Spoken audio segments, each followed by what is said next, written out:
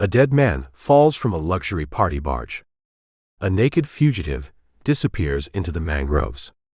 And the only thing more dangerous than the killer might be the people trying to profit from the chaos. Baked naked. Chapter 1. That is not a boat, Deanne said. She said it from the marina office doorway, which was itself unusual. Deanne conducted most of her observations from behind the sliding window rather than in person, and coming to the doorway meant the situation had crossed some threshold of significance that the window no longer adequately addressed. She had her coffee and her clipboard, and she was looking north along the commercial dock toward the vessel that had been attempting to dock at the commercial slip for the past 11 minutes. Gumbo was on the stern of the severance package, with the composition book open on the table, and a Yingling at 7:50 in the morning, which was a philosophical position he'd arrived at after 14 months in Cedar Key, and was no longer interested in defending. He looked where Deanne was looking. The vessel coming into the commercial slip was turquoise and coral. Not the weather-faded turquoise and coral of a boat that had started some other color and given up, but an intentional, branded, graphic design-approved turquoise and coral that caught the morning light the way something catches light when it has been specifically engineered to catch light. It had a sun deck the size of a tennis court, a DJ booth on the bow that was currently unmanned but visibly capable, and along its port side, in letters 4 feet tall that Gumbo could read from slip 12 without his reading glasses, the words Party Barge. Below that, in slightly smaller letters, 2.4M subscribers. Below that, in letters that required mild squinting, a social media handle he did not recognize. "It's a content production vessel," Gumbo said. Deanne looked at him. "I read an article," he said. "You read an article," she said. "In the Tampa Bay Times. 2 weeks ago." He picked up the Yingling. "They cruise the coast. Port to port. Make videos." "Videos of what?" "The coast. Parties. Contests. Local color." He paused. "People watch them on the internet." Deanne looked back at the vessel. It had covered approximately 40 additional feet in the time they'd been discussing it, and was now close enough that they could see the crew on deck, a production team in matching turquoise shirts, moving with the focused choreography of people who had done this docking sequence at enough ports that it was becoming automatic. "How many people?" Deanne said. 2.4 million subscribers, Gumbo said. "Give or take." Deanne looked at the vessel. She looked at the commercial slip, which was rated for vessels up to 120 feet. She looked at the vessel again. "It's not going to fit," she said.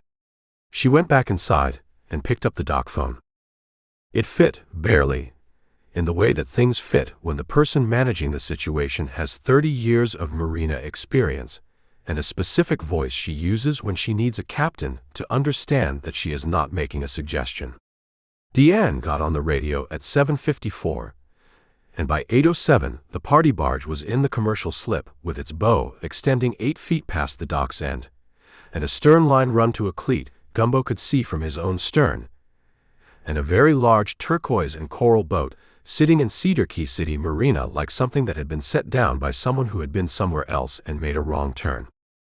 Gumbo opened the composition book to a fresh page. He wrote the date at the top. Below that, party barge 142 feet, converted offshore supply vessel, turquoise coral livery commercial slip, arrived 08:07. He paused. 2.4 million YouTube subscribers. Party Barge LLC, Waveright Media Platform. He looked at the vessel. What does it cost to operate a 142-foot vessel? He worked the arithmetic in his head the way he'd worked supplier cost structures for 28 years in Columbus, not the specific numbers which he didn't have, but the shape of them. A converted offshore supply vessel of that size, diesel engines running at cruising speed of 12 to 15 knots, call it 30 gallons per hour minimum, probably 40. At current fuel prices, a full day's running was a significant number. Add crew of 20, camera equipment, post-production staff, the travel logistics of moving a 142-foot vessel from port to port. The overhead on this operation ran to something substantial before a single video was made. He looked at 2.4 million subscribers. The monetization math on 2.4 million YouTube subscribers, with the engagement metrics a party content channel would generate, at standard CPM rates, he did it in his head, then revised it upward for sponsorship revenue, then revised it upward again for brand partnerships and merchandise and platform licensing deals with a network behind it.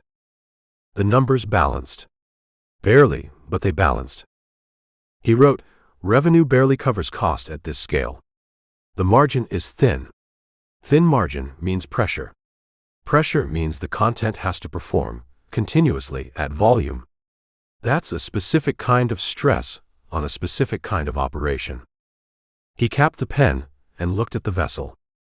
The production crew, in turquoise shirts, was deploying a gangway with the efficiency of a team that had done this before. 2 cameras were already running on deck, handheld, shoulder mount, the professional grade. A 3rd camera on a stabilized gimbal was sweeping the marina approach, getting the establishing footage that would become the first 30 seconds of whatever video this stop produced. One of the cameras was pointed at Gumbo. He did not wave.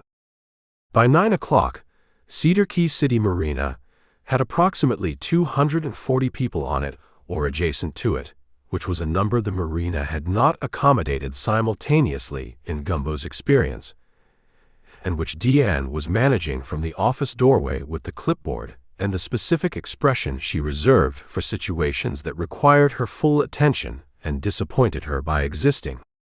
They had come from State Route 24, from the waterfront parking, from the island's interior streets, residents and day visitors, and a contingent of people who had driven specifically from the mainland, because the party barge's location was posted in real time on its social channels and its audience had a demonstrated willingness to show up wherever it went. Gumbo watched this from the stern with the composition book and a second Yingling. The party barge's gangway was now in place, and a controlled flow of approved visitors was coming aboard, not the crowd on the dock, but a selected group of perhaps 30 people who had some credential or connection or had won some social media contest that entitled them to board access. A camera documented each boarding. 2 people came down the gangway onto the dock and moved toward the marina's general area with the professional confidence of people accustomed to arriving and being interesting. Gumbo looked at them. The man was tall, 6'2", maybe 6'3", with a tan that spoke of deliberate maintenance rather than outdoor work, and the teeth visible even at 40 yards of someone whose dental investment was a business expense. He had a wireless microphone on a lanyard, and the kinetic energy of a person who ran at a social frequency higher than most people's comfortable range. He was already talking to someone, to everyone, to the camera tracking him from the deck above, his hands moving, his smile expanding and contracting at a rate that communicated enthusiasm while concealing the effort behind it. The woman beside him moved differently. Where the man expanded into every available space, she contracted into precision, reading the dock, the marina, the crowd, the light on the water, the camera angles, all of it processed in the peripheral awareness of someone who ran a real-time inventory of every room she entered. She was 30 or 31, with dark hair pulled back in a way that was practical rather than styled. And when her eyes moved across the marina and landed briefly on Gumbo on the severance package's stern, the assessment took about 2 seconds and was complete, and he had the impression she'd filed him under something specific. He wrote in the composition book, Brad Coulter, host male, professional warmth high volume, works the crowd. Jana Voss, host female, reads the room first, adjusts second. Different speeds. It was Gary Timms who told him about the bikini contest. Gary called at 10:15, which was early for Gary to be at the bar, but not early for Gary to be at the bar preparing for a day that was going to require preparation. He said, The party barge people are doing a coconut oil suntan bikini contest on the dock at 4 this afternoon, and they want a local judge, and someone gave them your name." "Who gave them my name?" Gumbo said. "I may have mentioned you," Gary said. "Why?" "Because the person asking me for local judge recommendations was a very pleasant woman from the production team, and I thought it would be entertaining," Gary said. "And because your name came to mind, and I said it before I considered the consequences, which is a thing that happens." "Tell them no," Gumbo said. "They called Deanne," Gary said. A pause. "They called Deanne to confirm you," Gumbo said. "Deanne told them you were a licensed private investigator, which they interpreted as a law enforcement credential. And apparently a law enforcement credential gives the contest a useful legal authority optic for their content." Another pause. "Deanne seemed to find this outcome acceptable." "Deanne doesn't find anything acceptable or not acceptable," Gumbo said. "She processes the situation." "She told them your slip number," Gary said. Gumbo looked at slip 12, from which the party barge was visible at the commercial dock, enormous and turquoise and coral, and currently deploying what appeared to be a secondary sundeck extension off the port side. "I'll think about it," he said. "The woman from the production team is walking down your dock right now," Gary said. He was right. A woman in a party barge, turquoise shirt was coming along the finger pier towards slip 12 with the direct approach of someone who had made this walk at multiple ports and had developed a method. Gumbo put the phone in his shirt pocket. The shirt was the orange one with the white flowers, the collar open, the fabric already pulling at the humidity, the pelican on the left breast pocket that he'd noticed when he bought it, and that had not affected the purchase decision either way. The woman stopped at the end of the finger pier. "Mr. Malone." She had a production tablet in one hand, and the efficient affect of someone managing 20 things and currently attending to this one. "I'm Sasha, location coordinator for Party Barge." Gary Timms suggested. "I know what Gary suggested," Gumbo said. "We do a regional judge segment at every port. Local flavor, authentic voice." "I heard the pitch," Gumbo said. "No." Sasha made a note on the tablet. She had the expression of someone for whom no was a data point rather than a conclusion. "Jana would like to speak with you if you have a few minutes," she said. "She's at the forward deck." "Jana can speak with me here," Gumbo said. Sasha made another note. She walked back up the finger pier. 3 minutes later, Jana Voss came down the finger pier alone, without the camera that had been tracking her earlier, without the production tablet, without any of the apparatus of the party barge operation. She stopped at the end of the pier and looked at the severance package and at Gumbo on its stern with the composition book and the Yingling and the pelican shirt. "Your friend Gary is extremely enthusiastic about this idea," she said.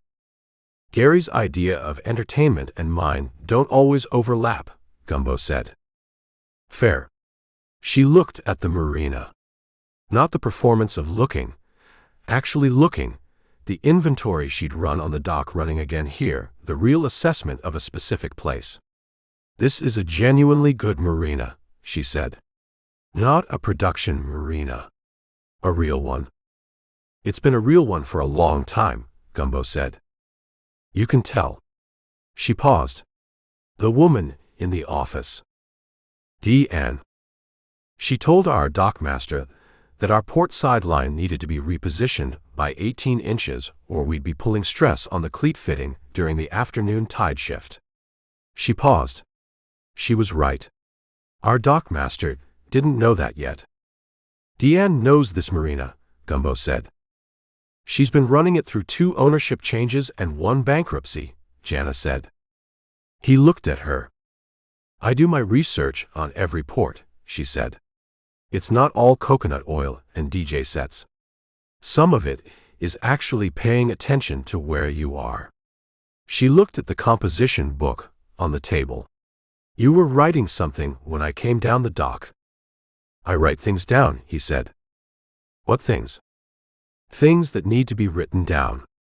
He closed the composition book. You want me to judge your bikini contest. I want a local judge who isn't going to play to the camera, she said. Brad plays to the camera. Our 3 regulars play to the camera. Everyone on this vessel plays to the camera constantly. It's professionally required and personally exhausting. She paused. Gary Timms says you're a pie who used to run procurement for a paper company in Ohio, and you moved here and got a pie license from the internet for $89. It's a real license, Gumbo said. The lamination is a humidity problem. She looked at him with the expression she'd had in the 2-second assessment on the dock, complete and filed. Will you do it? She said. Not the pitch.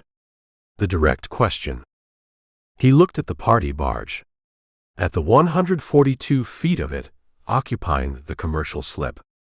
At the secondary sun deck extension, going up on the port side. At the 2 cameras still running on the main deck, and the crowd on the waterfront that had grown past 250 and was now absorbing people from the State Route 24 parking area at a steady rate. He thought about what it cost to run this operation and what it generated and how thin that margin was and what thin margins did to the people managing them. 4 o'clock, he said. 4 o'clock, she confirmed. She walked back up the finger pier with the same direct efficiency she'd come down it with, and Gumbo watched her go, and then looked at the composition book and opened it. He wrote, Jana Voss researched the port in advance. Knew Deanne's history. Came down the pier alone without a camera. Asked a direct question, and waited for a direct answer. He paused. The gap between what she presents on camera and what she presents in person is worth noting. He wrote, 4 p.m. bikini contest. God help me. He dated the line. He did not sign it yet, because the day was just beginning, and the 142 feet of party barge at the commercial slip had the look of something that was going to generate several more pages before it was done.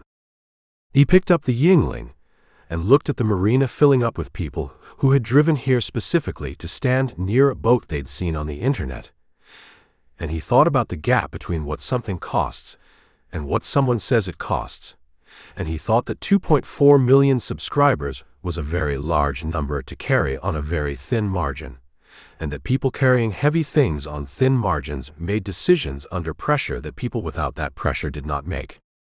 He did not know yet what decisions had been made. He knew the shape was there. That was where it always started. Chapter 2. $14, Deanne said. Brad Coulter looked at the Cuban sandwich in his hand, and then at the number on the receipt, and then at Deanne behind the window, with the expression of a man who has been handed a price he didn't expect in a setting he'd assessed as casual. For a sandwich, he said. For that sandwich, Deanne said. Which is a pressed Cuban on bread I get from a bakery in Crystal River every Tuesday and Thursday, with ham and pork and Swiss and pickles and mustard, and the correct ratio of all 5. She paused. If you want a different sandwich, there's a gas station on State Route 24. Brad looked at the camera over his left shoulder. A reflex, the checking of the frame, the confirmation that this moment was being captured. The camera was a shoulder mount operated by Deck, who had the camera on Deanne's window with the instinct of someone who understood that the window was the shot. $14, Brad said again, this time to the camera, with the performance inflection that turned a price into content. $14, Deanne confirmed, without inflection of any kind. She had been behind this window for long enough that she no longer found the variety of human responses to her prices interesting. She found them consistent. People either paid or they discussed. The ones who discussed always paid eventually, because the gas station on State Route 24 was not actually a reasonable alternative, and everyone understood this once they thought about it for a moment. Brad paid with a card. He took a bite of the sandwich. His expression did something genuine, the performance face dropping for about 2 seconds while the actual sandwich registered. And what replaced it was the expression of a man who had eaten a lot of food in a lot of ports for the camera and had just encountered something that required no performance because the food was doing its own work. He started. He stopped. He looked at the sandwich. Deanne. Yes, she said. This is an exceptional sandwich. I know, she said, and closed the window. Gumbo watched this from the bench outside the bait shop where he'd stationed himself with the composition book at 10:30, because the bench had a good sight line to the window and to the dock and to the general deployment of the party barge operation, and because watching how an operation deployed in a new environment told you things about the operation that its promotional materials did not. The camera crew was 6 people, Deck on the primary shoulder mount, a second operator on a stabilized gimbal running wide establishing shots, a third handling audio with a boom pole, and 3 more managing the secondary cameras that fed the boat's live social stream. They moved with the practiced choreography of a crew that had filmed in enough compressed environments to have developed spatial awareness about each other. Nobody in nobody's shot, the angles distributed without discussion. The whole thing running on a shared understanding built over whatever period they'd been doing this together. That period, Gumbo estimated, was significant. You didn't move like that in 6 months. You moved like that in 2 years minimum, probably 3. He wrote, camera crew, high cohesion, movement pattern suggests 2 to 3 years together as a unit. This is not a pickup crew. These people know each other. He paused. Deck, primary camera, makes compositional decisions independently. He chose to hold on Deanne's window rather than follow Brad's movement. That's an editorial instinct, not just a technical function. Brad had moved on from the bait shop window and was now working the waterfront with the specific energy of a man conducting an ongoing relationship with the camera that required continuous feeding. He was interviewing a retired couple from Gainesville who had driven 3 hours to be here and were performing their own excitement for him while being filmed performing their excitement, which was a loop Gumbo found interesting to observe from the outside. The retired couple thought they were meeting Brad. They were also generating content. Whether they understood they were generating content while they were generating it was a question the composition book did not have room for. Jana was elsewhere. He spotted her at the far end of the commercial dock, past the party barge where the dock met the marina's working area, the fuel tanks, the pump-out station, the equipment shed that Deanne kept locked and organized and had opinions about anyone accessing without authorization. Jana was talking to the marina's dockhand, a young man named Curtis who had worked the morning shift for 2 years and who was showing her something about the dock's cleat configuration with the attention of someone who had been asked a genuine question and was providing a genuine answer. She had a notebook. Not a phone, not a tablet, a small spiral notebook, pocket size, the kind available at any drugstore, and she was writing in it while Curtis talked. Gumbo noted this. A host who took notes in a notebook rather than pulling out a phone was either performing authenticity or practicing it, and the distance between those two things was the interesting question.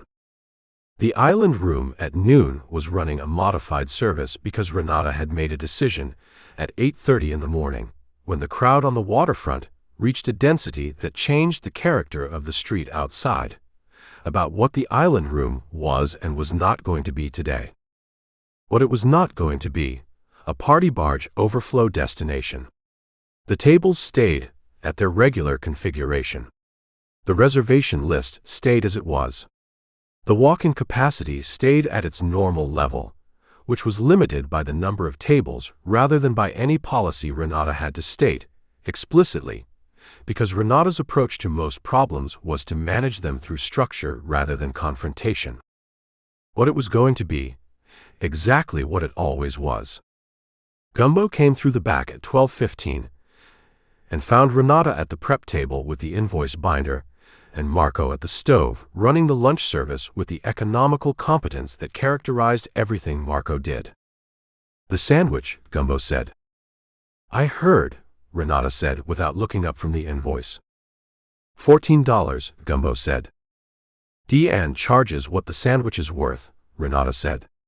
"I've told her she could charge 16, and nobody would argue." "She charges 14 because 14 is what it's worth," Gumbo said. 16 would be what she could get away with. She doesn't do what she can get away with. Renata looked up from the invoice. She had the gold earrings and the kitchen coat, and the look she used when a thing someone had said was more precise than she'd expected. "That's correct," she said, and went back to the invoice. Marco put a bowl on the pass-through shelf. The saffron broth, the permanent menu item, the gold of it catching the kitchen light. He went back to the stove without comment. Gumbo sat on the stool at the pass-through and pulled the bowl in front of him. "The hosts," Renata said. "Have you met them?" "Jana came to the boat this morning," he said. "I'm judging their bikini contest at 4. The invoice binder came down 2 inches. Renata looked at him over the top of it. "You're judging a bikini contest?" Jana asked directly, he said. "Without the camera." "Jana asked you directly without the camera," Renata said, "and you said yes." "I said 4 o'clock, he said. "Which is the same thing." Renata looked at the invoice binder. She looked back at Gumbo. "What does Gary think?" "Gary thinks it's entertaining," Gumbo said. "Gary nominated me." "Gary," Renata said, with the tone of a woman who has known Gary Timms long enough to find him both reliable and occasionally a source of situations she could have done without. She went back to the invoice. "The man. Brad. What about him?" "He came in this morning. Before the lunch service, around 11. She turned a page. "He asked for a table. We were full. He said he was Brad from the party barge." She paused. "I told him the wait time was 45 minutes, same as everyone." "He waited." "He did not," she said. "He asked if there was any way to, and I'm quoting, expedite the experience." She paused. "I told him the saffron broth was worth 45 minutes, and he was welcome to wait or to come back for dinner with a reservation." She closed the invoice binder. "He left." "He'll be back for dinner," Gumbo said. "He made a reservation for 7, Renata confirmed. "Party of 6. She picked up the binder again. "I gave him the round table in the corner. Not the window table. The window table is reserved for people who have been coming here for more than 1 day," she said. "Brad has been in Cedar Key since 8 this morning. He gets the corner." The afternoon assembled itself around the party barge's schedule, which the production team had distributed to the waterfront businesses as a printed 1-page document titled Party Barge, Cedar Key Stop, Content Timeline, which Deanne had received, read in its entirety, filed in a folder marked Vessels, Visiting, and not distributed to Gumbo, who found a copy taped to the marina bulletin board. The timeline was specific: a morning waterfront exploration segment from 9 to noon, a local business feature from noon to 2, a crew lunch break from 2 to 3:30, the coconut oil suntan bikini contest from 4 to 6, a sunset deck party from 6 to 8, and a live dinner stream from 8 to 10 covering a local restaurant. The local restaurant was the Island Room. Gumbo took the timeline off the bulletin board and went to find Renata. She was not surprised. "I know," she said. "Corey Fenn called at 10 this morning. He offered to feature the Island Room in the dinner stream for what he described as a promotional partnership." "What did you tell him?" "I told him the Island Room was a restaurant, not a content platform, and that he was welcome to have dinner here, but that cameras were not part of the dining experience I provide." She looked at the timeline in Gumbo's hand. "He was very pleasant about it. He said he understood completely, and would discuss alternative arrangements with the team. Meaning they'll film from outside through the window, Gumbo said. I expect so, Renata said. Which I can't prevent. The sidewalk is public. She paused. Marco has been informed. He's not concerned. She looked at the kitchen. Marco is not concerned about most things. Marco was reducing something in a pan. He didn't look up. The bikini contest at 4 was exactly what Gumbo had agreed to, and slightly more than he'd prepared for. The party barge's main sun deck had been configured for it. A runway of sorts along the port side. Sponsor banners in tasteful turquoise and coral for the sunscreen brand underwriting the segment. A judge's table at the stern with 3 chairs occupied by the party barge's regular judges, and 1 chair at the end that was Gumbo's. The regular judges were Kaz, a recurring guest from Miami who appeared to have a fitness platform of his own. Sonny, a lifestyle influencer from Tampa with the kind of curated casual aesthetic that required significant effort to maintain. And Milo, the party barge's DJ, who wore his headphones around his neck even when there was no music playing, which was either habit or identity and at this point had become indistinguishable. Gumbo sat in the 4th chair, in the orange pelican shirt with the composition book on his knee, because he brought the composition book to everything. Brad was hosting the contest from the runway position, microphone in hand, camera tracking him. Jana stood at the production table off to the side with a headset on, managing the technical side of the live stream. She was looking at a monitor showing the current viewer count, which Gumbo could see from his chair was climbing through 40,000 and had not yet stopped climbing. 6 contestants. The judging criteria, as Brad explained to the camera, and the 40,000 viewers and the crowd on the dock below, who were watching on their phones because the dock didn't have a direct view of the sun deck, were presentation, confidence, and, Brad made this sound as if it were both official and spontaneous, the authentic Florida spirit. Gumbo wrote authentic Florida spirit in the composition book and did not assign it a point value. He evaluated the 6 contestants with the same methodical attention he brought to supplier proposals, reading each one against the stated criteria, noting the deviations, identifying the genuine from the performed. 5 of the 6 were performing at various levels of accomplished. The 6th, Trixie Lowell from Ocala 27, with the direct gaze of someone who had decided to simply be present rather than project anything, was not performing at all. She walked the runway the way Deanne stood at the marina office window. Entirely herself, no modification for the audience, no calculation of effect. Gumbo scored her first. The regular judges, reading the crowd's energy, scored her second behind Sonny from Tampa, whose performance was technically better and personally absent. The tiebreaker went to Brad, who read the room and read the camera, and chose Trixie, because Brad understood that genuine beats performed when the camera has seen enough performed to know the difference. Trixie Lowell accepted the result with the same directness she'd brought to the runway. She shook Gumbo's hand after.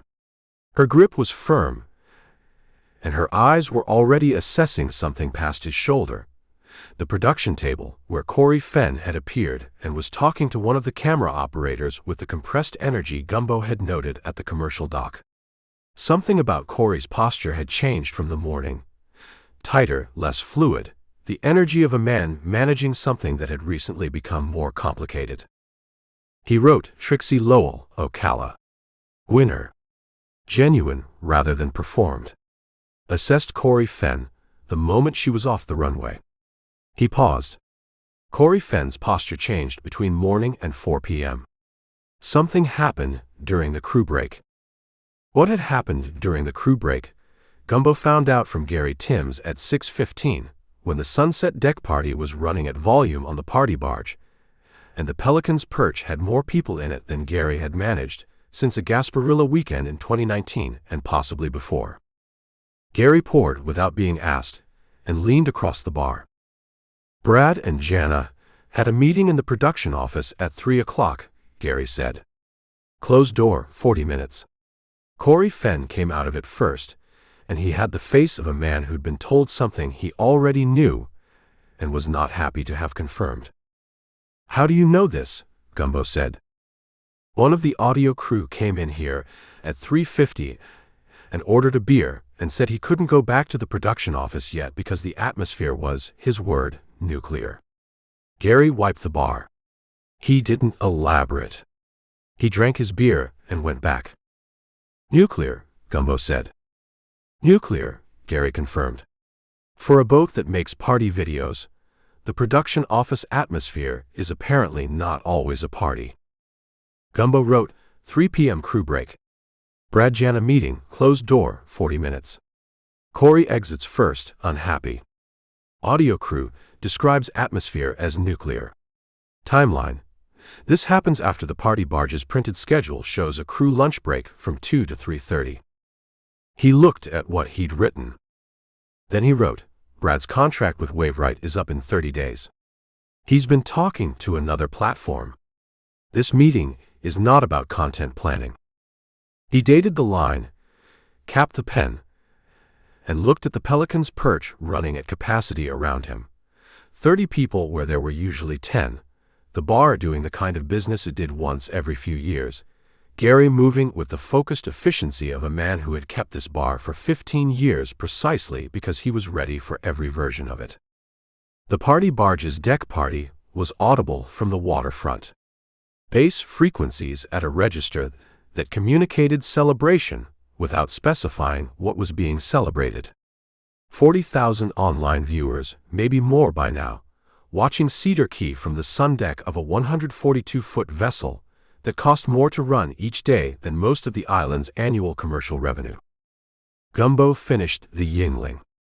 He thought about what a 30-day contract window did to a man like Brad, who had built an operation worth monitoring at scale, and what it did to the people around him who had built their own arrangements on the assumption that Brad's arrangement would continue, and how thin margins responded to the pressure of an uncertain continuation.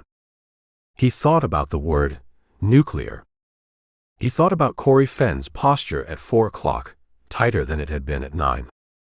He thought about Jana Voss at the production table, watching the viewer count climb, while whatever had happened in that closed room at 3 o'clock was still happening in the space between her and Brad every time they appeared in the same frame. He went back to the severance package.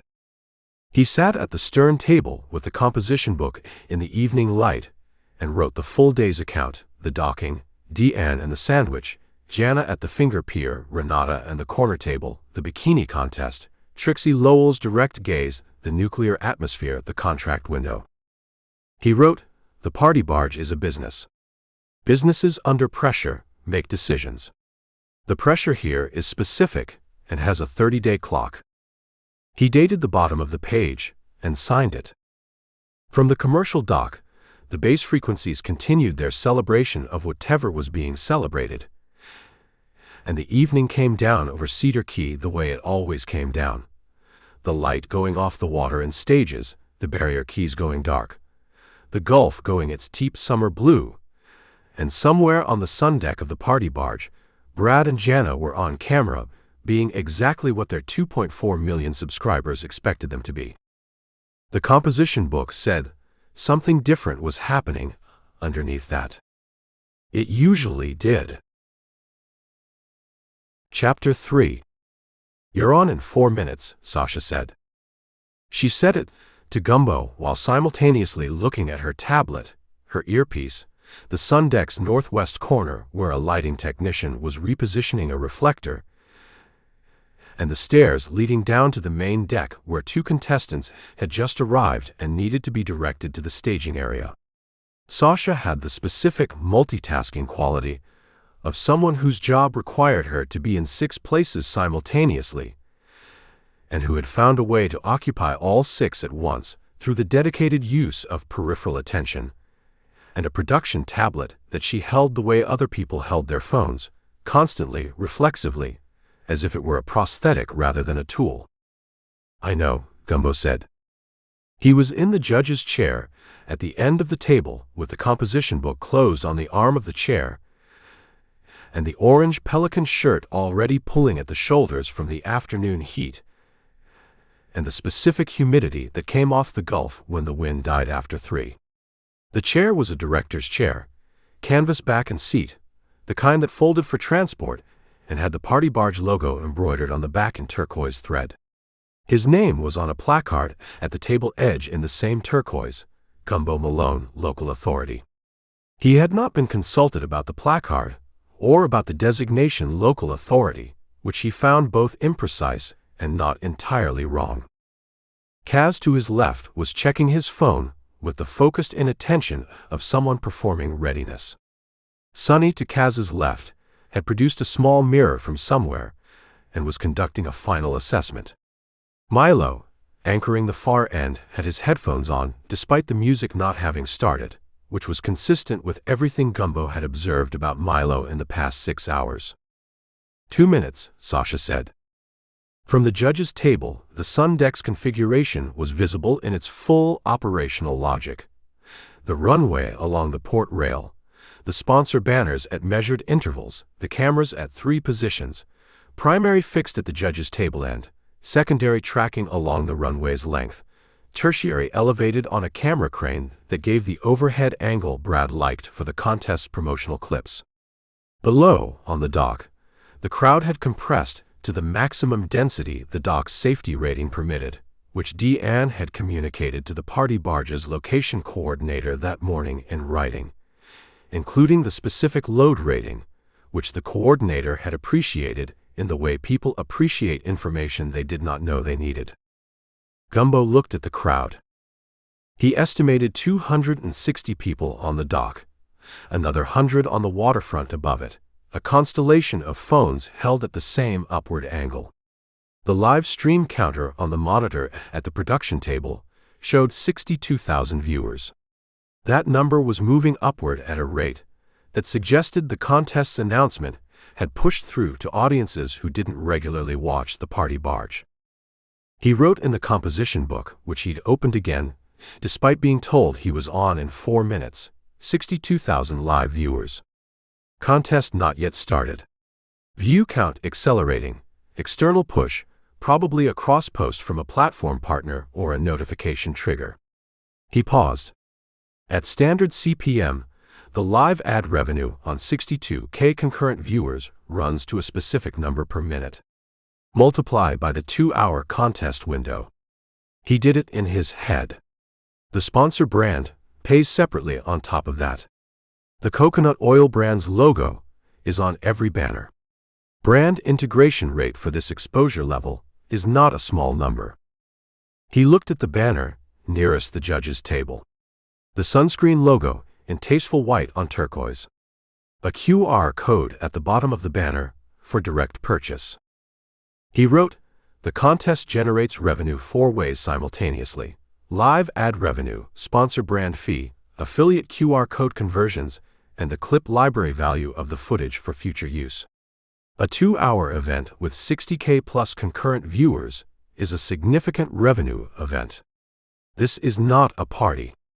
This is a revenue extraction mechanism dressed as a party. He capped the pen. 1 minute, Sasha said. Brad came up the stairs to the sun deck at the 45-second mark with the timing of a performer who had internalized the production schedule to the point where he no longer needed to be told. He had a microphone, a new shirt, turquoise, the Party Barge shade, cut to communicate ease while communicating something else entirely, and the working version of his smile, the one that operated at about 80% of its maximum wattage and would scale up incrementally as the live count climbed. He looked at the judge's table and found Gumbo at the end, and the smile scaled up to approximately 85%. "Gumbo Malone," he said, pointing at the placard as he passed on his way to the runway position. "Local authority." "Accurate enough," Gumbo said. "You look comfortable," Brad said. "I'm sitting down," Gumbo said. Brad laughed. A genuine one, Gumbo noted. Shorter and differently shaped than the performance laugh he'd been deploying on the waterfront all morning. He took his position at the runway's far end, tested the microphone, looked at Sasha, got a thumbs up, and became Brad from the party barge in the specific transition that performers make when the camera is live. Not a different person, but the same person with the volume turned up to the level the audience expected. Gumbo watched this and wrote, "The transition is practiced but not fake. He's not performing a character. He's performing a version of himself at a different gain setting. The base personality is real. The amplification is professional." Jana appeared at the production table to his right, headset on, monitor in front of her, without having been at the top of the stairs a moment before. She'd come up a different way, a service access he hadn't noted, which meant she'd been thinking about the approach. She looked at the viewer count on the monitor, made a small adjustment to something on the production panel, and looked at the runway with the attention of someone managing the show rather than being in it. She glanced at Gumbo. He lifted his chin, an acknowledgement, not a greeting. She looked back at the monitor.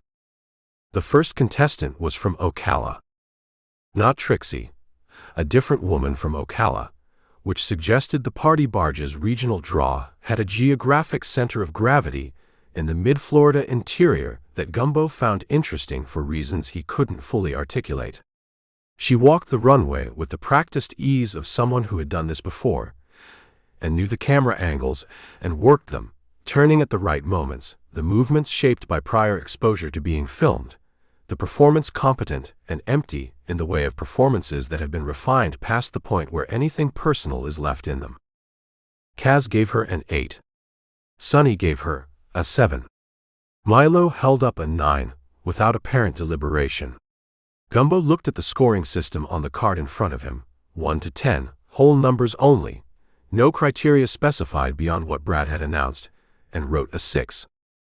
Sasha appeared at his elbow.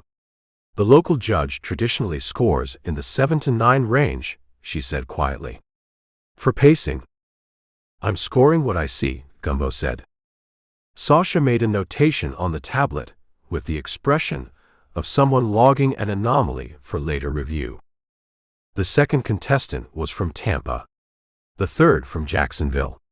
The fourth from somewhere that the microphone had obscured when Brad announced it.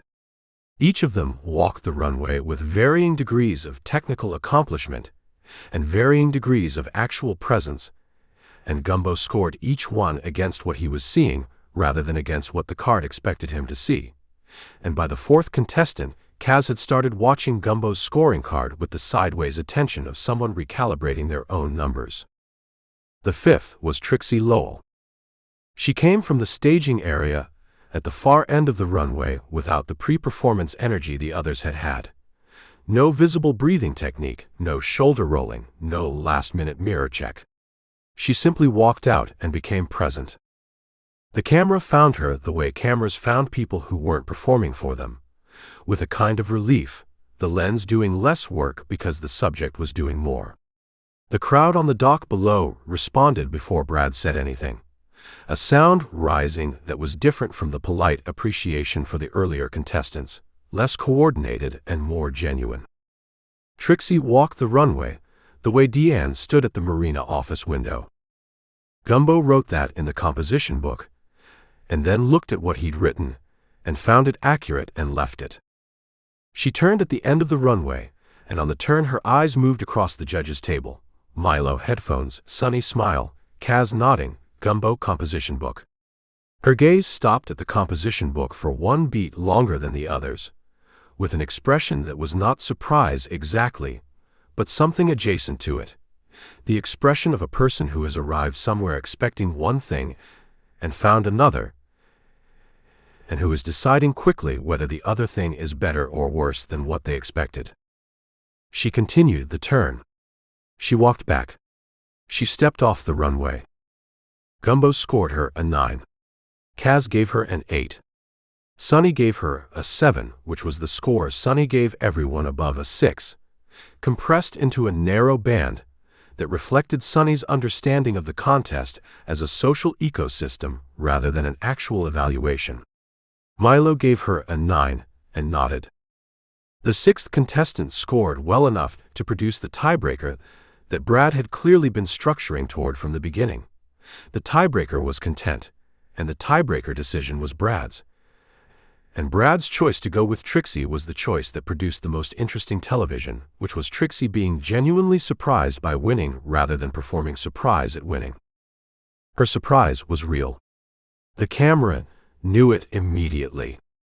The viewer count on Jana's monitor was at 78,000. Trixie Lowell found Gumbo after. He was at the stern rail of the sun deck, looking at the marina below. The crowd starting to disperse. Some people staying for the sunset party that was assembling at the bow, the dock returning to a version of its normal configuration. He had the composition book open. He was writing the post-contest assessment. "You scored me honestly," she said. She was beside him at the rail, close enough that the conversation was private without being a conference. She said it without leading into it, the way people say things when they've decided to say them and have given up on the preamble. "I score what I see," he said. "Sasha told you to stay in the 7 to 9 range," she said. "I heard her." "I don't work for Sasha." Trixie looked at the marina. "The other judges work for Sasha. Not directly, but their scores are managed. Kaz has a brand partnership with the sunscreen sponsor. If he scores below 8, Sasha has a conversation with his manager." She paused. "Sunny has a merchandise deal with the party Barge label. If Sunny scores inconsistently, the deal becomes a conversation." She paused. "Milo is staff. Milo scores what Corey tells him to score." Gumbo looked at the marina. "You've been on the contest circuit before," he said. "3 times," she said. 2 wins at other stops. 1 second place at the Savannah stop when they needed the Atlanta contestant to win for the regional partnership alignment.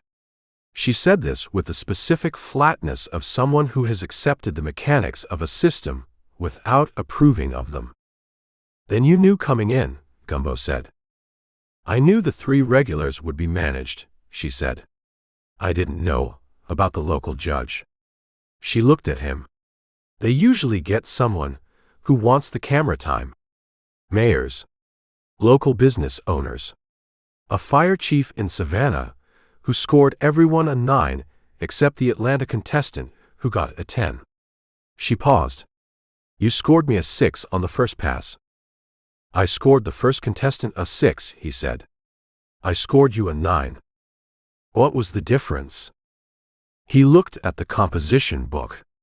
At the line he'd written, "Trixie Lowell, Ocala. Winner. Genuine rather than performed." He turned the book so she could see it. She read it. She looked at the marina. "I need to tell you something," she said. He waited. "Not here," she said. "Not on the boat." She looked at the deck cameras. At the production table, where Corey was now standing beside Jana, the 2 of them looking at a monitor together with the body language of people conducting a conversation underneath the conversation they were appearing to have. "There's a bar on the waterfront. The Pelican's Perch." "I know it," Gumbo said. "Tomorrow morning," she said. "Early. Before the boat starts running." "What time does the boat start running?" he said. 8, she said. "The morning segment starts at 8. She paused. 7:30 at the bar. "Gary doesn't open until 11, he said. She looked at him. "Gary told me he opens the back door at 7 for the shrimpers who want coffee," she said. He said to knock. She walked back toward the contest staging area where Brad was doing the winner segment. Trixie's reaction, the sponsor reveal, the branded moment that would become the clip most likely to accumulate views over the next 72 hours. She slid back into the frame, with the ease of someone who knew exactly where the frame was and could occupy it without effort. On camera, she was the genuine winner, surprised and warm. Brad put the sponsor's sunscreen sash over her shoulder. The viewer count touched 81,000. Off camera, 30 seconds earlier, She had asked Gumbo to meet her at 7:30 at a bar that didn't open until 11. He found Corey Fenn at the top of the service stairs at 6 o'clock. Not deliberately, Gumbo was heading down to the dock and Corey was coming up, and the service stairs were narrow enough that one of them had to stop. Corey stopped. He had the headset on and a phone in his right hand, and the compressed operational energy Gumbo had noted at the commercial dock that morning, but the compression was different now, tighter, organized around something specific rather than general. "Good work today," Corey said. The judging landed well. The local judge, scoring 6 on the opener and 9 on the winner, actually reads better than consistent 8s. "It looks real." "It was real," Gumbo said. Corey looked at him. "Right," he said. "Even better." He had the evaluative quality of someone who processed everything as content potential, even this conversation, which he was running through some internal filter to determine its value. The composition book is a great detail. Viewers are asking about it in the comments. "I bring it everywhere," Gumbo said. "What do you write in it?" "Things that need to be written down," Gumbo said. Corey held his look for a moment, assessing the same filter running. He nodded once. "We're doing a dinner stream from the island room at 8, he said.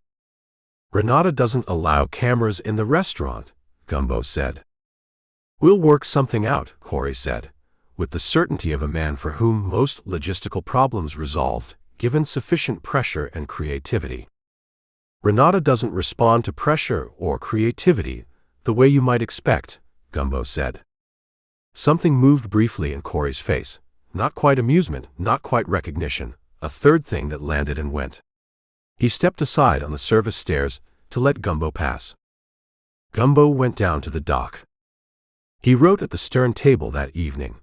Corey Fenn managed the contest scoring through the 3 regular judges via existing financial relationships. This is standard practice for the operation, and Trixie has observed it across multiple stops. He paused. Corey's comment about the composition book. The first thing he said to me that had no underlying agenda in it. He found the detail genuinely useful, and said so. That moment was unmanaged. He paused. Unmanaged moments tell you more than managed ones. He wrote, "Trixie Lowell wants to tell me something. 7:30 tomorrow morning. Before the boat starts running." He paused. She chose a location Gary has described as private. She timed it to the production schedule. She's thought about this. He wrote, "What does Trixie Lowell know that she can't say on the boat?"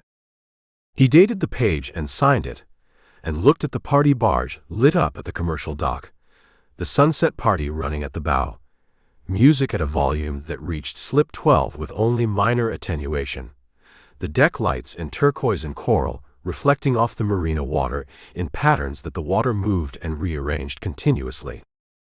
81,000 people had watched Trixie Lowell win a bikini contest at 4 o'clock this afternoon. 81,000 people had not heard what she wanted to tell Gumbo tomorrow morning. He went below. Chapter 4.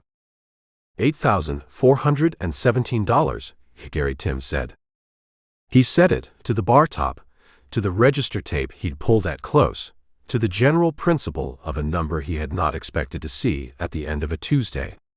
He was behind the bar at 7 in the morning, doing the prep that he did every morning before 11, and he had the register tape in one hand, and the expression of a man who has run the same bar for 15 years and has a complete internal model of what the bar generates, and has just received information that falls outside that model's parameters.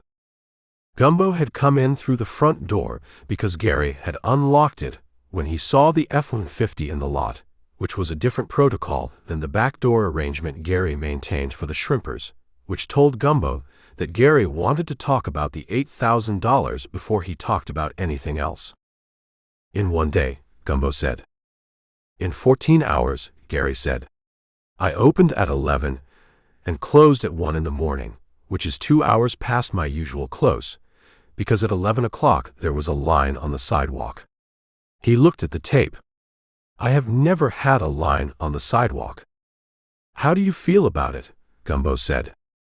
I feel like I need to order substantially more inventory today, and hire a second person for tomorrow's service, and figure out what happens to this bar when the party barge leaves and the line on the sidewalk disappears. He put the tape down.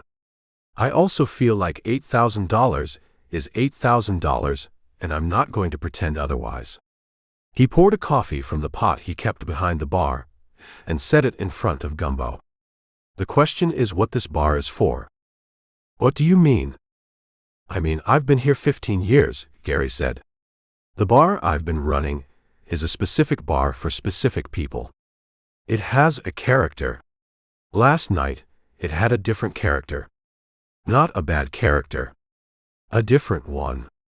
He looked at the tape. The party barge people tip well. The regular customers tipped the same as always, which means better in relative terms, because they weren't competing with an influx. He paused. But the room felt different. It was different, Gumbo said. Temporarily. Temporarily, Gary said. Right. He put the tape away. How long is the boat here? Through the weekend, Gumbo said. They moved to Apalachicola Sunday. 4 more days of this, Gary said. He looked at the bar. I'm going to need more ice. Gumbo drank the coffee and looked at the Pelican's perch in its morning configuration.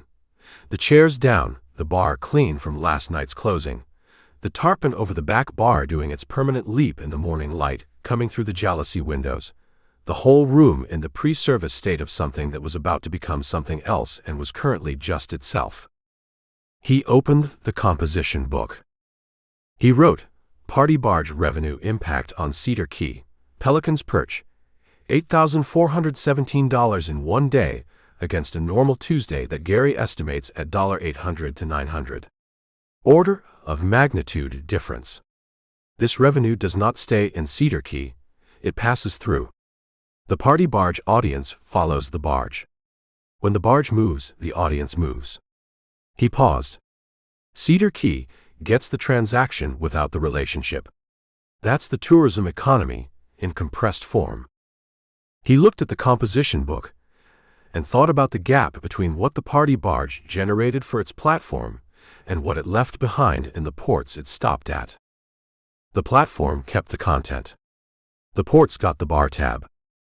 He wrote, the party barge creates a temporary local economy that is entirely dependent on the vessel's continued presence. The moment it leaves, the economy reverts. No residual. No relationship. The subscribers follow the boat, not the location. He paused. 2.4 million subscribers. If 10% of them are the kind of audience that makes travel decisions based on content, 240,000 people with a demonstrated interest in the Florida coast. The party barge could generate significant secondary tourism to every port it visits, but only if the port has reasons to hold attention after the boat leaves. He capped the pen.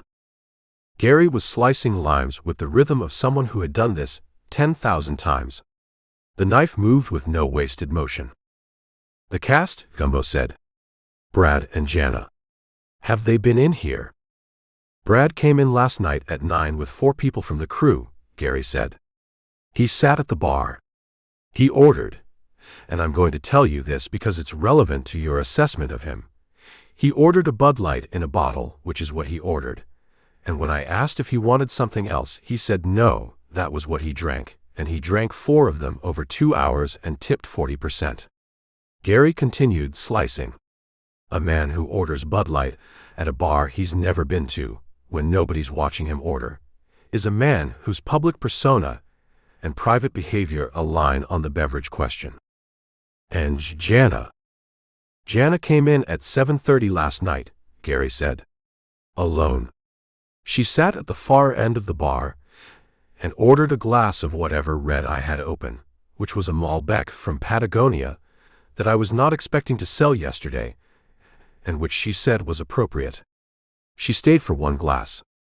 He paused. She asked me if there was a quiet place on the island she could walk in the morning. I told her the north end past the old cemetery was usually empty before 8. Did she go? She was gone when I came past that way on my drive in this morning, Gary said. Someone had walked the shell path. Could have been anyone. Gumbo wrote, Jana Voss. Evening drink alone. Asks for quiet walking routes. Separate from the operation when off camera. He paused. Brad, same drink, private as public. Jana, different location, private from public. Both authentic in different directions. He was at the commercial dock at 9, standing at a distance that communicated presence without intrusion, with the composition book and the intent to read the operation's morning deployment the way he'd read supplier facility visits, looking for the gap between the presenting narrative and the actual mechanics. The morning waterfront segment was running. Brad was at the bait shop, not Deanne's converted bait shop at the marina, but the working bait shop at the commercial end of the dock where Tommy Herd sometimes sold direct off the boat. He was doing something with a cast net that was entertaining to watch because it was clearly the first time he'd held a cast net, and the man showing him, a shrimper named Pitts who worked the near-shore grounds and had the permanent expression of a man evaluating everything against the standard of the sea, was watching Brad's technique with the patient attention of someone observing a thing that is happening and cannot be stopped. The cameras loved it. The viewer count on the live stream, visible on the monitors Sasha was managing from a folding table on the dock, was running at 38,000 at 9:15. Jana was not on camera. Gumbo found her at the far end of the commercial dock, past the party barge, where the dock ended at a working bollard and the gulf opened up. She had the spiral notebook, and she was writing in it. She did not look up when he approached, which meant she'd heard him coming, and had decided not to acknowledge the approach. You're not doing the morning segment, he said. Brad does the morning waterfront, she said. I produce the morning waterfront. She kept writing. We split the segments by what each of us does better. Brad does physical comedy and local interaction. I produce the technical side and run the digest content after. She paused. Most of our audience thinks we're always together on camera. We're together in maybe 40% of the content. The other 60%, Gumbo said, is one of us doing something and one of us running something. She looked at the notebook. Corey handles the production logistics. I handle the content architecture. Brad handles the audience relationship. She paused. That's the division. It works until it doesn't. What makes it not work? Gumbo said. She looked at the gulf. When one component of the division decides the other components are no longer necessary. She didn't elaborate. She closed the notebook. You write everything down. I do. Why a physical notebook? She said. Not your phone. The phone is a connected device, he said. The composition book is not. What goes in the composition book stays in the composition book until I decide otherwise. She looked at this with the assessment quality she'd applied to everything since the finger pier yesterday morning. That's a security posture, she said. For an investigator. It's also a thinking tool, he said. Writing by hand is slower than typing. Slower means you decide what's worth writing. The deciding is where the thinking happens. She looked at the gulf again. Corey records everything on the production server, she said. Every internal meeting, every production call, every logistics discussion. He says it's for content protection, so there's a record if there's ever a dispute about what was said. She paused. It also means every conversation I have on this boat is in Corey's archive. Every conversation, Gumbo said. Unless you have it off the boat, she said. She looked at the gulf. The notebook helps with that. He wrote nothing while she was watching, but he marked the observation in his memory for later. The production server, Corey's archive, the surveillance architecture of an operation that recorded everything in the name of content protection and in the name of something else as well. Corey Fenn found Gumbo at 11, at the island room, where Gumbo had gone for coffee, and ended up in a conversation with Renata about the previous night's dinner service. The dinner service had been the island room running its normal operation, while a party barge camera operated from the sidewalk outside, filming through the window, which Renata had anticipated and addressed by seating the most photogenic of her regular customers at the window tables, specifically the retired marine biologist who came every Wednesday and had extraordinary white hair and the kind of weathered handsomeness that cameras found interesting, while conducting the rest of the service with complete indifference to the lens outside. The footage had made it into the party barge's evening stream. 40,000 viewers had watched the island room through a window. The marine biologist's white hair had generated 14 comments calling him distinguished. Renata had reviewed this information that morning and filed it in a category she described to Gumbo as satisfactory outcome from a situation I did not request. Corey came through the island room's front door at 11 with the headset on and a confidence of entrance that communicated he'd been in a lot of restaurants and had never been turned away from one he wanted to enter. He saw Gumbo at the pass-through stool and came to him rather than seeking Renata, which was a navigation choice that told Gumbo something about how Corey had assessed the previous evening's camera from the sidewalk negotiation. "The shoot last night worked out," Corey said. "Renata knows it worked out," Gumbo said. "She's not going to tell you it worked out." "I know," Corey said. He looked around the room. The ceiling fans, the tables, the quality of the light through the front windows, the saffron broth on 2 tables at lunch service. "It's a genuinely good restaurant." "It is," Gumbo said. "Most places we stop want us inside," Corey said. "Active integration. They put the host in an apron. Brad eats something on camera. The restaurant gets the clip for their social. It's a good deal for them." He paused. "This place didn't want that." "This place is what it is without the clip," Gumbo said. Corey looked at the room. "That's rare," he said, with the sincerity of someone who had assessed enough locations to know what rare meant in that context. He sat on the stool beside Gumbo, with the ease of a man who sat wherever he needed to sit and considered it a neutral act. "I want to talk to you about something." "Go ahead." "Not here," he said. Gumbo looked at him. Corey looked at the room, at the kitchen pass-through, at Renata visible through it running the lunch coordination. "Somewhere without a kitchen that might have good acoustics," he said. "The dock," Gumbo said. "The dock," Corey agreed. They stood at the seawall on the south end of the waterfront, the working end where the commercial boats came in, and the smell was diesel and brine rather than the sunscreen and crowd smell of the marina area.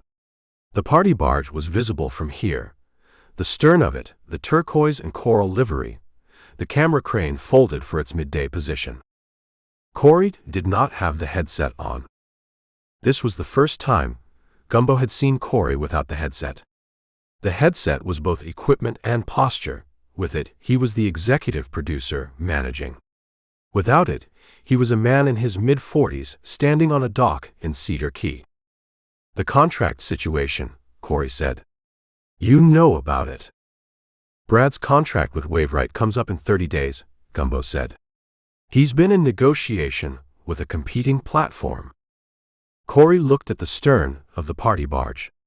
"Gary Timms," he said. "Bar economy," Gumbo said. Corey nodded. "The negotiation is past negotiation," he said. "Brad signed the coastline term sheet 2 days before we arrived in Cedar Key. He hasn't told Waveright yet. He hasn't told Janet yet." He paused.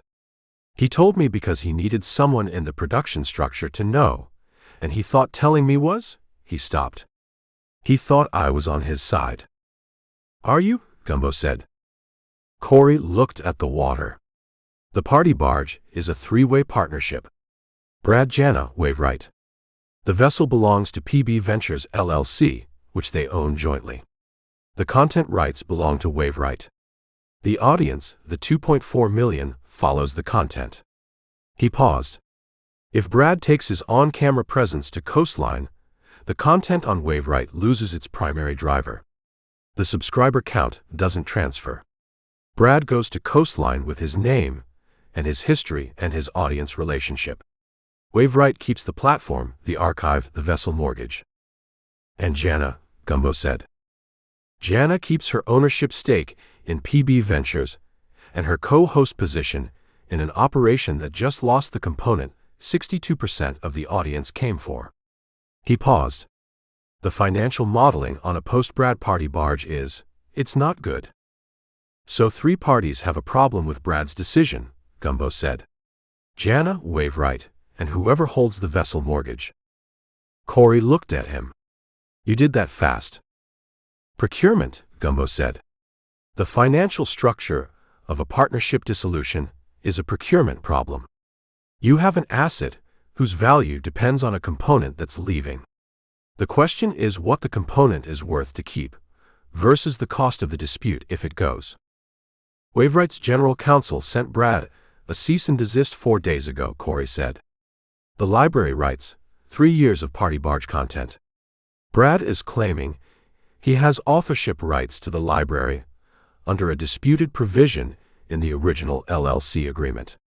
If he takes the library to Coastline, the library's value, Gumbo said. At current view rates, advertiser CPMs, and licensing projections, Corey looked at the water. $11 million. That's Waveright's internal valuation. Gumbo wrote, Brad took the Coastline term sheet 2 days before Cedar Key. Told Corey, not Jana, not Waveright. He paused. Why Corey? What does Brad think Corey can do with that information that serves Brad's interest? He looked at Corey. You called this meeting, Gumbo said. You could have told me any of this in the restaurant. You came to the dock. He looked at the headset in Corey's hand. Without the headset. Corey looked at the headset. The production server records everything in the operational area of the barge, he said. Off the barge, it records when the headset is active. The headset has a microphone that's always on. He paused. I turned it off before I came to the island room. You came to tell me something you didn't want in the production server, Gumbo said.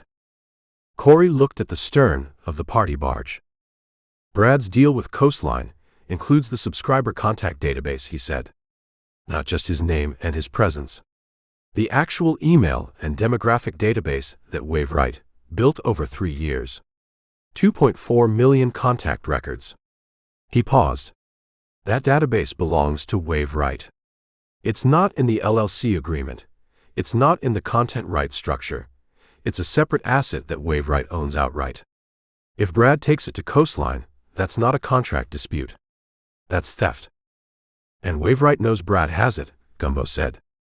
Waveright knows because I told them, Corey said. He said it with the flat honesty of a man who has made a decision and is reporting the decision rather than the reasoning.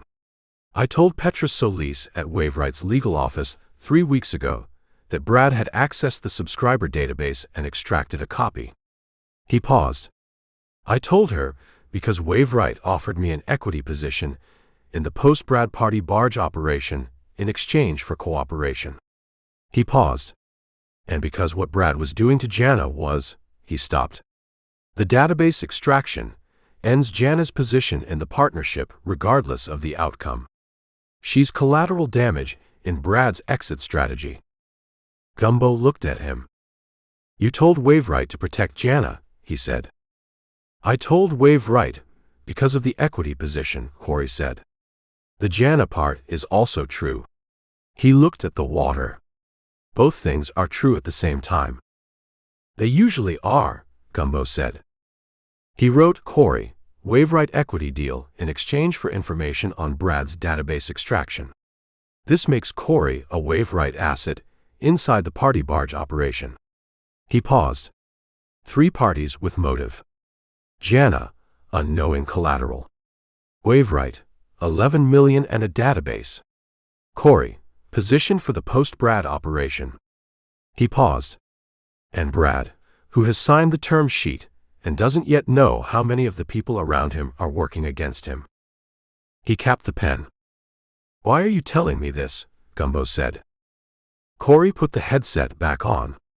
Not connected, just back in its operational position, the habit of the posture returning. "Because Petra Solis is coming to Cedar Key," he said. "She called me this morning. She arrives tomorrow." He looked at the party barge.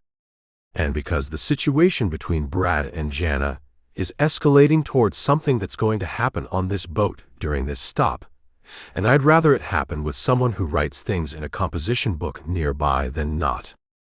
He walked back toward the party barge. Gumbo stood at the seawall and looked at the stern of the 142-foot vessel and thought about a subscriber database worth 2.4 million contacts and an $11 million content library and a coastline term sheet 2 days old and a general counsel flying in tomorrow and a production server that recorded everything unless you turned off the headset. He wrote one more line. Corey Fenn came to the dock and turned off the headset and told me things he didn't want recorded. The things he told me are facts. The reason he told me may also be a fact. Or the reason may be a third option that hasn't presented itself yet. He signed the page.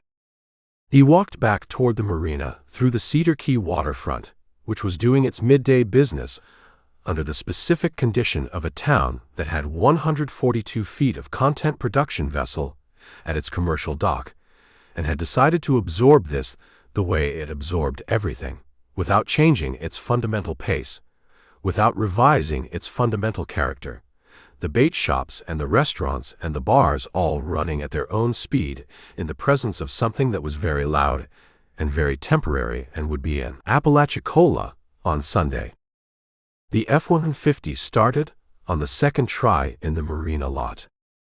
He drove to the island room and ate lunch and did not tell Renata about Petra Solis because Renata's lunch service did not benefit from information about Waveright Media's general counsel flying in tomorrow, and because Renata had opinions about sourcing, and those opinions went both directions, and right now her direction was the lunch service and the composition book would keep. It always kept. Chapter 5. Don't come out here. Deanne said it through the marina office window at 6:22 in the morning, which was earlier than Deanne's window was usually open, and earlier than Deanne's voice was usually at that particular register. Not loud, not alarmed, but carrying the specific weight of a woman who had assessed a situation and reached a conclusion about what needed to happen, and was stating that conclusion to the first person available. Gumbo was on the severance package's stern with the composition book and the first cup of coffee from the galley. He had heard the phone in the marina office at 6:17, and the phone had rung twice and stopped, which was unusual, because the marina office phone rang at specific times for specific reasons, and 6:17 was not one of those times. He looked at the window. "What is it?" he said. "The overnight camera triggered an alert at 5:48, she said. "I drove in when I saw it on my phone." She had her coffee and her clipboard, and the expression she had when something required management rather than observation.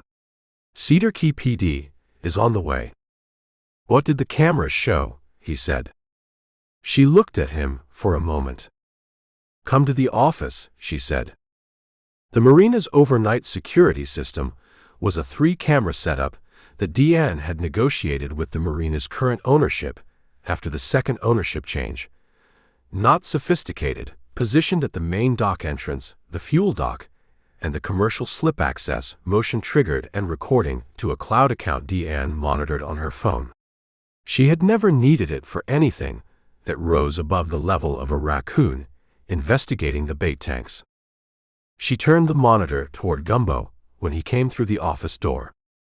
The commercial slip access camera had triggered at 5:48. The footage showed the access dock at the pre-dawn light level, the camera's night mode, everything in the flat gray of a sensor working at the edge of its capability. The party barge was visible at the far end, its running lights off, the vessel dark and still. Between the camera and the vessel, in the water alongside the dock, at the position where the barge's port stern line was cleated, something was floating. Gumbo looked at the monitor. The something had the specific configuration of a person face down. He looked at Deanne. "Cedar Key PD," she said. "On the way. I told you not to come out here, because I need you to stay in this office until they arrive, so there's no question about who was where." "You're protecting the chain of evidence," he said. "I'm protecting the chain of everything," she said. She put the monitor back in its position and picked up the clipboard. "Burl Stutz is handling it. He should be here in 9 minutes. She paused. "I told them to come quiet. No sirens. The boat has 30 people on it." "Had 30 people," Gumbo said. She looked at him. "One fewer," he said. She picked up her pen and wrote the time in the marina log. 6:22 a.m. Incident noted. Cedar Key PD notified. Marina manager present. And said nothing more because the marina log required facts rather than assessments, and the facts were sufficient for the moment. Burl Stutz arrived in 8 minutes. He came through the marina gate with a deputy and the ME on call, and the competent purposefulness of a man who had worked enough early morning incidents to have stripped the process down to its essential components.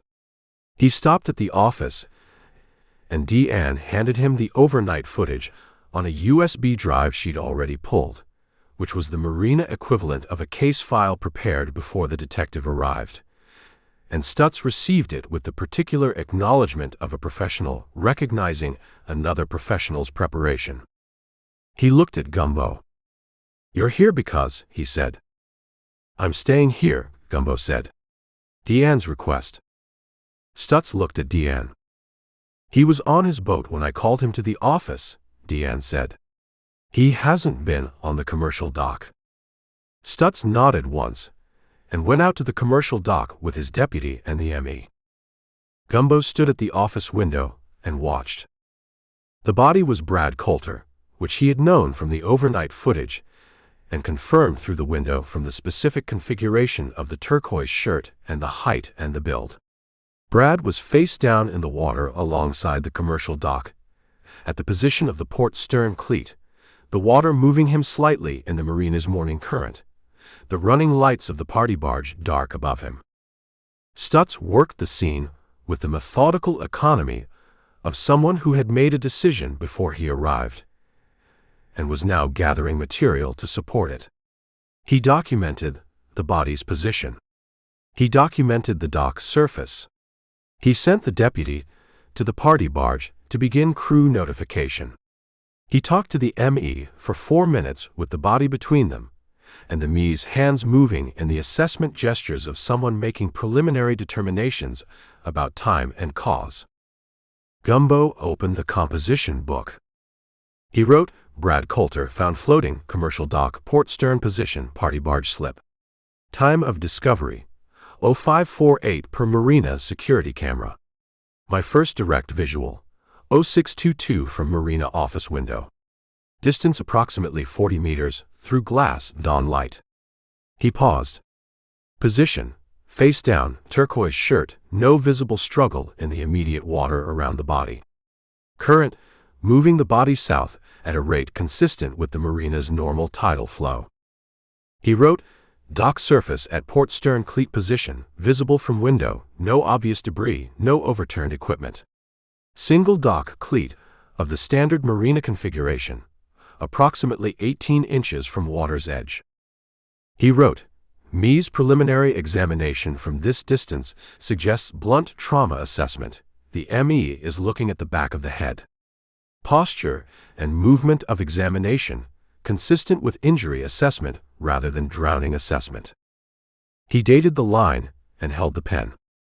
The party barge above the body was dark and silent. At 6:40, a light came on in the forward cabin, someone awake, alerted.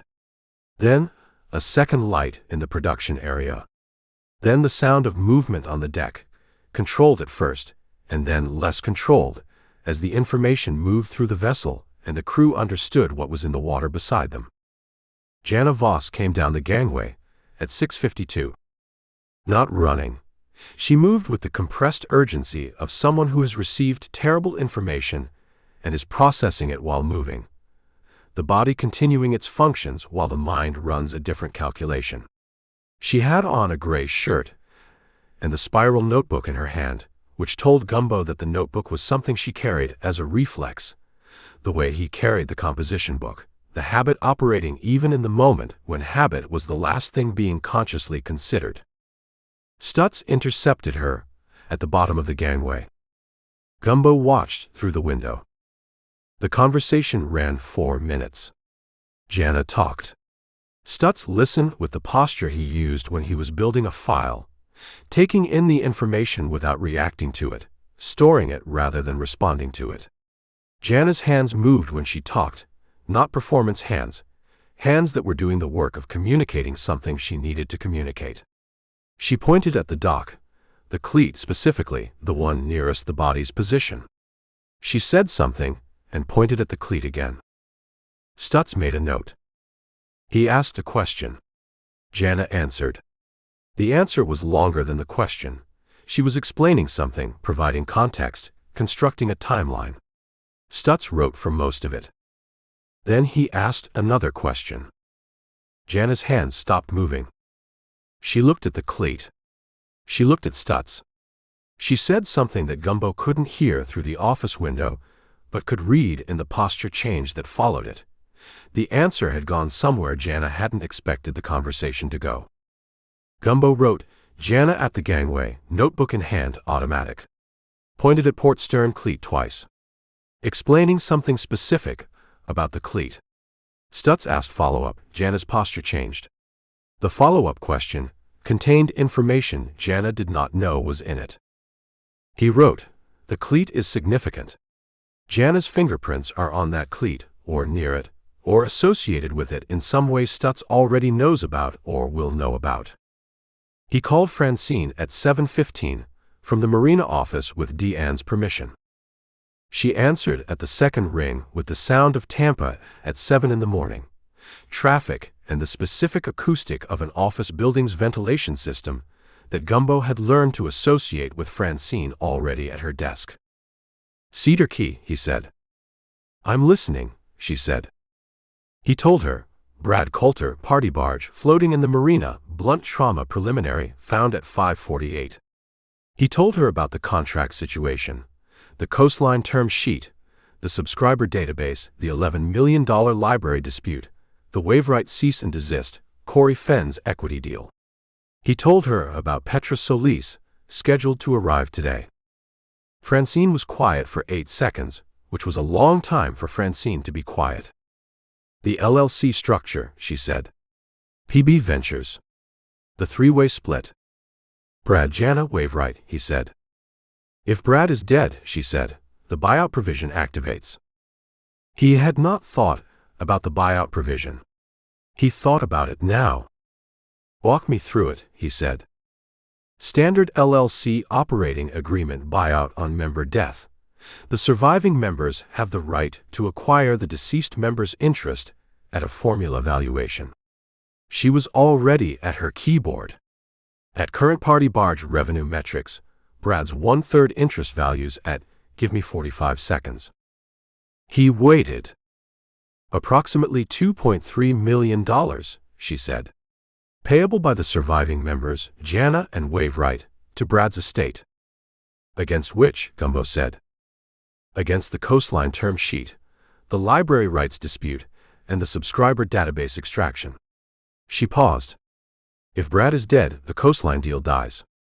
The library stays with Waveright. The database stays with Waveright. And Waveright acquires Brad's interest for $2.3 million instead of litigating a claim worth $11 million. She paused. That's a $9 million swing in Waveright's favor. Plus the cessation of the dispute, he said. Plus the cessation of the dispute, the elimination of the coastline competitor threat, and the retention of the archive. She paused. Gumbo. Where's Petra Solis? She was supposed to arrive today, he said. Whether she arrived last night. I'll find her travel records, Francine said. Give me an hour. She hung up. Burl Stutz arrested Jana Voss at 11:54. Gumbo was on the commercial dock by then.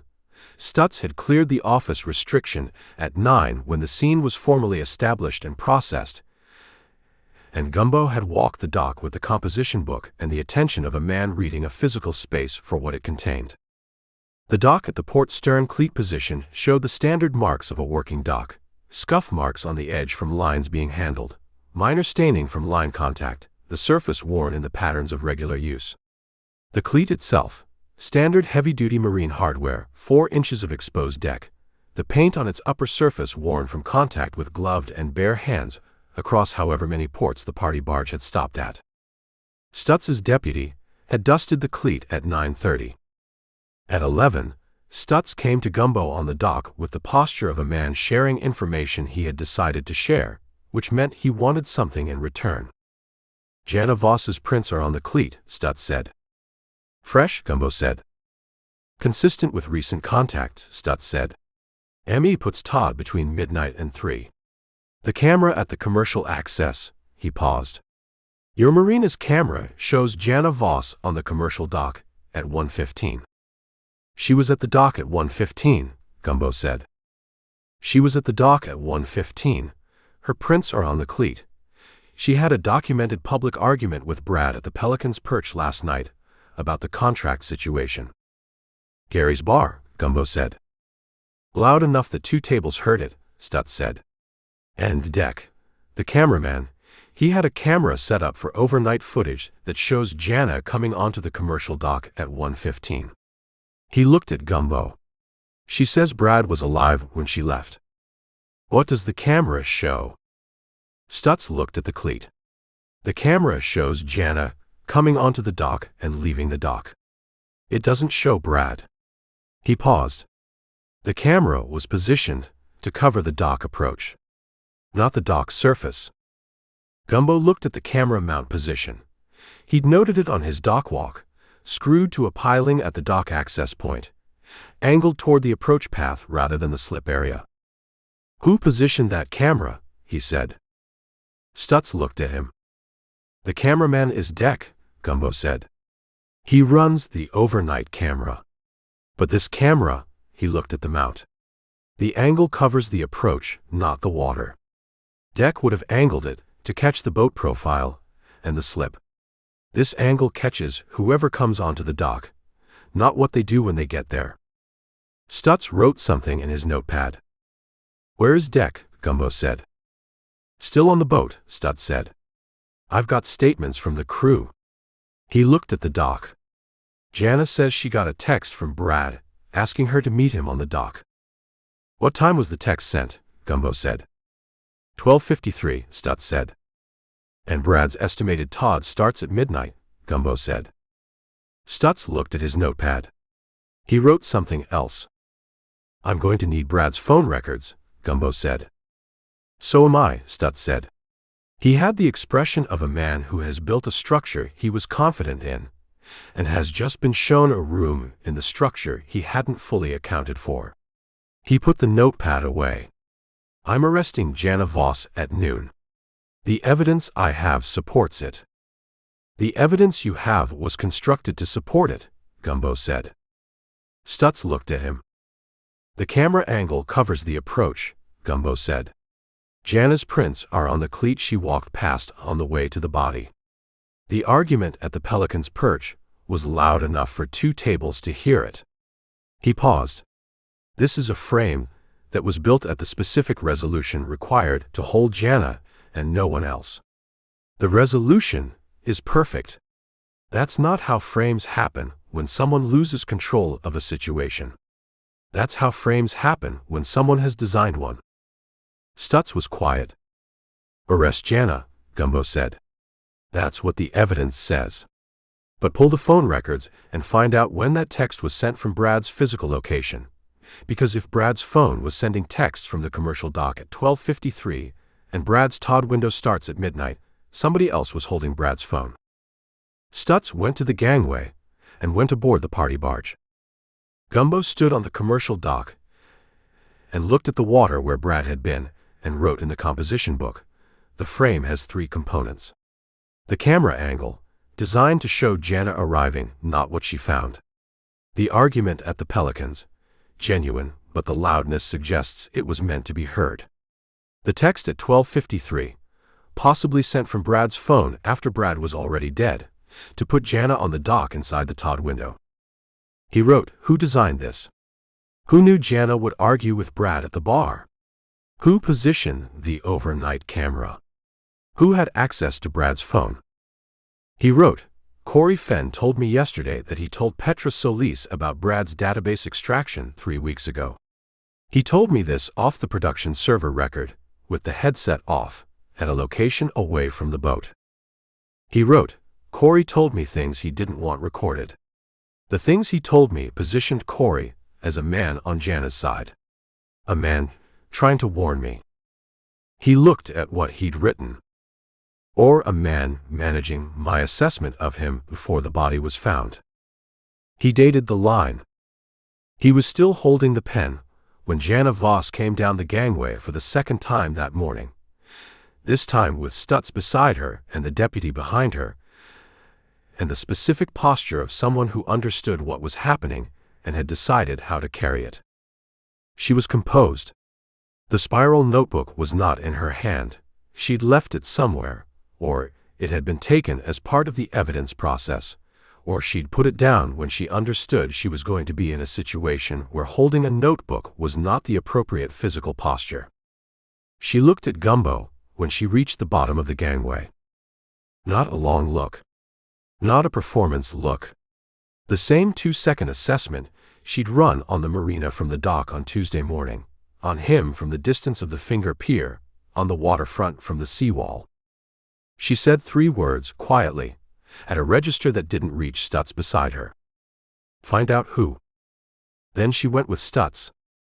The party barge crew had assembled on the main deck above, and they watched her go in the collective silence of a group that understood the morning had changed everything about the stop they were on, and the operation they were part of, and the next 30 days of the schedule, and possibly more than that. Gumbo opened the composition book. He wrote at the top of a fresh page, in block letters, find out WHO. He dated it. He signed it. He put the pen in his shirt pocket, and picked up the canvas bag, and looked at the 142 feet of party barge at the commercial slip, dark now and still, the cameras on deck unmanned, the DJ setup on the bow silent, the turquoise and coral livery doing nothing in the morning light except being what it was, very large, very present, and full of people who were about to scatter. He needed to talk to deck before that happened. Chapter 6.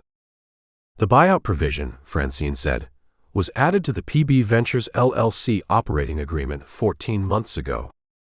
She said it at 11:15 through the phone on the severance packages chart table, the laptop open beside it running warm the way it always ran warm, the composition book open to the morning's pages. The marina outside had the quality of a place that has experienced a significant event and is now doing the work of absorbing it. The commercial dock cordoned at the access gate, Stutz's vehicle still in the lot, 2 party barge crew members visible on the main deck in the posture of people who have nowhere specific to go and are not yet ready to leave. Who added it? Gumbo said. The amendment was filed through the LLC's registered agent in Florida, she said.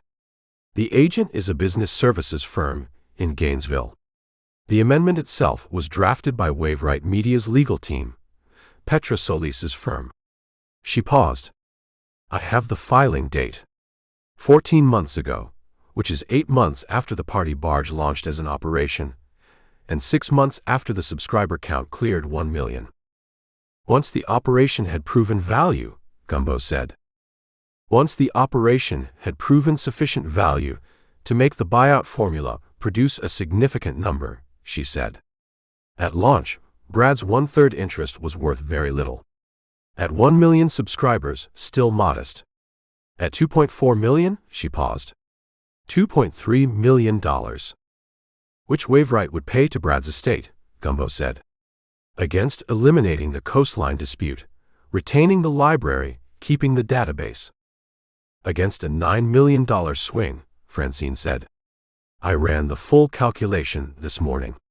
The coastline deals value to Brad, including the library rights claim, the database, the 24-month exclusivity window.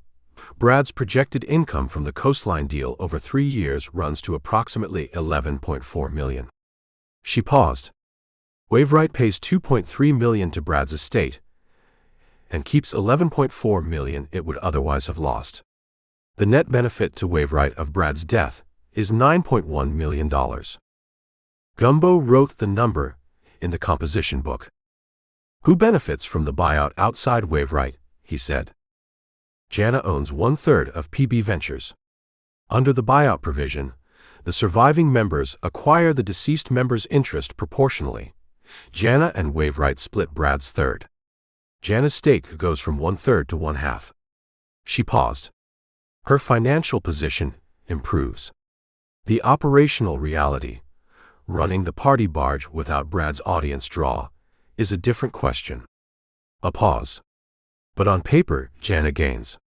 The provision was designed to benefit all surviving parties.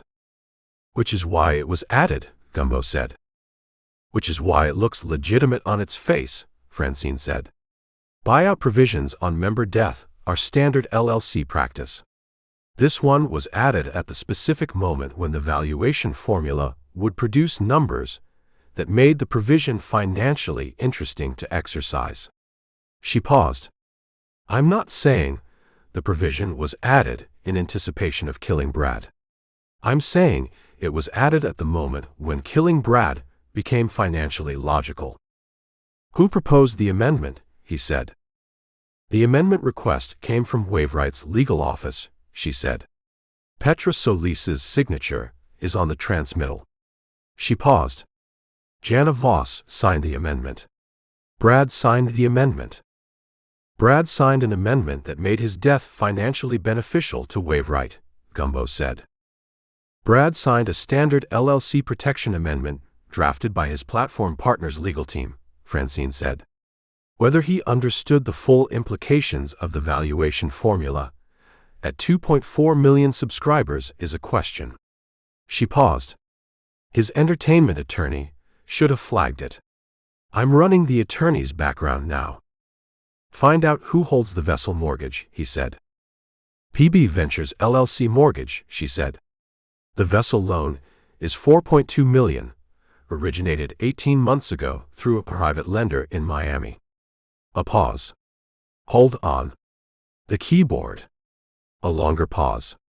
The private lender is a company called Coastal Capital Partners.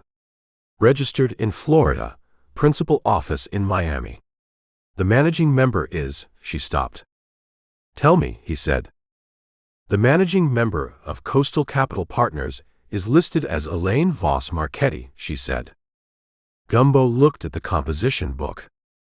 Voss, he said. Jana Voss's mother, Francine said. Elaine Voss Marchetti, née Voss, 61, Miami. She has an extensive real estate investment background and appears in several Miami-Dade County property records as a principal in various development LLCs. She paused. She holds the $4.2 million mortgage on the party barge. Jana's mother holds the note on the boat Jana co-owns, Gumbo said. Jana's mother's company holds the note, Francine said, which Jana may or may not have been aware of. The mortgage was originated before the party barge launched, and the lender entity uses the Marchetti surname rather than Voss. She paused. If Jana knew, it changes her financial calculus. If she didn't know, it changes her mother's calculus. On Brad's death, Gumbo said.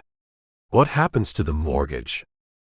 The loan is secured by the vessel and the PB Ventures LLC assets, she said.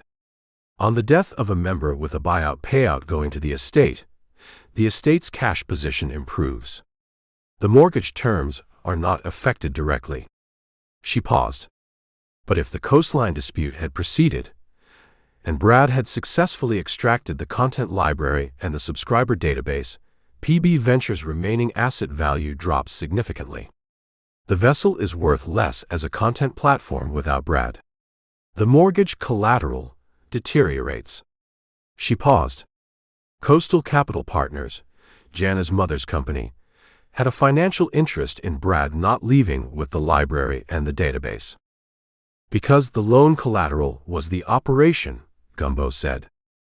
The loan was made when the operation had proven its value, but before the current dispute, Francine said. The collateral assessment at origination assumed a Brad and Jana party barge.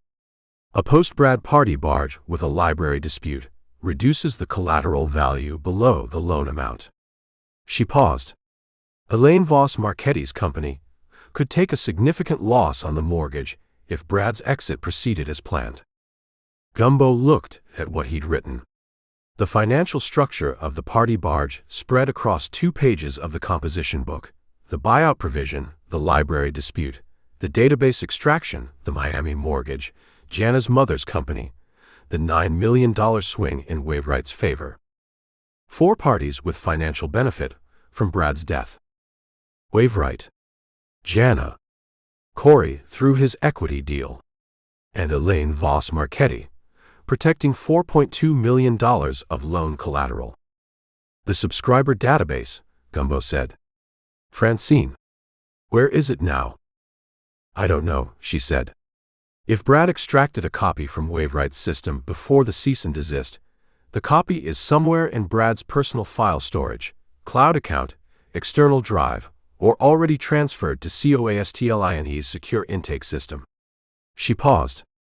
If Coastline received the data before Brad died, the legal battle over the database continues regardless of Brad's death.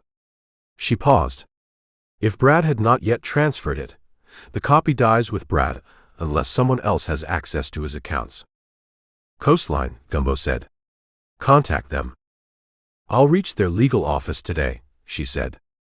And the entertainment attorney who signed off on Brad's amendments, he said. I want to know who was advising Brad when he signed the buyout provision. Already looking, she said.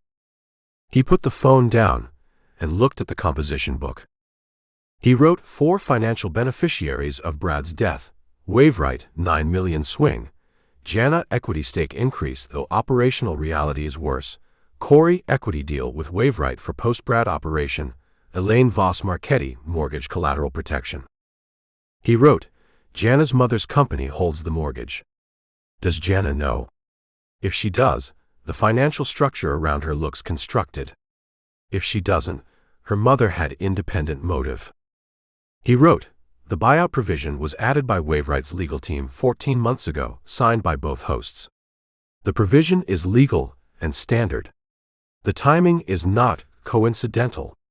This was the infrastructure of an option, not necessarily the plan to exercise it, but the framework that made exercising it financially rational. He paused. Who decided to exercise the option? Waveright, who gains the most? Corey, who gains the equity position? Jana's mother, who protects the loan? Or someone acting for all 3 simultaneously? He wrote one name, Petra Solis. He put a box around it. Deck was on the party barge's main deck at noon, sitting on an equipment case with a coffee and the expression of a man who had decided to stay somewhere when everyone else was leaving and was now experiencing the specific atmosphere of a decision that cannot be undone. The rest of the crew was dispersing. Not all at once, ones and twos, the production team members who had calls to make and agents to contact, and the practical concern of where their next engagement was given, that the current engagement had terminated in a manner that made the remainder of the scheduled itinerary impossible. Sasha had left at 10 with 2 other producers. The lighting team had gone at 11. The audio crew was on the dock, loading equipment into a rented van. Deck stayed. Gumbo came up the gangway at 12:15, and Deck looked at him without the camera between them for the first time since Tuesday morning, which changed the quality of his attention. Without the camera, Deck had a different face, less compositional, more personal. The face of someone who was 29 and had been on this boat for 2 years and was now sitting on an equipment case in a marina in Cedar Key with his employer dead in the water and the co-host in custody. "You're still here," Gumbo said. "I have nowhere to be today that I'd rather be than here," Deck said, which is a sentence I didn't expect to be true this week. "Where's Corey?" Gumbo said. "On the phone in the production office," Deck said. "He's been on the phone since 6:30. Different calls. I can hear the tone of them through the door, but not the words."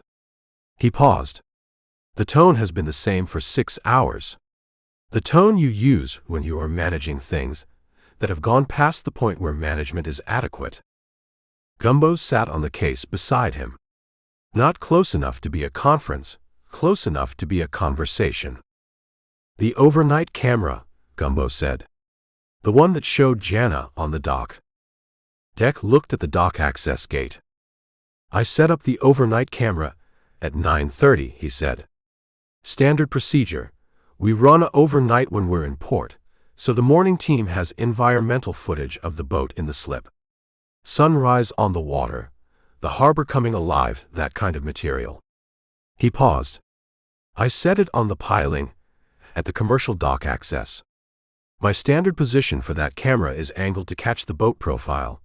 The full 142 feet of the barge at the slip is a good visual, and the light at dawn does specific things to the turquoise hull that read well." "But the camera was angled at the dock approach," Gumbo said. Deck looked at him. "I angled it at the boat profile," he said. "At 9:30 when I set it. I went back to the barge at 10 and did not check the camera again until 6:15 this morning when the production system notified me of the triggered alert." He paused. "The camera's position when I retrieved it this morning was not the position I left it in." "Someone moved it," Gumbo said. "The camera was rotated approximately 40 degrees to the left from my set position," Deck said. 40 degrees covers the dock approach and eliminates the boat profile. The boat profile was what I was there to film." He looked at his coffee. "Someone moved the camera between 9:30 last night and the alert at 5:48. The camera's internal log shows no tampering with the recording. It ran continuously. It recorded what it was pointed at." "After the move," Gumbo said. "After the move," Deck said. "The camera ran continuously and recorded the dock approach as configured." He paused. "Including Jana arriving at 1:15. Gumbo wrote, "Deck's camera set at 2130 boat profile position. Camera moved 40 degrees to dock approach position between 2130 and 0548. Move not detected by recording system. Camera ran uninterrupted. Someone repositioned the camera while it ran, knowing it would continue recording in the new position." He wrote, "This is not a crime of passion. This is a prepared scene. The camera repositioning happened before the murder, before whoever moved it knew for certain when Jana would be on the dock." He paused. "Unless they knew, because they sent the text." "Deck," he said. "Who positioned the overnight camera on other port stops?" "I do," Deck said. "Always." "Has anyone else ever touched the overnight camera?" Deck was quiet for a moment. "The overnight camera is my equipment," he said. "It's part of my personal kit that I manage and maintain. Other crew members don't handle it without asking." He paused. "Corey has asked once before. In Beaufort, South Carolina. He said he wanted to check the position before the morning segment, and I said that was fine." "When was the Beaufort stop?" Gumbo said. 3 weeks ago," Deck said. Gumbo wrote, Corey touched the overnight camera in before 3 weeks ago. Corey had opportunity and access established for the Cedar Key camera repositioning. One more thing, he said. The voices you heard from the water side of the barge. The conversation you heard at 2 in the morning. Deck turned the coffee cup in his hands. He had the look of someone who has been sitting with a piece of information for a specific number of hours and has been doing the arithmetic on what the information means and what saying it means and what not saying it means. I was in the equipment bay on the starboard side running battery charging cycles, Deck said. The equipment bay porthole faces the water side. The barge was between me and the commercial dock. The dock side is port, the water side is starboard. He paused. The marina water on the starboard side is open, it faces the channel. At 2 in the morning, the marina is quiet enough that sound carries across the water. What did you hear? Gumbo said. 2 voices from the water side of the barge, he said. Below deck level. Not on the barge itself, but in the water between the barge and the channel. Someone in a small boat. He paused.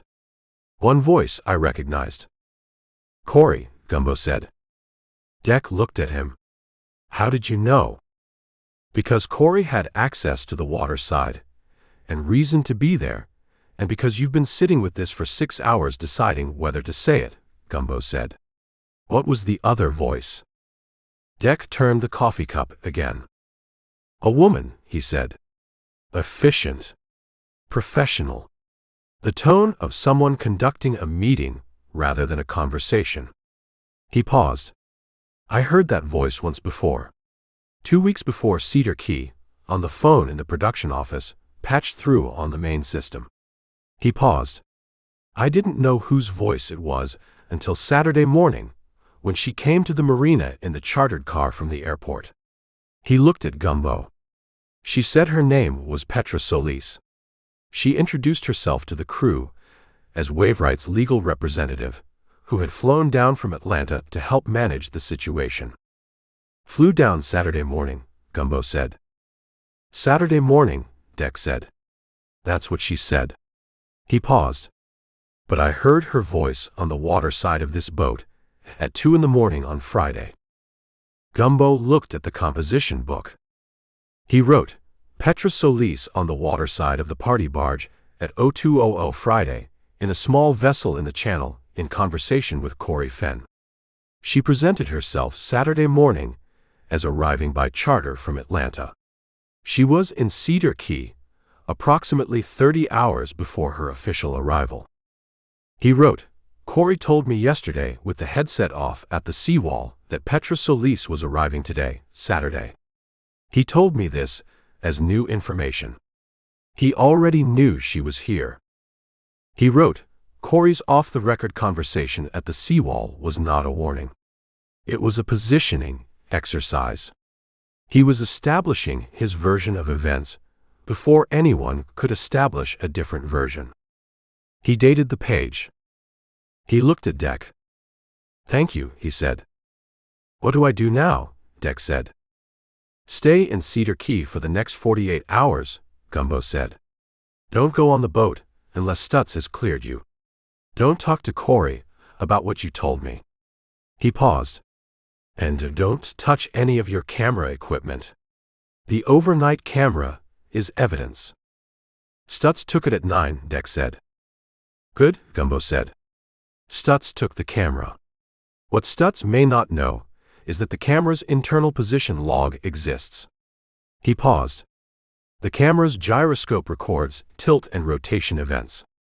If the camera's position was changed after 9:30 last night, the internal log has the time of that change. Deck looked at him. You know cameras. I know procurement, Gumbo said. Cameras have spec sheets.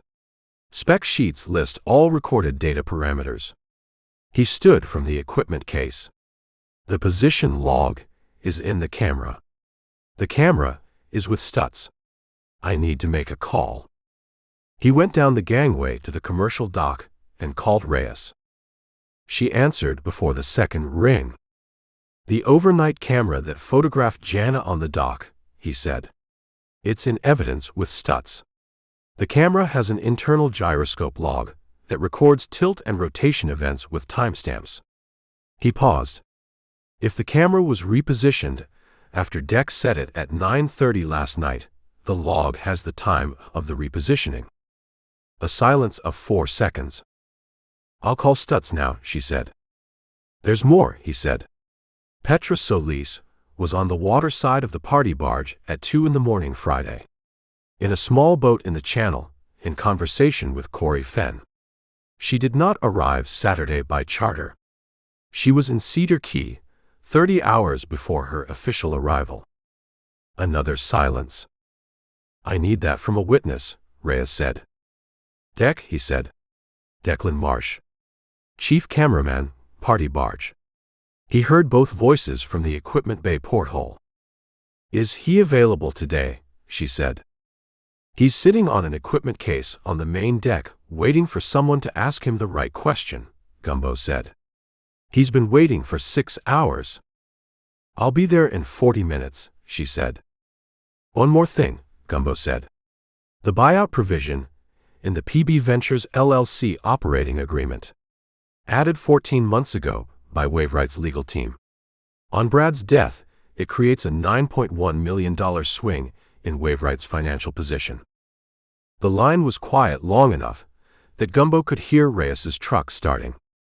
"Send me everything Francine has," she said. "Now." "Sending," he said. He forwarded Francine's documents to Reyes's personal email and stood on the commercial dock with the party barge above him and the marina behind him and the composition book in his hand, open to the page with Petra Solis's name in its box. He looked at the box. He wrote underneath it, "Petra Solis was here before the murder. The camera was moved after Deck set it."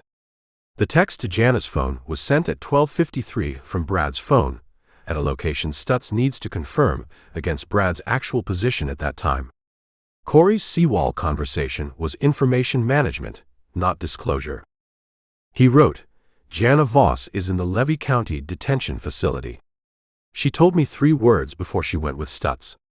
The case for her doing this requires believing she is both guilty and extraordinarily unlucky, that she happened to argue with Brad at the bar at a volume 2 tables could hear, happened to go to the dock at 1:15 and touch the cleat, happened to be photographed by a camera positioned to capture exactly her arrival and nothing else."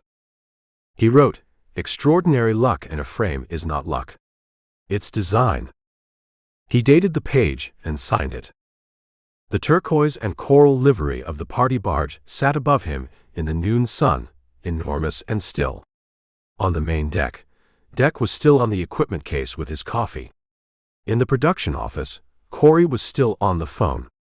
In the Levy County Detention Facility in Bronson, Jana Voss was sitting with her attorney in the specific patience of someone who has said what they needed to say to the person they needed to say it to, and is now waiting for that person to do what they asked. Find out who. He was finding out. Chapter 7. Gary Timms had the back door open at 7:23. Not because he checked the time and decided 7:23 was the appropriate moment, but because he'd heard the F-150 park in the lot and had come through the kitchen to unlock the door before Gumbo reached it, which was the efficiency of a man who maintained the space between knowing something was coming and preparing for it at a permanently short interval. He handed Gumbo a coffee from the pot he kept for the shrimpers. Not the bar's coffee, which was adequate, but the pot on the kitchen counter that he made for himself and for the specific population of people who came to the back door before 11 and deserved better than adequate. He went back to the bar prep without being asked. Gumbo sat in the corner booth, the booth against the far wall, no windows, the booth the bar used for its more private conversations, in the way that every bar has a booth that serves this function, and the regulars know which one it is without needing to be told. He put the composition book on the table. He did not open it. At 7:29, Trixie Lowell knocked on the back door. Gary opened it, looked at her with the assessing attention of a man who had seen considerable variety come through this bar and had developed an accurate first read on most of it, and handed her a coffee without asking whether she wanted one. She took it. She came to the booth and sat across from Gumbo and put both hands around the mug and looked at the table for a moment and then at him. "Brad's dead," she said. "Brad's dead," he confirmed. "And Jana's in custody. As of noon yesterday." She nodded. She drank the coffee. She had the expression of someone who has been sitting with a decision for 17 hours and has arrived at the booth because the decision has made itself, not because she's resolved the internal argument, but because the argument's conclusion was predetermined from the beginning and she'd simply needed the time to recognize it. "I need to tell you what I saw on the boat Thursday night," she said. "Tell me," he said. She'd been on the party barge at 2 in the morning because of a text from Corey. Not an unusual occurrence. Corey ran the brand partnership arrangements for the party barge's sponsored content, and Trixie's relationship with those arrangements meant Corey contacted her at irregular hours about opportunities, approvals, logistics. A text at 11:30 saying he wanted to discuss a new partnership opportunity was within the normal range of Corey communications, and she'd come aboard through the waterside access ladder because the commercial dock access was coned off after midnight, a marina rule Deanne had communicated to the party barge production team in writing on their first morning in Cedar Key, the written notice filed with the party barge's location coordinator and ignored by approximately 80% of the crew, which Deanne had also anticipated and had documented the written notice specifically to address. The waterside access ladder was on the starboard side, the side facing the open channel rather than the commercial dock. She'd come up it and onto the main deck and gone forward to the production area where Corey had said to meet him. "He wasn't alone," Trixie said. "Petra Solis," Gumbo said. She looked at him. "How do you know that name?" "I know the name," he said. "Tell me what you saw." "A woman," she said. 40-something, short hair, dressed like someone who'd been traveling in clothes that were meant to not look like traveling clothes. She had a tablet and a phone, and the focused efficiency of someone who had somewhere else to be and was managing the time it was taking to be here. She paused. Corey introduced her as a colleague from Waveright who was in the area. He said it so casually that it was clearly not casual. "What were they discussing when you arrived?" Gumbo said. "I didn't arrive in the middle of the discussion," she said. "I arrived, and the discussion stopped. Corey said he'd text me tomorrow about the partnership opportunity. That was the meeting." 30 seconds. She looked at the coffee. Except what?" Gumbo said. "Except I left through the waterside ladder, and the ladder is at the aft end of the main deck, and to get to the ladder I walked past the production area's port window. The window was cracked. The production area runs hot with all the equipment, and they leave it cracked overnight for airflow." She paused. "I could hear them talking through the window as I passed."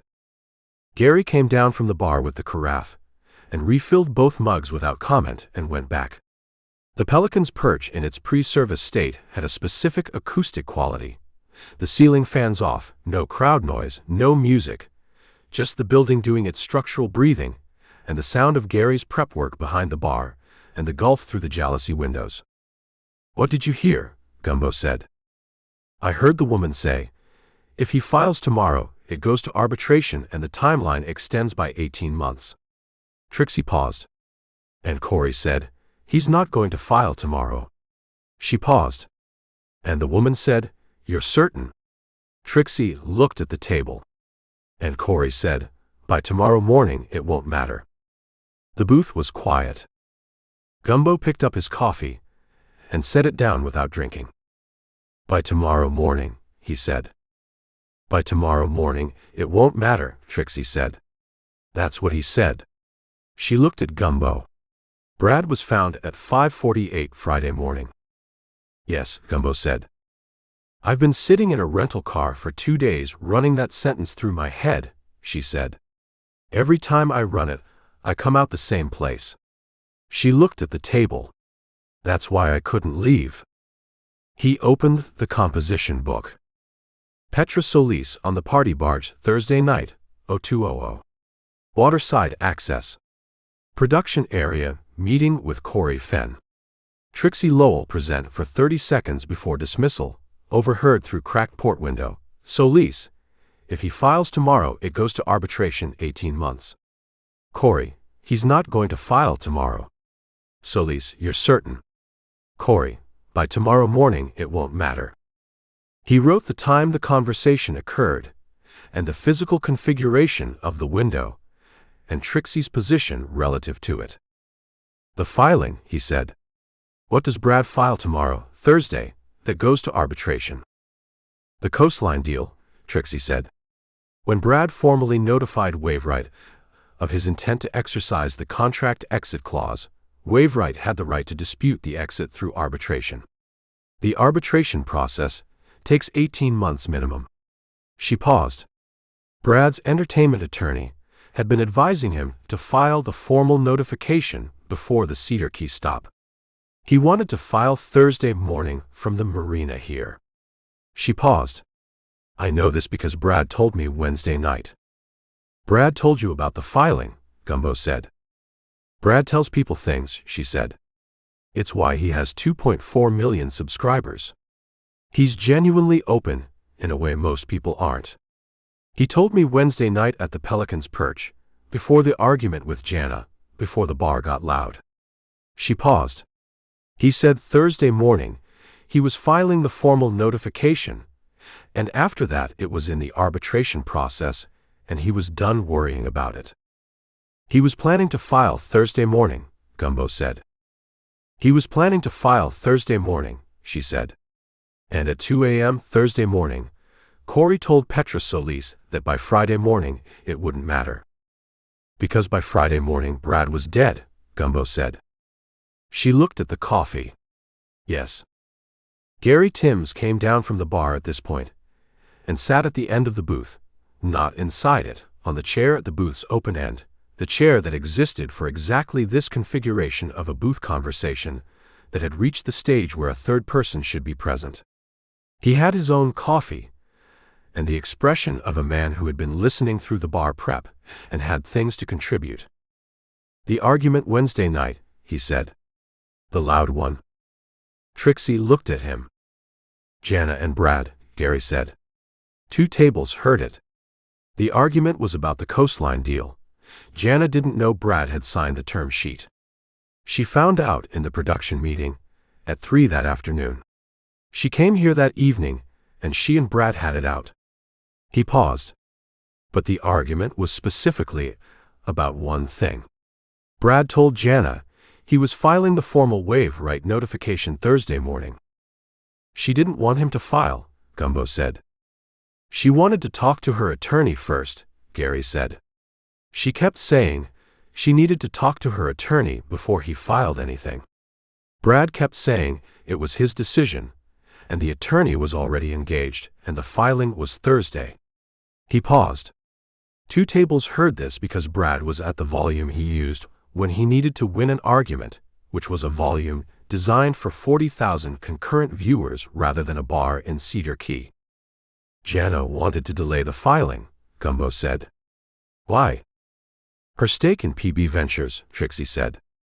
If Brad files the notification and it goes to arbitration, the 18-month process destabilizes the party barge's operating position. Sponsors leave during disputes. Revenue drops. The vessel mortgage, she stopped. The mortgage, Gumbo said. Trixie looked at the table. I don't know about any mortgage, she said. Jana's mother holds the note on the party barge, Gumbo said. 4.2 million. If the operation destabilizes during an 18-month arbitration, the mortgage collateral deteriorates. Trixie was very quiet for a moment.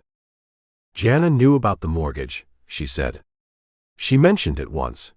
She said her mother had been the only investor willing to back the operation in the early days, that nobody else believed in it. She said it like it was a source of pride. She paused. She didn't say the details. The details are $4.2 million, Gumbo said. Secured by the operation's value. 18 months of arbitration reduces that value. He paused. Jana had financial reason to want Brad to delay the filing. But Jana didn't kill Brad, Trixie said. No, Gumbo said. Jana was on the dock at 1:15 because someone sent a text from Brad's phone to put her there. The camera covering the dock approach was repositioned to capture her arrival, but not what she found when she arrived. He paused. Jana's financial reason to delay the filing makes her the correct person to arrest. The argument at the bar was the public evidence of that motive, at the volume of 2 tables plus a live stream audience. The argument was 2 tables, Gary said. The live stream doesn't run in the bar. The argument was 2 tables, Gumbo agreed. Which is loud enough for Stutz to build on. It doesn't need to be more than that. He paused. Someone made sure it was loud enough for 2 tables. Gary looked at him. You think the argument was managed? I think Brad filing Thursday morning was not a secret, Gumbo said. Corey knew, Brad told him. Wainwright knew, Corey told them 3 weeks ago. Petra Solis knew. She was on the boat at 2 a.m. talking about the filing timeline. He paused. The argument in the bar was the final piece. It needed to happen, and it needed to happen publicly, and Brad's volume made sure it happened at the right register. Brad wasn't managing the argument, Trixie said. Brad doesn't manage things. Brad reacts. No, Gumbo said. Brad was reacting. Someone else was managing the conditions that produced the reaction.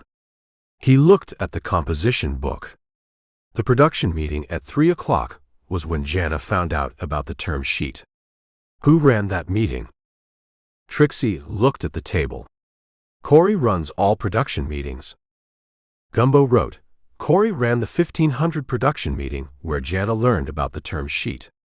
Jana's reaction, argument at the bar Wednesday night, was the predictable output of a managed input. Corey controlled the input. He wrote sequence. Corey tells Jana about the term sheet at 1500. Jana reacts at the bar Wednesday night, publicly at volume. Corey meets with Petra Solis on the boat at 02:00 Thursday. Corey says by Friday morning, it won't matter. Brad is found at 05:48 Friday. Jana is arrested at noon. He looked at the sequence. Trixie, he said. The Solis woman's tablet. In the production area, at 2 a.m. Could you see what was on it when you walked in? She thought about it. The tablet was face up on the production table, she said. It was open to a document. I couldn't read it, but I could see the format. It was a legal document. Dense text, section headers, the layout of a formal agreement. She paused. There was a signature block at the bottom. I could see the signature block because the tablet was at the near end of the table, and the signature block was at the bottom of the visible page. How many signature lines? Gumbo said. 3, she said. 3 signature lines. He wrote, 3-party agreement on Petra Solis's tablet at 02:00 Thursday. PB Ventures has 3 parties, Brad, Jana, Wainwright. A 3-signature document in that context is either the buyout activation paperwork or a restructuring agreement. He paused. A document requiring Brad's signature at 02:00 Thursday, the morning before Brad's body is found at 05:48 Friday. He wrote, was Brad expected to sign that document? Did he refuse? He put the pen down. Trixie was watching him write. When the pen went down, she looked at the table, and then at Gary and then at Gumbo. Am I in trouble? She said. You're a witness, Gumbo said. You need to tell Yolanda Reyes at the Levy County Sheriff's Office what you told me. Today. He paused. Reyes is thorough, and she treats witnesses correctly. You tell her the same thing you told me, and she takes it from there. What about my brand partnership arrangements? She said. If I testify against Corey. Your brand partnership arrangements were managed by a man who is now a murder suspect, Gumbo said. The arrangements that survive that are the ones worth keeping. He paused. The ones that don't survive it weren't arrangements. They were leverage. She looked at the table. I know, she said. She stood from the booth with the coffee mug and put it on the bar and looked at Gary behind it. Thank you for the coffee, she said. Back door closes at 8, Gary said. Come through the front at 11, and I'll make you something with eggs. She went out the back door. Gary came down from the bar and collected the mugs and looked at the composition book on the table without reading it. The loud argument Wednesday night, he said. Brad arguing at the volume of 40,000 viewers. Yes, Gumbo said. When you have a regular who argues at volume, Gary said, you pay attention to what they're arguing about, because that's a person who doesn't filter the content of what they're saying against the environment they're saying it in. He paused. Brad was arguing about the filing. Jana was arguing about delay. That's what I heard. He paused. But at one point in the middle of it, when Jana was saying she needed to talk to her attorney, Brad said something I've been thinking about. What did he say? Gumbo said. He said, you already talked to your attorney. Your attorney called Corey this morning. Gumbo looked at him. Jana's attorney called Corey, Gary said. Not Jana. The attorney called Corey directly, on the same morning Brad was planning to file. He put the mugs in the rack. Brad seemed to find that strange. The way he said it, he wasn't sure what to do with the information, but he put it out there because he didn't filter. Jana's attorney called Corey, Gumbo said. Not Jana. That's what Brad said, Gary said. At the volume of 40,000 viewers. Gumbo opened the composition book. Brad said at bar Wednesday night. Jana's attorney called Corey that morning, not Jana. Brad found this irregular. Brad did not filter. Brad said it out loud. He looked at the line. Jana's attorney is connected to Corey. Or Jana's attorney was directed to call Corey. Or Jana doesn't know her attorney called Corey because someone else directed the call. He looked at the mug rack where Gary had put the cups. Gary, he said. The shrimper who uses the back door at 7. The one who told you about the quiet walking route for Jana. Pitts, Gary said. Pitts was at the working bait shop when Brad was filming the castnet segment, Gumbo said. He was on the commercial dock Wednesday. Does he work the night run? Pitts runs his pots from 10 to 4 most nights, Gary said. Sewanee River mouth to the near channel markers. He knows the Cedar Key water better than the markers do. Does he work the inside of the marina channel? Gumbo said. Gary looked at him with the attention he gave questions that were going somewhere he hadn't anticipated. The channel runs right past the commercial slip, he said. Right past the party barge. Would Pitts have been on the water Thursday night? Gumbo said. Pitts is on the water every Thursday night, Gary said. Gumbo stood from the booth. He left the composition book open on the table.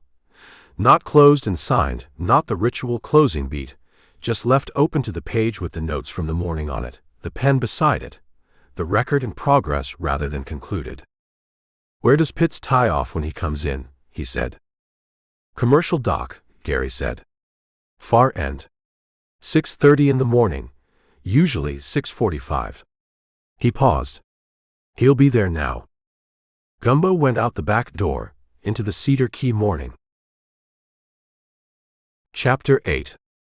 Pitts was at the far end of the commercial dock, at 6:48, offloading crab pots with the systematic efficiency of someone who had performed this sequence so many times it had stopped requiring conscious management.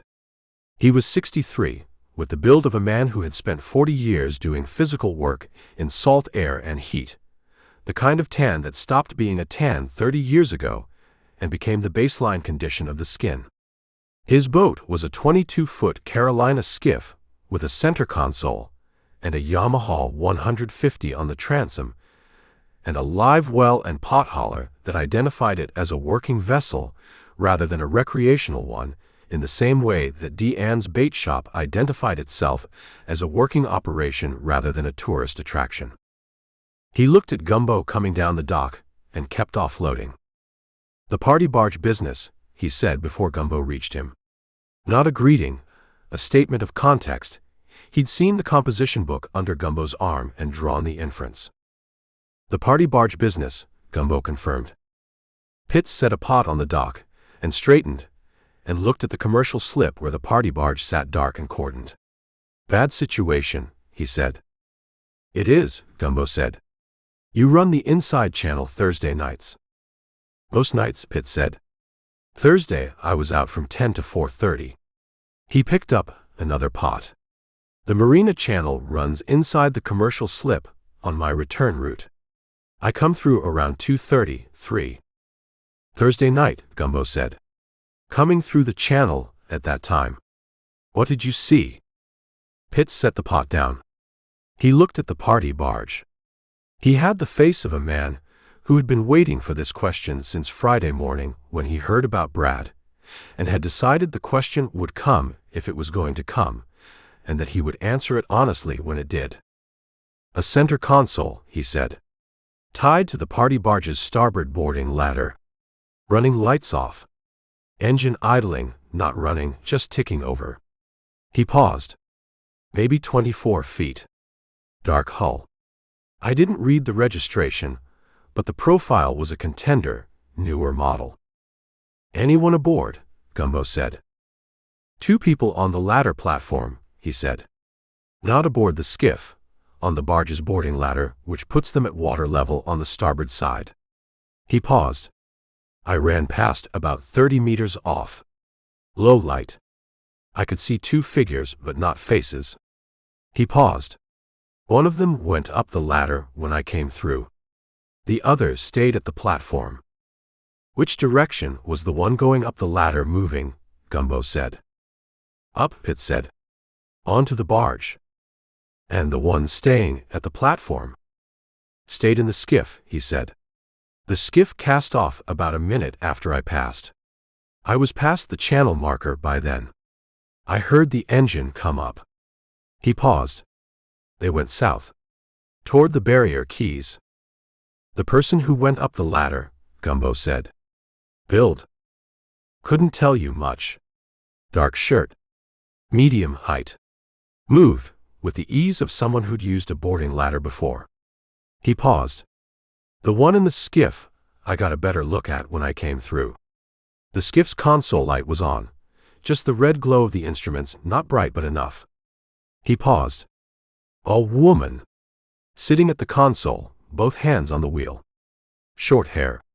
The kind of posture you see on people who spend time running boats." "The woman was in the skiff," Gumbo said. "The other person went aboard the barge." "That's right," Pitts said. He picked up the last pot. "I've been fishing this water for 40 years. A boat running dark at 2:30 in the morning on the inside channel is not a fishing boat." He set the pot with the others. "I thought about it when I heard about the man on Friday. Thought about whether I should say something." He looked at Gumbo.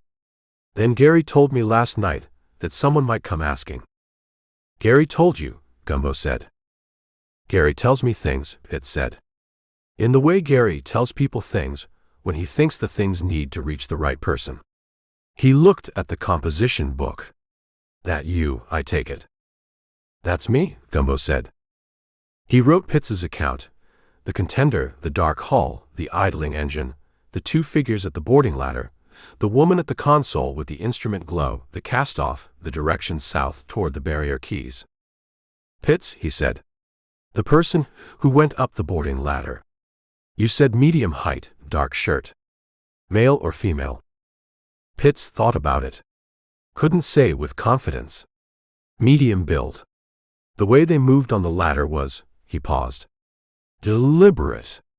Like they knew what they were doing, but were also paying attention to not making noise. Corey Fenn, Gumbo said. Have you seen him on the dock? Seen all of them on the dock this week, Pitt said. The producer fellow. Headset always moving, always on the phone. Medium height. He paused.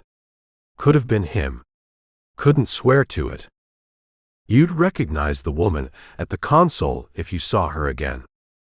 Face I didn't get clearly, Pitt said. But the posture, the short hair, the way she handled the wheel, he paused. That I'd recognize. Gumbo closed the composition book without signing it and called Reyes.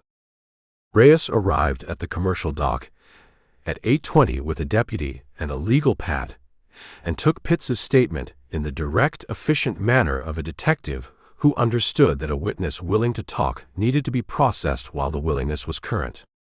She asked the same questions Gumbo had asked, and 3 more he hadn't, and Pitts answered all of them with the same flat consistency of a man reporting observed facts. When Pitts was done, Reyes walked with Gumbo to the far end of the dock where the view was open water, and the party barge was behind them. The contender, she said. Francine traced the registration, Gumbo said. Chartered from a Fort Lauderdale operation. The charter company is held by a subsidiary with a Miami address that shares a registered agent with a Waveright production subsidiary. Reyes wrote on the legal pad. Waveright brought the boat. Waveright or Petra Solis acting for Waveright, Gumbo said. The woman at the console matches the physical description of Solis, short hair, the posture of someone who handles boats. Andek placed her voice on the water side of the barge at 2 a.m. Pitts places her in the channel between 2:30 and 3. So Solis brought the contender, Reyes said. She met with Corey on the water side. Someone went up the boarding ladder. The contender departed south. The someone who went up the ladder, Gumbo said, went aboard the barge at 2 to 2:30 Thursday night. Brad was found at 5:48 Friday. He paused. Whoever went up that ladder had 3 hours inside the murder window. Reyes looked at the commercial slip. The keycard log, she said. Corey's cabin. Corey told Stutz he was in his cabin from midnight on, Gumbo said. His keycard disagrees, Reyes said. The barge has an electronic access system for the cabin level. The production team had it installed 18 months ago for content security, so no unauthorized access to the raw footage servers. Every cabin door logs entry and exit times. She paused. Corey's card was used on the exterior deck access door at 1:57 a.m. Not the cabin door. The exterior deck. He went outside, Gumbo said. He went outside at 1:57, she said. The cabin door doesn't log again until 5:10, which is the next time his card is used. She paused. 3 hours and 13 minutes of exterior access during the murder window. Gumbo wrote the times in the composition book. The camera gap, he said. In the overnight footage. The camera's internal gyroscope log, Reyes said. You were right about the spec. The camera was repositioned at 11:44 p.m. Deck set it at 9:30. It ran in his set position for 2 hours and 14 minutes. Then it was physically rotated 40 degrees at 11:44. She paused. The camera's continuous recording didn't register the repositioning because it's a passive sensor. It records whatever it's pointed at. The gyroscope records the movement independently. She paused. At 11:44, Corey was still theoretically in his cabin. His keycard doesn't show exterior access until 1:57. She paused. The camera was moved before Corey went outside. Someone else moved the camera, Gumbo said. Or Corey left the cabin without his keycard at 11:44 and went back in before his official exterior access at 1:57. She looked at the barge. The cabin level has emergency exit stairwells that are push-bar, no key required from the inside. She paused. He could have moved the camera at 11:44, returned to his cabin through the emergency stair, and used his keycard officially for the exterior deck at 1:57 to create a logged exit time. Creating a record that puts him outside an hour after the camera was moved, Gumbo said. So the camera repositioning can't be attributed to his keycard log. Except the camera's own log puts the repositioning at 11:44 regardless of who did it, Reyes said. We're pulling the emergency stairwell access records now. Those stairs have contact sensors on the push bars. She paused. If the sensor logged a push-bar event at 11:44 on the cabin level, we have Corey using the emergency exit to move the camera before creating his official exterior access record. Gumbo looked at the party barge. The production architecture of the whole setup, the keycard system, the overnight camera, the access logging, had been installed per Reyes's research 18 months ago. 18 months ago was when the buyout provision was added to the LLC agreement. Same window. Reyes, he said. The production systems on the barge. The keycard access, the camera system, the security logging. Who installed them? Reyes looked at him. The installation contractor is listed in the barge's maintenance records, she said. A technology services firm from Atlanta. She paused. I'm going to want to know who in Atlanta that firm has done work for.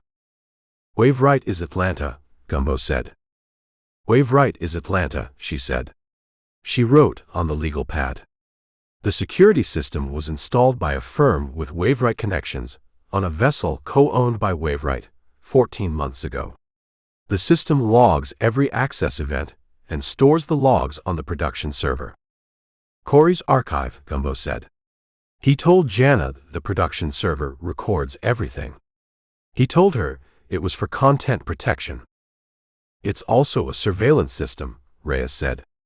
Every conversation, every movement, every access event on that vessel is in Corey's archive. She paused. And Corey's archive is a Waveright server. Waveright has been watching everyone on that boat for 14 months, Gumbo said. Waveright has been watching everyone on that boat for 14 months, Reyes confirmed. She looked at the legal pad. Which means Waveright knew about Brad's database extraction. Waveright knew about the coastline negotiations. Waveright knew Jana was going to argue with Brad at the bar because Waveright's system had been monitoring every conversation aboard the vessel. She paused. They didn't need Corey to tell them anything. They already knew everything. Corey told them anyway, Gumbo said. Because Corey wanted the equity deal. Corey offered them information they already had, Reyes said. In exchange for a position in the post-Brad operation. She looked at him. Which tells you something about Corey's understanding of the situation. He didn't know they already knew, Gumbo said. Or he knew and offered it anyway because the offer was the signal of his loyalty, Reyes said. Either way, Waveright has been running this from a position of complete information, while everyone else has been operating on partial information. She paused. Jana had no idea. Jana had no idea, Gumbo said. He wrote, Waveright surveillance system on the barge for 14 months. Production server holds everything, conversations, movements, access logs. Corey thought he was providing intelligence. Waveright already had it. Corey's equity deal was a reward for alignment, not information. He wrote, Jana on the boat for 2 years, completely surveilled by her platform partner. Brad the same. He looked at what he'd written and thought about what it meant to run a show about your life with your business partner and your audience watching, while a third party was watching everything the audience didn't see. The fuel dock at the commercial marina had a part-time worker who came in at 5:30 to handle early commercial traffic. His name was Ronnie, 22, who Gumbo found at 7:45 hosing down the fuel dock apron with the efficiency of someone finishing a task before the day properly started. Reyes had mentioned a fuel dock worker who'd seen someone matching Corey's description at the far end of the commercial dock around 2:15.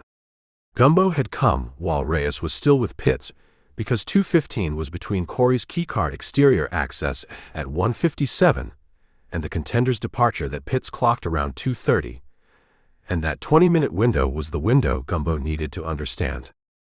Ronnie turned off the hose when he saw Gumbo coming. "You're the pie," Ronnie said. "Gary told me someone might come." "Gary told a lot of people," Gumbo said. "Gary runs this end of the waterfront," Ronnie said without judgment, as a statement of organizational fact. "Someone dies in the marina. Gary's the one who knows what." He coiled the hose. "I was fueling a shrimper at 2:10 Thursday night. The commercial dock and the fuel dock share a sight line at the far end." He paused. "I saw a man at the far end of the commercial dock, near the party barge's stern. He was standing at the dock edge looking at the water." "Description," Gumbo said. "Medium height. Dark shirt. He had a headset around his neck. I noticed the headset because it's a specific thing to have on at 2 in the morning." "The headset," Gumbo said. "Yeah." Ronnie looked at the fuel dock. He stood there for maybe 4 minutes. Then he walked back toward the barge's gangway. He paused. "I didn't think anything of it until Friday morning.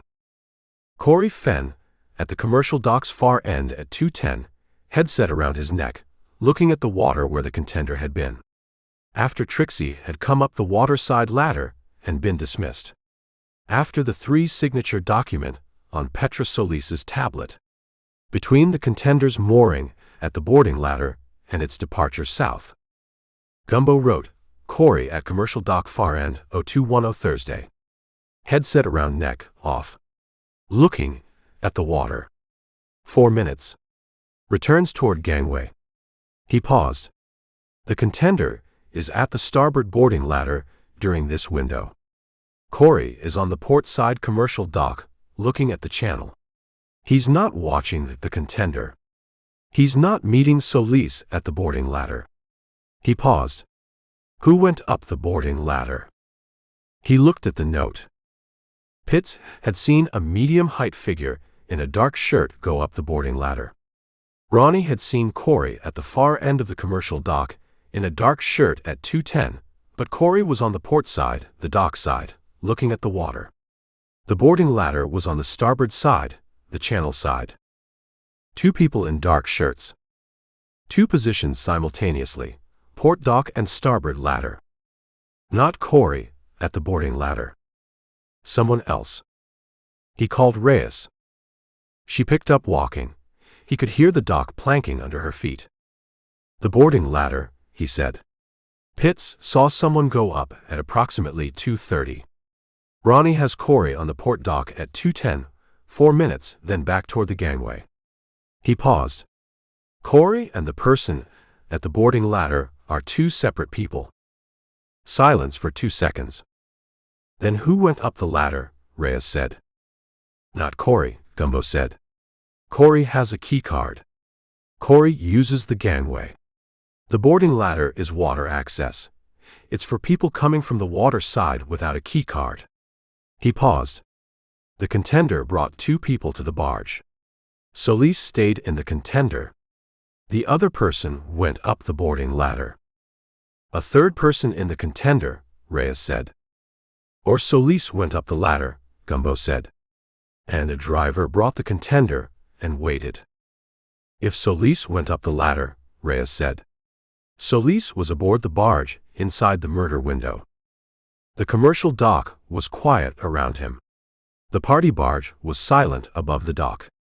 Inside the Levy County Detention Facility in Bronson, Jana Voss was sitting with her attorney, and the 3 words she'd said on the gangway, and the understanding that the person she'd asked to find out who was currently standing on the dock finding out. "The production server," Gumbo said. "Waveright's archive of 14 months of barge surveillance. There will be interior access records for the boarding ladder. He paused. The ladder has the same contact sensor system as the emergency stairs.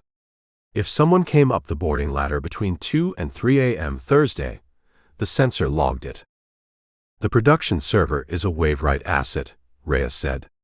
Getting access requires a warrant. How long for the warrant? Gumbo said. With what I have now, she paused. Morrow's office by this afternoon.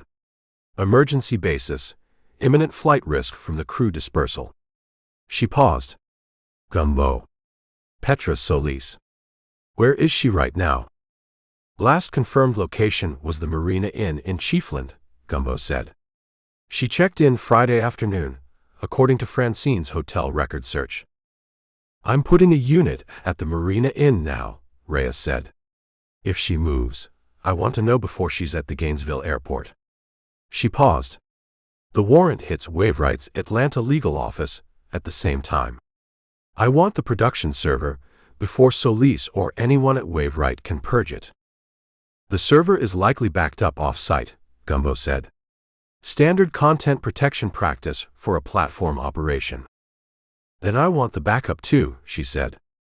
She was already moving in a different direction. He could hear it in the sound. He stood on the commercial dock with the composition book and looked at the water where Pitts had run his channel route at 2:30, where the contender had idled with its running lights off, where someone had gone up a boarding ladder in a dark shirt while Corey Fenn stood on the other side of the vessel looking at the channel with his headset around his neck. Not off the headset. Around the neck. He wrote, headset around neck at 0210, not wearing it, not carrying it, but keeping it accessible. Corey in transition between his official logged exterior access at 0157 and whatever happens next. He paused.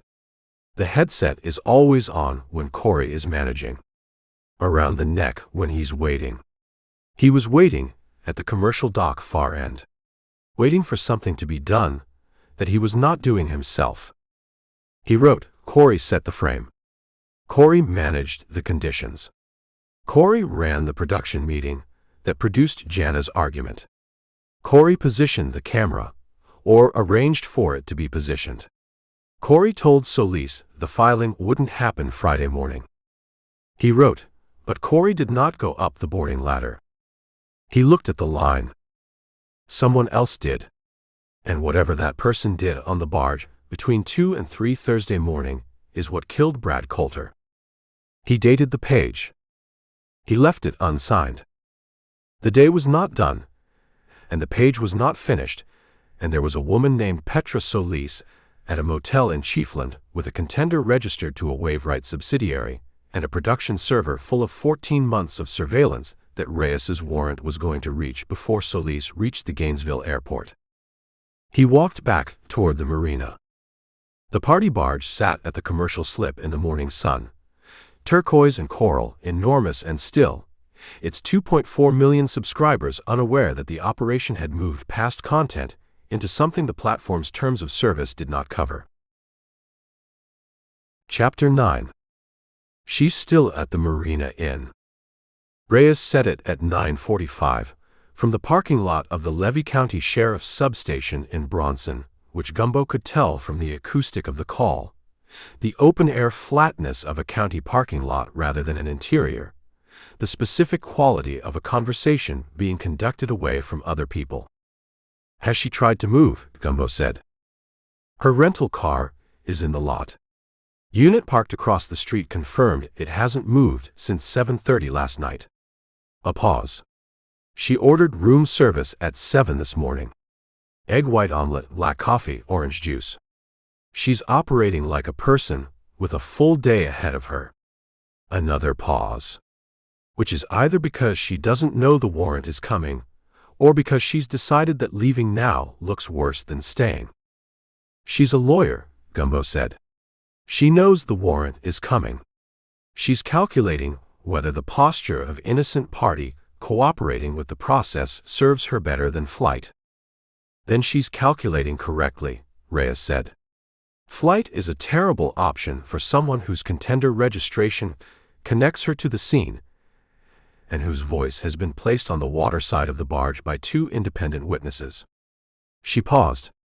The warrant hit Waveright's Atlanta legal office at 9:15. Their general counsel, not Solis the in-house GC, called me at 9:23 and said they were cooperating fully. Cooperating before they knew what the warrant covered, Gumbo said. Cooperating at the speed of an organization that has already identified the liability and is trying to get ahead of it, Reyes said. Waveright's board met this morning at 7 a.m. Atlanta time. I got that from Francine, who got it from a corporate filing notification. A pause. They're separating from Solis. Whatever she did, Waveright is already building the wall between her and the company. She went rogue, Gumbo said. That's the story Waveright is going to tell, Reyes said. Whether it's the true story is a different question. She paused. The production server. The in-house GC said the server is cloud-hosted and they're providing access credentials. FBI technical team is in it now. The boarding ladder sensor, Gumbo said. I'll have the log by this afternoon, she said. The FBI team is pulling the full access record, every door, every ladder, every sensor contact for the past week. A pause. Gumbo. Stutz came to see me this morning. About Jana, he said. About the phone records, she said. Brad's phone location data at 12:53 a.m. when the text to Jana was sent. The phone's GPS places it at the commercial dock at the time of the text. She paused. The ME's updated TOD window, with the water temperature data, runs from 11:30 to 1:15. Brad could have been alive at 12:53, Gumbo said. He could have been, Reyes said. Or his phone was at the commercial dock in someone else's hand. The location data doesn't distinguish. She paused. Stutz is not dismissing the phone question. He's keeping Jana in custody while the additional evidence develops. A pause. He's not happy about it. He had sufficient evidence for the arrest, Gumbo said. He had a complete-looking package, Reyes said. The prints, the camera, the argument. He built a conclusion before he'd looked at everything. A pause. To his credit, when I showed him what you'd found, he didn't defend the conclusion. He updated it. That's what a good detective does, Gumbo said. I know, she said. Stutz is a good detective who worked a case that was dressed to close fast. She paused. Someone dressed it to close fast. Corey, Gumbo said. Corey managed the components, she said. The argument, the camera, the text. But Corey didn't do the thing at the end of the boarding ladder. She paused. The emergency stairwell contact sensors. I have the log. Tell me, he said. Emergency stair B, cabin level, push bar contact at 11:41 p.m. Thursday. She paused. That's 3 minutes before the camera gyroscope records the repositioning. The push bar opens from inside the cabin level to the exterior deck. Someone came down the emergency stair at 11:41 and was on the exterior deck at 11:44 when the camera was moved. Corey's keycard doesn't log exterior access until 1:57, Gumbo said. His keycard, she said. The stairwell sensors are contact only, they don't read the keycard. They log a contact event. We know someone used that stair at 11:41. We don't know from the stair log who it was. She paused. But the cabin-level cabins are accessed by keycard. The only people whose keycards show cabin-level access in the hour before 11:41 are Corey Fenn, who entered his cabin at 10:23, and whose card doesn't show exit until 1:57, and one other person.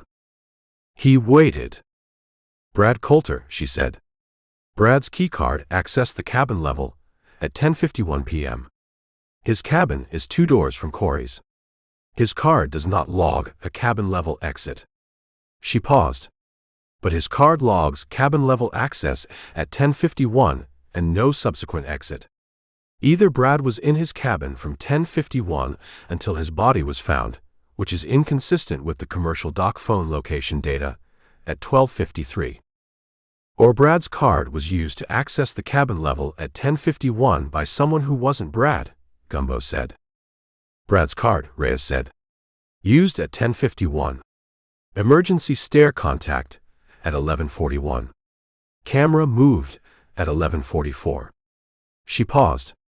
If someone took Brad's keycard, voluntarily or not, at or before 10:51, that person could have used the cabin access to reach the exterior stairwell and moved the camera at 11:44.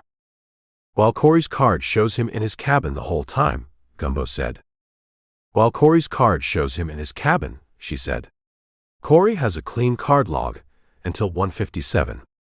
He goes exterior at 1:57. He's on the commercial dock far end at 2:10, headset around neck. He goes back to the gangway before the contender departs. She paused. Everything Corey did has a time-stamped card record that keeps him out of the direct action window. Someone else moved the camera. Someone else went up the boarding ladder. Solis, Gumbo said. If Solis brought the contender, and someone went up the boarding ladder and that person had Brad's keycard, she paused. The production server access log will tell us who went where on that vessel Thursday night. The FBI team will have a full account by this afternoon. The text at 12:53, Gumbo said. Brad's phone at the commercial dock. Corey was on the commercial dock at 2:10. Brad's phone, if it was taken from him, could have been used to send the text at 12:53 from the commercial dock position. By whoever had it, she said. By whoever had Brad's card and Brad's phone, Gumbo said. Which puts the same person at the cabin level at 10:51, at the camera position at 11:44, at the commercial dock at 12:53 to send the text, and at the boarding ladder at the channel side at some point between 2 and 3. One person managing the full sequence, Reyes said. One person with specific knowledge of the Barges systems, Gumbo said. The camera's position.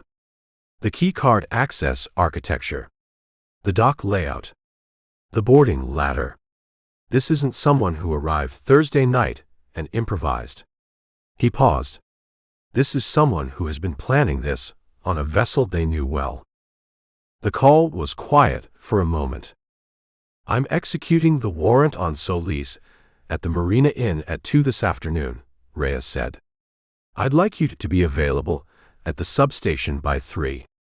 I'll want to go through everything you have in the composition book with Stutz present. I'll be there, he said. And Gumbo. A pause. Corey Fenn left Cedar Key this morning at 7:20. He stopped walking. He checked out of his hotel in Chiefland at 6:50, she said.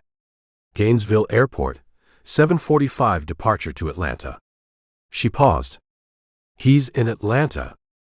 Can you reach him? Gumbo said. I have an Atlanta PD contact making a courtesy call to his residence, she said. He's not charged.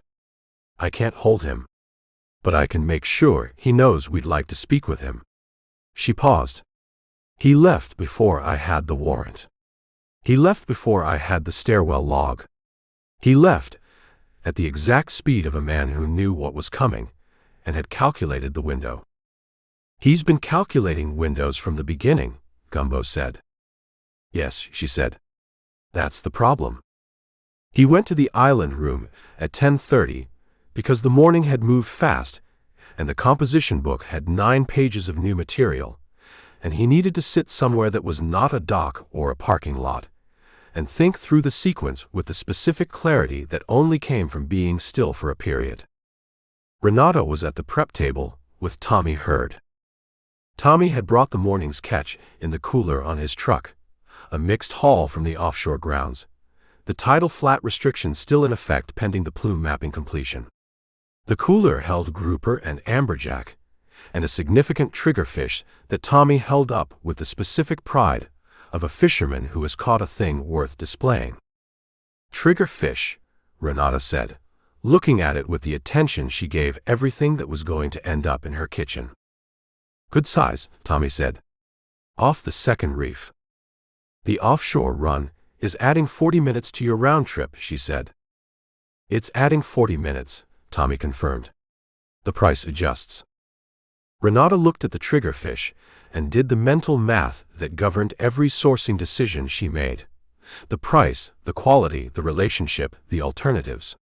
She told Tommy what she'd pay, and Tommy accepted it, and they conducted the rest of the transaction with the efficiency of people who had done business honestly together for long enough that the negotiation was the easy part. Gumbo sat on the stool at the pass-through. Marco put coffee in front of him without being asked. When Tommy had gone, and Renata had the cooler contents in the walk-in, she came to the prep table with the clipboard and looked at Gumbo. You have the look, she said. What look? He said. The look where you've been on the dock since before 6, and you've written 12 pages and the sequence is clear, but the last piece isn't confirmed yet. She opened the clipboard. Corey Fenn. In Atlanta, Gumbo said. The headset man, she said. I thought it might be him. She pulled an invoice from the clipboard. He came here Thursday evening for the dinner stream. He stood on the sidewalk, outside with a camera operator, for an hour. I didn't let the camera inside, but I watched him through the window while he was out there. She paused. He wasn't filming the restaurant. He was looking at the dock. The dock, Gumbo said. The commercial dock is visible from the sidewalk on this side of 2nd Street. It's a partial view past the seawall, but the party barge's stern lights were on and you could see the commercial dock access from where he was standing. She looked at the invoice. He stood there for an hour, and he looked at the dock 4 times for every time he looked at the restaurant window. What time was this? Gumbo said. 8 to 9 Thursday night, she said. The dinner stream was supposed to run 8 to 10. He gave up after an hour. She paused. He was watching the dock. At 8 o'clock Thursday night. 8 hours before the body was found, Gumbo said. 8 hours before, she said. And the expression he had when he looked at the dock, she set the invoice down. I've seen that expression on people. It's the expression of someone who knows something is going to happen and is managing the time until it happens. You recognized it, he said. I've been running a restaurant for 12 years, she said. I've seen every variation of a person managing the gap between a decision and its execution. She looked at the clipboard. He wasn't excited. He wasn't guilty. He was patient. The patience of someone who has done their part and is waiting for the next part to complete. Gumbo wrote in the composition book, Corey on 2nd Street sidewalk, 2000 to 2100 Thursday. Watching the commercial dock from a visible position. Not filming the restaurant. Using the restaurant setup as a reason to be standing on that sidewalk. The party barge stern lights gave him a partial view of the commercial dock access. He paused. Watching for what? He paused. Watching to confirm the sequence was executing. The camera was moved at 2344. The contender arrived sometime before Trixie came aboard at 0200. Corey was watching the dock at 2000, 2 hours before the camera move. Renata, he said. Yes. The sidewalk cameras. The island room has an exterior camera. She looked at the door. Over the entrance. For the insurance requirement. She paused. It covers the door and the sidewalk to the curb. Is the dock visible in the frame? She thought about it. The edge of it, she said.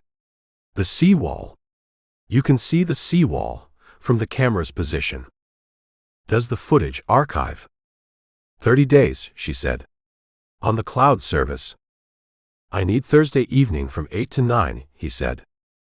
She went to the office behind the kitchen and came back with a tablet and the login credentials on a piece of paper and she handed both to him, and went back to the prep table with the clipboard, as if she'd handed him a salt shaker rather than the thing he needed. He logged in. He found Thursday evening's footage. 8 o'clock. Corey Fenn was visible at the left edge of the frame, the sidewalk position Renata had described, the partial view to the seawall. He was there for 53 minutes. He looked at the dock 11 times during that 53 minutes, each look lasting between 4 and 12 seconds. At 8:54, he pulled out his phone and made a call. He spoke for approximately 90 seconds. He put the phone away. He looked at the dock once more for 12 seconds and then walked away south toward the marina. Gumbo photographed the footage with his phone, frame by frame, each dock look, the phone call, the departure. The phone call at 8:54. He sent the timestamp to Reyes with a note. Corey Fenn made a call from 2nd Street sidewalk at 20:54 Thursday. Island room exterior camera captured it. Need the carrier record for that call. Her response came in 4 minutes on it. At 11:45, Francine called. Petra Solis, she said, did not come to Florida from Atlanta. Where did she come from? Gumbo said. She flew from Atlanta to Miami on Tuesday, 2 days before Brad died. She's been in Florida since Tuesday. A pause. Her hotel record in Chiefland shows a Thursday check-in at 11:30 p.m. She drove from Miami, rental car, her name, standard reservation. She paused. But she left Miami Tuesday evening, and there's a gap in her location record between Tuesday night and the Chiefland check-in Thursday. 48 hours unaccounted for, Gumbo said. 48 hours in Florida between Miami and Chiefland, Francine said. With a wave-right-connected contender registered to a Fort Lauderdale charter operation. She paused. The contender was rented Monday, 3 days before Brad died. She rented the contender Monday, Gumbo said. Monday, Francine said. She rented the boat 4 days before Brad died. She was in Florida 3 days before the official wave-right narrative has her arriving. She paused. This was not a spontaneous response to a crisis. This was a planned operation with a specific timeline. He wrote, Solis in Florida from Tuesday. Contender rented Monday. Brad died Friday morning. The operation was running for 4 days before Brad died. He paused. The 48-hour gap in Solis's location record. Where was she? He paused. Running the contender. Positioning. The wave-right board meeting this morning, Gumbo said. They're separating from Solis. Is the separation genuine or performed? The board chair's statement to the SEC, they filed an 8K this morning about a material personnel change, says Solis's actions were undertaken without board knowledge or authorization. She paused. The 8K was filed at 8:12 a.m. The board meeting was at 7 a.m. They moved in 72 minutes from meeting to public filing. She paused. Either they had the 8K pre-drafted, or they moved at a speed that suggests the separation was anticipated. Pre-drafted, Gumbo said. Pre-drafted, Francine agreed. The 8K was drafted before the board met. Which means wave-right knew this morning was coming before this morning arrived. She paused. Which means wave-right knew what Solis had done before Solis did it. She paused. And filed the separation paperwork to create a documented timestamp separating the company from her actions.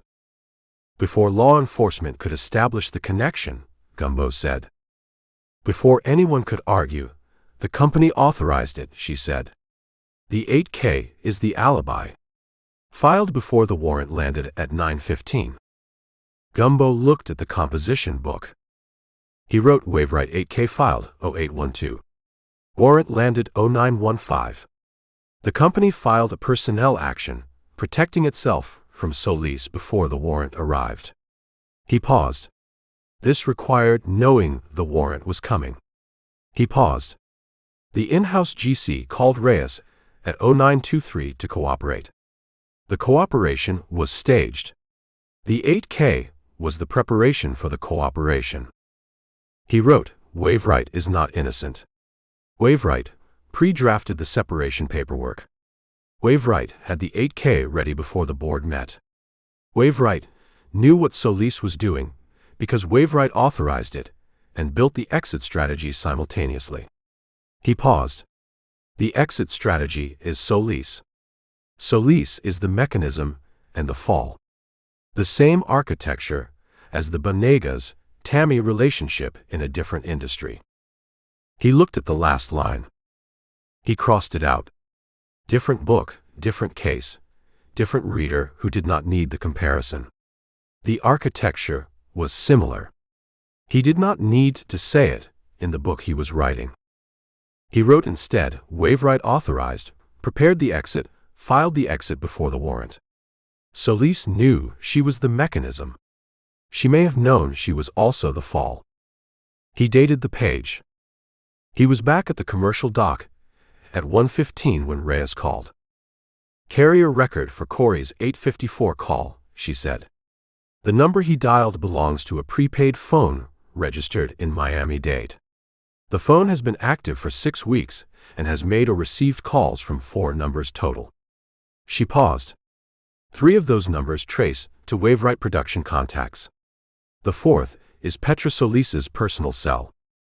Corey called Solis directly from the sidewalk at 8:54, Gumbo said.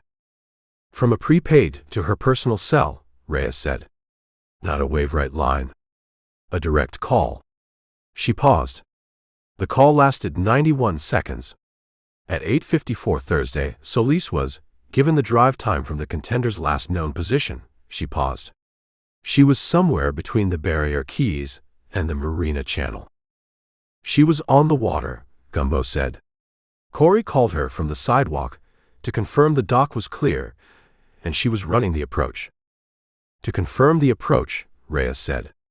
Yes. She paused. The production server access log came in 20 minutes ago. The FBI team pulled the boarding ladder sensor record. She paused. Thursday night, 2:23 a.m., boarding ladder contact. Someone came up the ladder from the water side. Who? Gumbo said. The ladder sensor is contact only, same as the stairs, she said. No card read. But, and this is the piece, the boarding ladder contact triggered the interior motion sensor in the main deck passageway at 2:24. The interior sensor is part of the production system's content security network. It doesn't just log motion. It logs motion with an associated camera frame. She paused. The passageway camera caught an image at 2:24. You have an image, Gumbo said. I have an image, she said. Clear enough. The passageway lighting is low, but the camera is broadcast quality. It was installed for content security, which requires actual resolution. She paused. Gumbo. The person who came up the boarding ladder at 2:23 Thursday morning is not Corey Fenn. A pause. It's not anyone from the party barge crew. He waited. The person in the passageway camera frame at 2:24 a.m. Thursday morning is Petra Solis, Reyes said. He looked at the commercial dock. She went up the boarding ladder herself, he said. She went up the ladder herself, Reyes said. Leaving someone in the contender, a driver, an additional person we haven't identified yet. She paused. Solis was on the barge between 2:23 and whatever time she came back down. The contender departed south at approximately 2:30, which Pitts confirmed. That's a 7-minute window. 7 minutes is enough, Gumbo said. 7 minutes is more than enough for someone who knew the boat's layout, knew where Brad was, and came prepared. She paused. I'm executing the warrant at the Marina Inn in 30 minutes. Gumbo stood at the commercial dock with the composition book and looked at the party barge in its slip and thought about a woman who had rented a contender on Monday, flown to Florida on Tuesday, spent 48 hours positioning and preparing, come up a boarding ladder in the dark at 2:23 Thursday morning, and been at a motel in Chiefland, ordering an egg white omelette at 7 Friday morning with a posture of innocent cooperation already in place. He wrote, Petra Solis up the boarding ladder at 0223. 7 minutes aboard. Contender departs at 0230. Solis in Chiefland by 11:30 Thursday night. 4+ hours to run the Contender south, transfer to the rental car, drive north. He paused.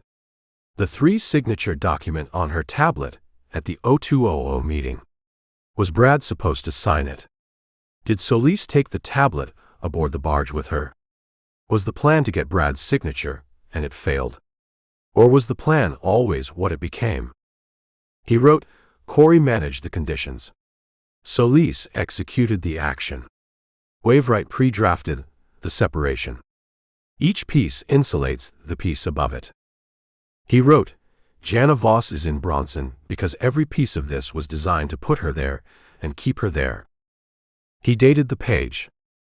He did not sign it yet, because at 1:45, Reyes would be at the Marina Inn, executing a warrant on a Waveright general counsel who had planned a murder on a Monday, arrived on Tuesday, and spent Thursday night in a Contender on the inside channel of the Cedar Key Marina running dark without lights, and the page would need more before it was finished.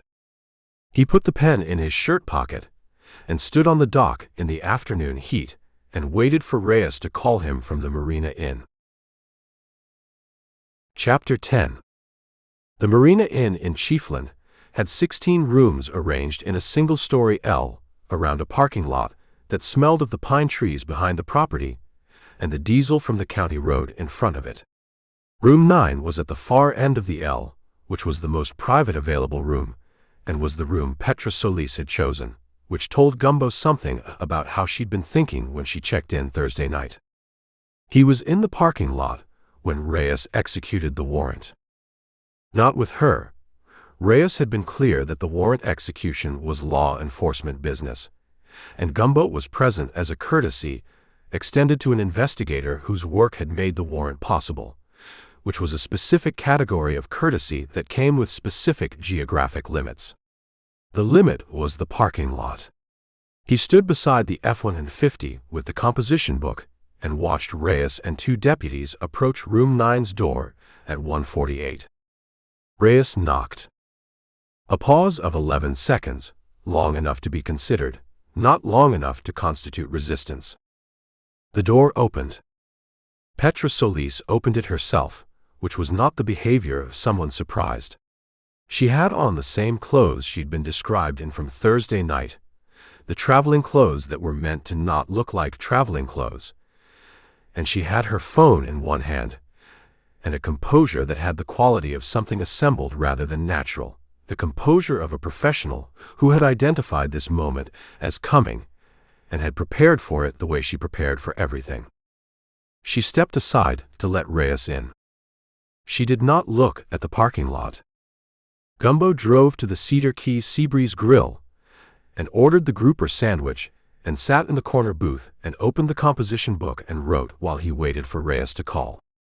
The wait was 43 minutes. When the call came, he was on his second cup of coffee, and the sandwich was done, and the composition book had 4 new pages covering the full sequence from Monday through Thursday night, laid out in the linear account that clarified things the individual pieces hadn't. She's cooperating, Reyes said. Define cooperating, he said. She's talking, Reyes said. She has a Tampa attorney on the phone. She called him before she opened the door, which is why there was an 11-second pause. He's advising cooperation. She's providing a statement with counsel on the line. A pause. The statement is calibrated. Calibrated how? He said. She's confirming the factual record where the evidence already confirms it, Reyes said. She was on the barge Thursday night. She came up the boarding ladder. She was aboard for approximately 7 minutes. She's confirming the surveillance record. A pause. What she's not confirming is authorization. She's presenting herself as an individual who made a judgment call outside the scope of her authority. Wainwright's 8K story, Gumbo said. Exactly, Wainwright's 8K story, Reyes said. She filed the 8K. She's now delivering the 8K narrative in her statement. A pause. The problem is the contender timeline. She can't account for the 48 hours between Tuesday night and the Chiefland check-in without conceding she was operating in Florida days before the official narrative places her here. She's describing that period as personal time. She says she was in the Keys on her own, not in any official Wainwright capacity. In a Wainwright-connected boat, Gumbo said. The charter connection is what her attorney is addressing now, Reyes said. He's arguing that the registered agent shared with a Wainwright subsidiary is a coincidence of the same business services firm being used by multiple entities in the same industry. A pause. It's not a credible argument, but it's the argument. What does she say about Brad? Gumbo said. A pause longer than the others. She says she went aboard to deliver a settlement offer, Reyes said. She says she had a document, a 3-signature agreement, which Trixie observed on the tablet, that represented a negotiated resolution of the library rights dispute and the coastline matter. She says she went aboard to present it to Brad, privately, outside the contentious atmosphere of the contract dispute, to give him the opportunity to resolve the situation without litigation. And Brad, Gumbo said. Brad was not in his cabin when she arrived, she said. She says she found his cabin empty, waited 7 minutes, and left without making contact. She's saying she didn't find Brad, Gumbo said. She's saying she went to deliver a settlement document, found the subject unavailable, and departed. A pause. She's not placing herself at any location where Brad's body was found. She's not accounting for how Brad ended up in the water. She paused. She's also not explaining why Brad's keycard accessed the cabin level at 10:51 when Brad should have been in his cabin, or what happened to Brad's card and phone. She doesn't mention the card, Gumbo said. She doesn't mention the card, Reyes confirmed. Her statement accounts for her presence on the barge and her departure. It doesn't account for the gap between her departure and Brad's death, and it doesn't account for the mechanism. The mechanism, Gumbo said. Has the ME produced a cause of death? Blunt trauma to the posterior skull, Reyes said. Consistent with impact with a fixed object, specifically with the dock cleat hardware at the commercial slip's port stern position. The impact angle and force suggest Brad's head was brought into contact with the cleat, rather than the cleat being used as a weapon. She paused. Impact consistent with a controlled fall or a directed fall against the cleat. He was pushed into it, Gumbo said. He was positioned and directed into contact with it, Reyes said.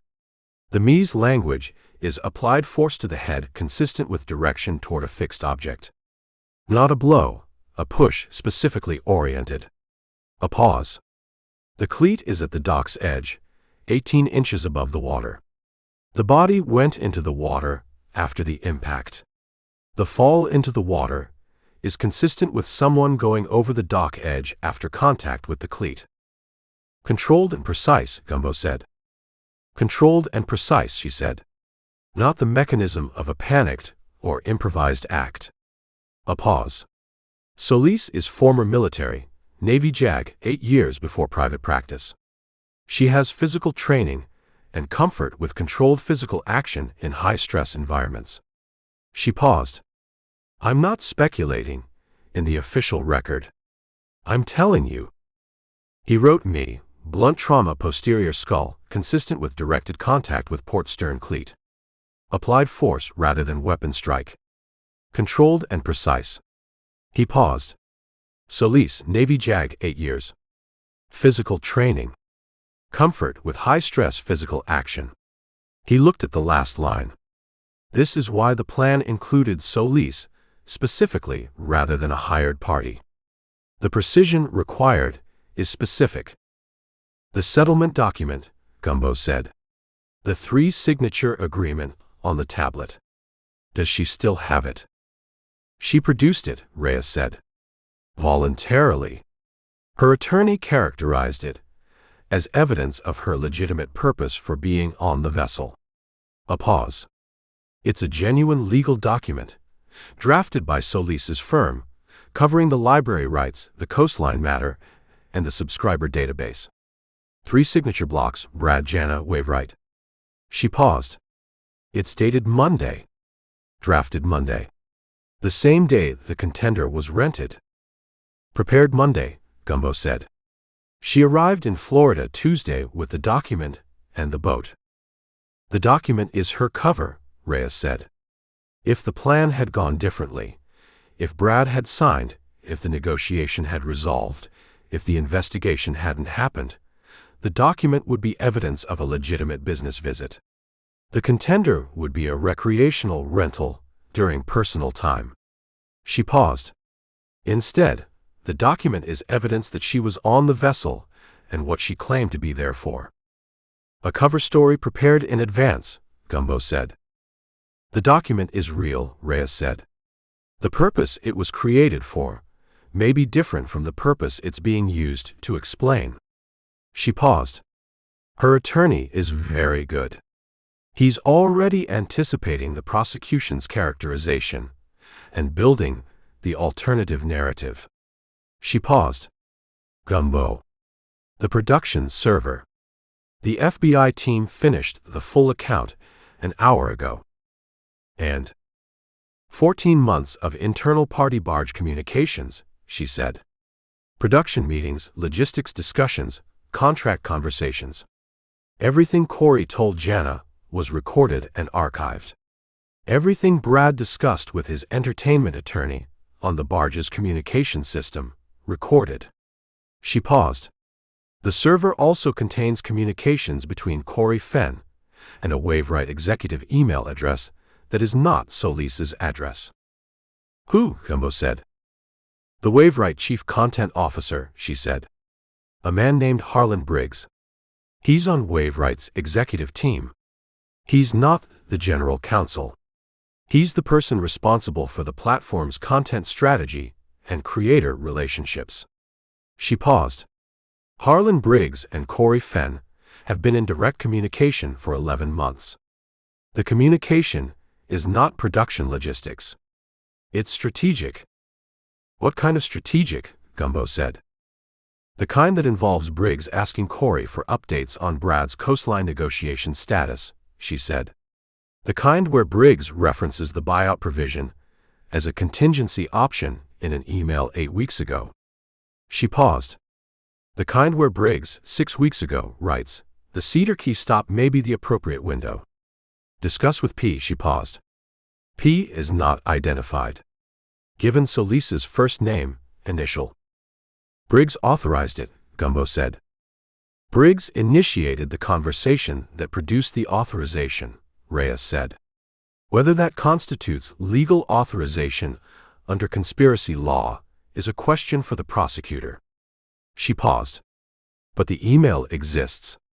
The Cedar Key stop may be the appropriate window. Discuss with P. 6 weeks before Cedar Key. Gumbo wrote, Harlan Briggs, Waivewright CCO. 11 months of Corey communication.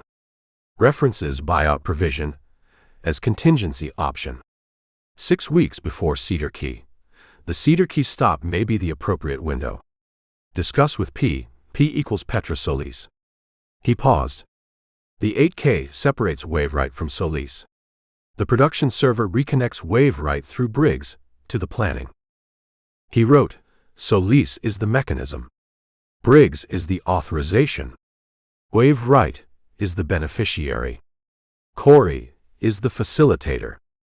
He looked at the 4 names. Briggs, he said. Where is he? Atlanta, Reyes said. Waivewright's offices. He's been at work this morning. His key card shows entry at 7:15 a.m. A pause. He's been at his desk while the 8K was being filed, while the warrant was executed, while Solis was in her room at the Marina Inn doing the calculation about cooperation. She paused. He's been at his desk because his name isn't in the 8K. The 8K separates Waivewright from Solis. Briggs's name is nowhere in the public record. Until the production server, Gumbo said. Until the production server, she said. Which Waveright cooperated in providing, because their in-house GC was cooperating before he knew what was in it. She paused. The cooperation that was supposed to protect Waveright has produced the evidence against Waveright's CCO. They handed it over, Gumbo said. They handed it over, Reyes said, because they handed it over before they read it. A pause. Briggs will have an attorney by end of day. The FBI is coordinating with Atlanta PD for a courtesy contact. She paused. Gumbo. I need you at the substation in Bronson at 4, with everything in the composition book. The full account. Stutz needs to see it, and I need it formalized before we go to the DA. 4 o'clock, he said. And bring the physical book, she said. Not copies. The original. He looked at the composition book in his hands. The Meade composition book, black cover, his block print entries on every page, dated and signed at the bottom of each completed section. The case log from the first Tuesday morning when the party barge docked to this afternoon in the Seabreeze grill booth with the grouper sandwich plate pushed aside. He had never brought the original to anything before. He had always kept the original and provided copies. The original, he said. The original, Reyes said. The DA's office wants to see the investigative log in sequence. Your entries are time-stamped by your signature dates. They're the closest thing we have to a contemporaneous account that preceded the official investigation. She paused. Your composition book is the first record. Everything else follows from it. He looked at the book. I'll make copies first, he said. Make copies, she said. Bring both. She ended the call. He drove to the Chiefland Library. Not the Cedar Key branch, the main Chiefland branch, which had a copy machine, and a librarian named Grace, who had been running the branch since before the Internet, and managed both the pre- and post-Internet eras with the same patient institutional competence. He fed the composition book's pages through the machine, one at a time, watching each one emerge in the tray with the specific focus of a man handling something he had kept correctly, and intended to keep correctly regardless of what happened to it next. 41 pages. He drove to Bronson with the original composition book on the passenger seat, and the copies in a folder beside it, and the F-150 starting on the second try in the library parking lot, because the F-150 started on the second try as a matter of constitutional principle. The road ran through the Levy County interior, flat and pine, and the scrub pressing close on both sides, the afternoon light long and specific, the kind of light that happened in the interior of Florida when the afternoon clouds to the south were building but hadn't reached the inland area yet. So the sun came through the gap between the tree line and the clouds at an angle that made the scrub go a particular shade of green that didn't have a precise name, but that Gumbo had been seeing for 14 months and had stopped trying to name and had started just noting as itself. He thought about Brad Coulter ordering Bud Light at Gary's bar and leaving 40% tip and being exactly himself without the camera on. He thought about Jana Voss sitting in the parking lot of the Levy County Detention Facility on her first morning free of it, which hadn't happened yet. He thought about 3 words in a specific register at the bottom of a gangway on a Friday morning. Find out who. He drove. At the substation in Bronson, Stutz met him at the door. Not Reyes, Stutz, which meant Reyes was still managing pieces of the execution from elsewhere, and had asked Stutz to take the handoff. Stutz looked at the composition book in Gumbo's hand, and the folder of copies under his arm, and said, I owe you an apology. Gumbo looked at him. The arrest was supported by the evidence as I had it, Stutz said. The evidence was constructed. I didn't look at what was constructed about it. He held Gumbo's look without moving his eyes. The camera angle. The text timing. I should have looked at both before I moved. You moved at the speed of an investigation that was designed to run fast, Gumbo said. I moved at the speed of an investigation that was designed to run fast, Stutz said. And I ran it at that speed. He paused. That's on me. Jana is in Bronson, Gumbo said. She can come out of Bronson. She's coming out of Bronson today, Stutz said. The charges are being withdrawn this afternoon. Reyes is managing the paperwork. He paused. She'll be out by 6. Gumbo looked at the substation door. Then let's go in, he said, and build the case that keeps the right people in instead. Stutz held the door open. Gumbo walked through it with the composition book under his arm. The original, 41 pages dated and signed, the record of a Tuesday morning when a 142-foot turquoise and coral vessel docked at the Cedar Key City Marina and changed what the marina held for the duration and what followed from that. The door closed behind him. Chapter 11. Jana Voss walked out of the Levy County Detention Facility in Bronson at 5:58 p.m. on a Saturday. Not 6 o'clock. 5:58, because the processing had moved at the speed of a corrections system that understood the charges were being withdrawn and had no institutional reason to slow the exit. She came through the facility's side door. Not the main entrance, the side door that the officers used and that Reyes had arranged as a courtesy, which meant Jana didn't walk past the parking lot's public view on her way out. Her attorney was waiting at the side door with a car. Gumbo was at the far end of the lot in the F-150. Jana saw the truck before she saw the attorney, or she saw both at the same moment and chose which direction to walk first. She came to the truck. She had on the same clothes she'd worn when Stutz arrested her on Friday, because those were the clothes she had, and she had the spiral notebook in her hand, because it had been returned with her personal effects, and she'd taken it back with the reflex of someone reclaiming something that was hers. She stopped at the passenger window. The invoice, she said. Later, Gumbo said. She looked at him. The 2-second assessment complete and filed. The same read she'd run on everything since Tuesday morning. Then she turned and walked to her attorney's car. Gumbo watched the car pull out of the lot and turn south toward Cedar Key and sat in the F-150 for a moment, with the afternoon sitting on the Bronson parking lot and the pine trees behind the facility casting long shadows across the asphalt, and the composition book on the seat beside him with its 41 pages of what a Tuesday through Saturday in Cedar Key had contained. He'd visited Jana at noon, before the substation session with Stutz. The visit had been 12 minutes, in the facility's interview room with a corrections officer outside the door, and Jana's attorney on a phone call in the corridor, and Gumbo across the table from Jana with the composition book closed. He'd told her what he had. Not all of it. The investigation was Reyes's and Stutz's, and the production server contents were federal evidence, and Jana's attorney needed to be present for the formal account. But the structure of it, the architecture. Solis on the barge. Corey's role. The production server. Briggs at Waveright. Jana had listened without expression, which was not the absence of expression, but the presence of a controlled one. A face that was taking in information and processing it at a level below visible surface. When he finished, she looked at the table. The production server, she said. 14 months, he said. She looked at the table. I knew the production system recorded in the operational areas, she said.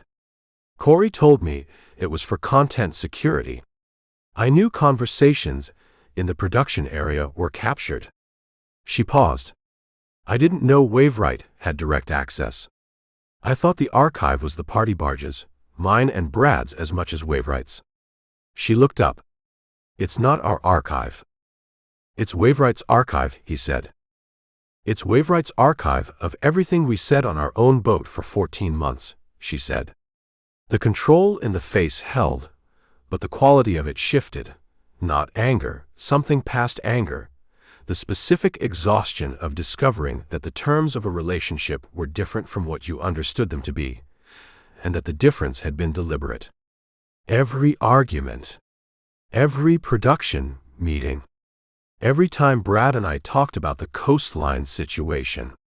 She paused. They knew everything before Corey told them anything. Corey told them anyway, because Corey wanted the equity position. Corey told them anyway, Gumbo said. Corey has been building toward the post-Brad operation for, she stopped. How long has Corey been in contact with Briggs? 11 months, Gumbo said. She looked at the table. 11 months was a number with specific content. 11 months of production meetings she'd been in. 11 months of content decisions she'd made alongside Corey. 11 months of a working relationship she understood differently now. Brad's entertainment attorney, she said. The one who approved the LLC amendments, including the buyout provision. I'm looking at the attorney, he said. Look hard, she said. Brad trusted that attorney specifically because I introduced them. The attorney came from my network, from my entertainment industry contacts. She looked at the table. If that attorney was also connected to Wave Right. I'm looking, he said. She was quiet for a moment. The corrections officer outside the door shifted, and the door handle moved slightly and was still. My mother's company, she said. He waited. Coastal Capital Partners, she said. She holds the note on the boat. She looked at the table. I knew about the mortgage. I've known since before the launch. She was the only investor who believed in it early enough to put real money in. She paused. I also knew that if the coastline dispute ran through 18 months of arbitration, the operation's revenue would drop and the mortgage collateral would deteriorate. She looked at him. I argued with Brad about the filing at the bar because I was terrified of what 18 months of legal disruption would do to my mother's loan collateral. She paused. Not because I wanted to kill him, because I was terrified of what the financial disruption would do. I know, Gumbo said. The argument was real, she said. The motive they arrested me for was real. I did want Brad to delay the filing. She looked at the notebook in her hand. Corey knew that. He was in the production meeting where Brad told me about the term sheet. He watched me react. He knew exactly how loud I'd argue at the bar that night. She paused. He told Brad about the term sheet in that meeting. Gumbo looked at her. Brad didn't tell me, she said. Corey did. In front of Brad. Corey called the meeting to discuss the coastline matter and revealed the term sheet in the meeting, ostensibly as a production planning discussion, because a signed term sheet changed the content schedule. She paused. Corey controlled the information and controlled the timing of its disclosure. He chose to tell me in a setting where Brad was present, and Brad would have to confirm it. He engineered the Wednesday afternoon confrontation, Gumbo said. He put me in a room with the information and with Brad, and watched me react, she said. And then, that evening at the Pelican's Perch, I reacted at the volume Brad always argued at, and 2 tables heard every word. She looked at him. Corey was there. Corey was at the Pelican's Perch Wednesday night, Gumbo said. At the bar, she said. Not at our table. At the far end of the bar. I saw him when we came in. She paused. I didn't think about it at the time because Corey's always around. He's the executive producer. He's in every room. She paused. He was in that room to confirm the argument happened at the volume he needed it to happen. Gumbo wrote in the composition book. Corey ran the 1500 meeting and disclosed the term sheet to produce Jana's reaction. Corey was at the bar Wednesday night to confirm the argument happened correctly. He was managing the conditions throughout. He paused. A production instinct applied to murder. Jana watched him write. She had the expression she'd had from the finger pier on Tuesday morning, the assessment complete and filed. But Tuesday morning, the assessment had been of a man on a boat with a composition book. Now, it was of a man writing the account of what had been done to her and her platform partner, and their operation by the people they'd trusted to run it alongside them. "Brad," she said. He stopped writing. "He trusted Corey," she said. "More than I did.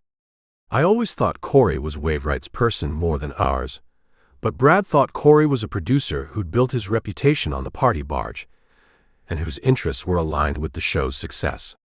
She paused. Brad was right in a way. Corey's interests were aligned with the show's success, just not with Brad's continued presence in it. She paused. He liked Brad. I think he genuinely liked Brad. That doesn't change what he did. She looked at the notebook. Brad told Corey about the filing because Brad liked him and trusted him and had a drink with him Tuesday evening on the boat, and told him because that's how Brad operated, openly, without filter, at the volume of 40,000 viewers even when no one was watching. Brad told Corey about the filing Tuesday evening, Gumbo said. "The night we arrived in Cedar Key," she said. "Before the bikini contest. Before any of the Cedar Key content." She looked at the table. "And Corey called Briggs. And Briggs told Solis. And Solis rented the Contender on Monday." She paused. "Monday. Before we arrived." "The Contender was rented before the party barge docked," Gumbo said. "The Cedar Key stop was planned as the window 6 weeks earlier, per Briggs's email." 6 weeks before Cedar Key, Jana said. Corey knew 6 weeks out that the coastline matter was reaching a resolution. He was reporting to Briggs 6 weeks out that the filing was coming. She looked at the table. 6 weeks ago, I was in the Bahamas on a content run. Brad was negotiating with Coastline from the boat. I thought everything was normal." She paused. Everything was normal, and everything was already in motion. The corrections officer outside the door shifted again. "Your attorney needs to come in," Gumbo said. "What you just told me needs to be in your formal statement." She looked at the notebook. "All of it?" "All of it," he said. The production meeting, Corey disclosing the term sheet, Corey at the bar, Brad telling Corey about the filing Tuesday evening. "Your attorney puts it in your statement today, and Reyes has it for the DA's case." She looked at him. "And the invoice," she said. "When do I get the invoice?" "When the case is closed," he said. "When is that?" "Soon," he said.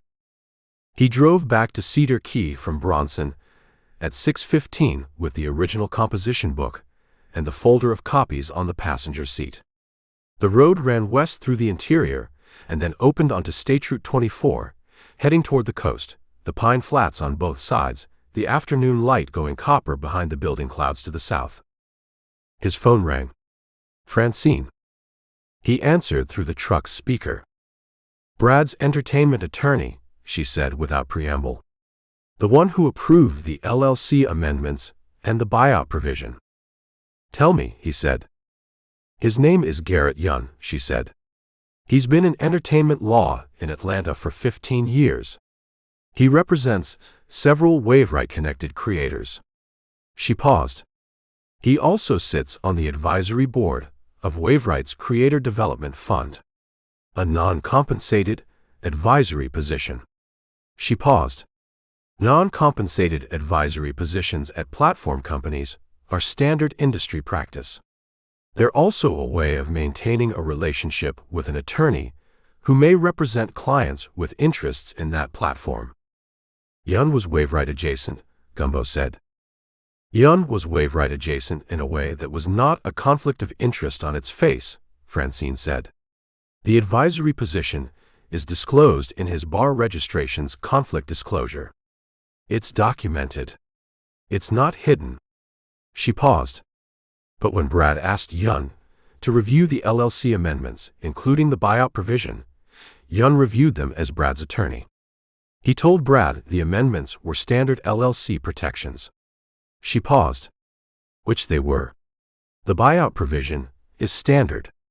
What isn't standard is the valuation formula applied at 2.4 million subscribers, which Young could have flagged as creating an incentive structure that made Brad's death financially beneficial to his partners.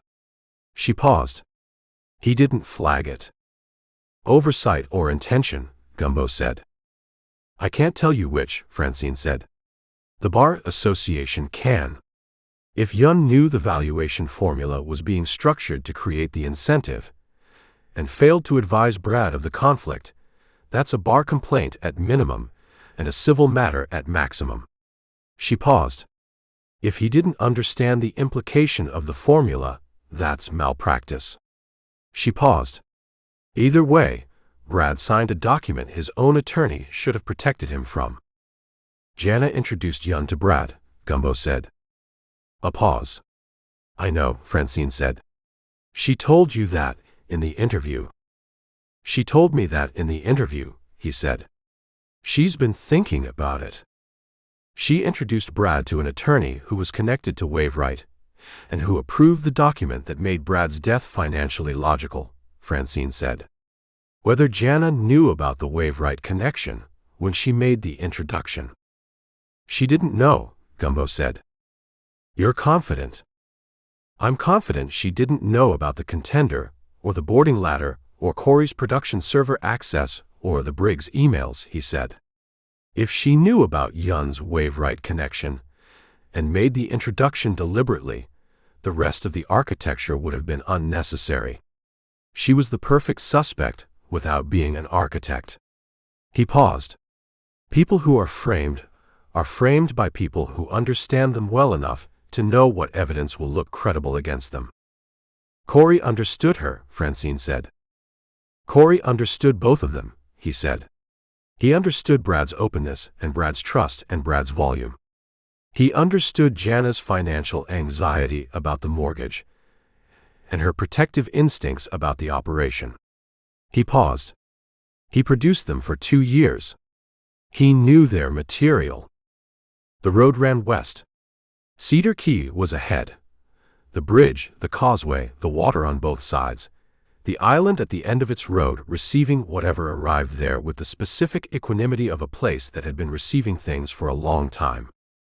The coastline deal, Gumbo said. If Brad had filed Thursday morning as planned.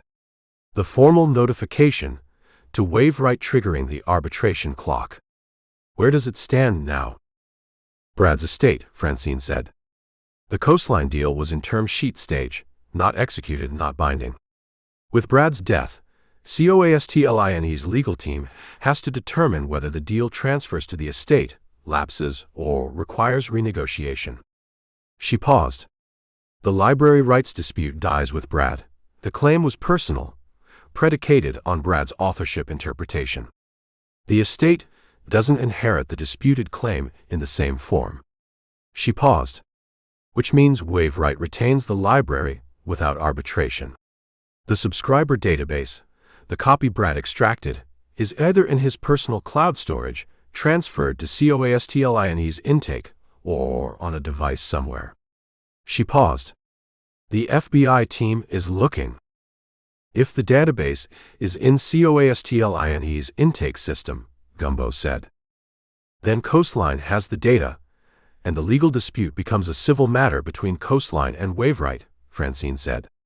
Which is a dispute Waveright can afford to conduct without the existential pressure of Brad taking his audience simultaneously. She paused. Waveright's position is substantially improved by Brad's death, even if the database issue isn't fully resolved. The $9 million swing, Gumbo said. The $9 million swing is the minimum, Francine said. The library retained, the arbitration avoided, the coastline threat reduced to a civil database dispute. The actual financial benefit to Waveright is larger than the buyout formula produces. The buyout formula is what they pay out. The preservation of the library and the platform position is what they gain. She paused. Gumbo. The Briggs email. The Cedar Key stop, may be the appropriate window. Discuss with P. Yes, he said. That email was sent from Briggs's Waveright corporate email account to Corey's Waveright connected account, she said.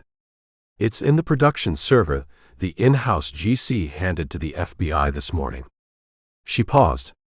The GC cooperated before he knew what was in the server. Now he knows what's in the server. He can't uncooperate, Gumbo said. He cannot, Francine said. The evidence is in federal hands. The GC's decision to cooperate, before reading what he was cooperating on, has produced the document that connects Waveright's CCO to the planning. She paused. Waveright's board is going to have a very specific conversation about the GC's judgment by Monday morning. The GC cooperated himself into the evidence, Gumbo said. The GC cooperated because the cooperation posture was the prepared response, Francine said. The 8K separates Waveright from Solis.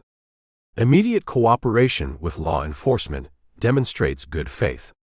They had the playbook ready. She paused. The playbook didn't account for the production server containing Briggs's email, because the playbook was written before Briggs wrote the email. Briggs wrote the email 11 months ago, Gumbo said. 11 months ago, the playbook was the platform's standard content creator dispute resolution protocol, she said. Briggs added a chapter that the GC didn't know existed. She paused. The 8K protects Waveright from Solis. It doesn't protect Briggs. And Briggs's email implicates Waveright structurally regardless of the 8K, she paused. Waveright's attorneys are earning their fees this weekend. Good, Gumbo said. He crossed the bridge onto Cedar Key, the water on both sides in the late copper light, the island receiving him the way it received everything, without drama at its own pace, the population of 700 going about its Saturday evening with the specific Cedar Key relationship to the time of day that treated 6 p.m. as the appropriate hour to be wherever you decided to be and to stay there. He parked at the marina and sat in the truck for a moment. The party barge was still at the commercial slip. It would be there for another week at minimum. The vessel was part of the investigation's physical evidence scope, and the FBI had placed a hold on its departure. Deanne had received the hold documentation that morning with the expression she reserved for paperwork that created administrative complications she could manage and disapproved of simultaneously, and had filed it in the folder marked Vessels, visiting behind the original docking notice. He walked to the marina office.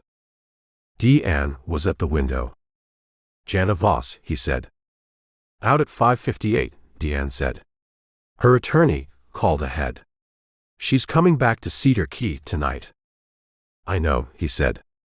She'll need a place to stay, Deanne said. The party barge is held, and she can't go aboard. She looked at the composition book under his arm.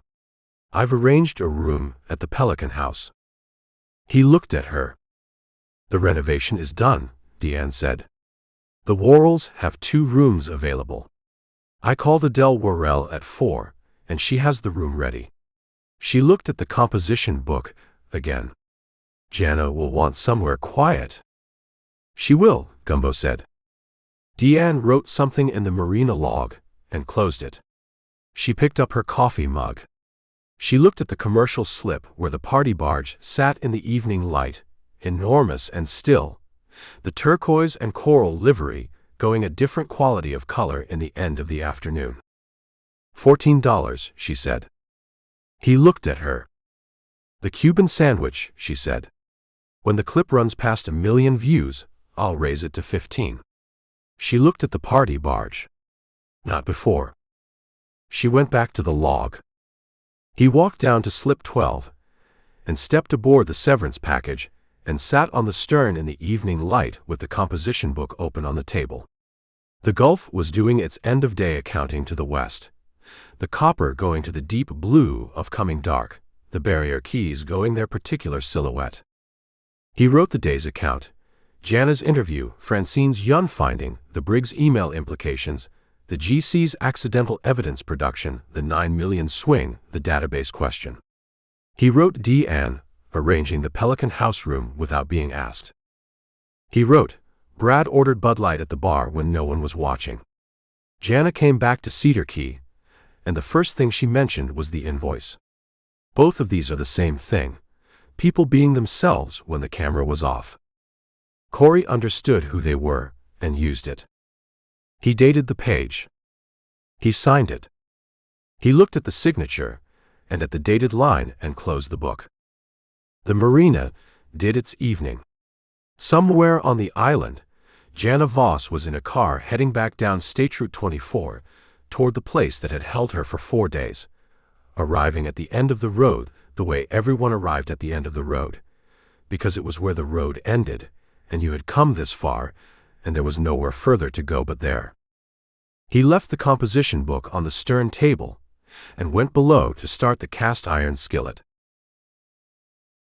Chapter 12. She's at the Pelican House, Gary Timms said. He said it at 7 Sunday morning from the back door of the Pelican's perch, where Gumbo had knocked because the back door arrangement was still in effect and would apparently remain in effect, regardless of whether there were shrimpers present, which there were not. Gary had the coffee made, and the bar in its pre-service configuration, and the expression of a man who had been up since 5:30, managing the aftermath of a week that had exceeded his operational parameters on every metric he tracked. I know, Gumbo said. Deanne arranged the room.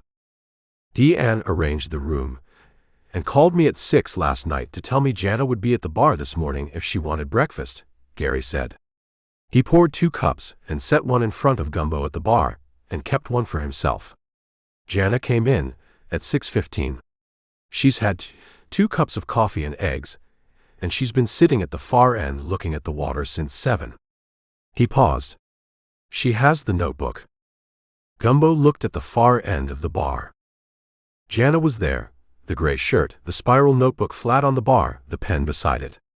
She was looking at the jalousie windows and the gulf beyond them, the Sunday morning light coming through flat and clean, the water going from the pre-dawn gray to the first pale blue of the day.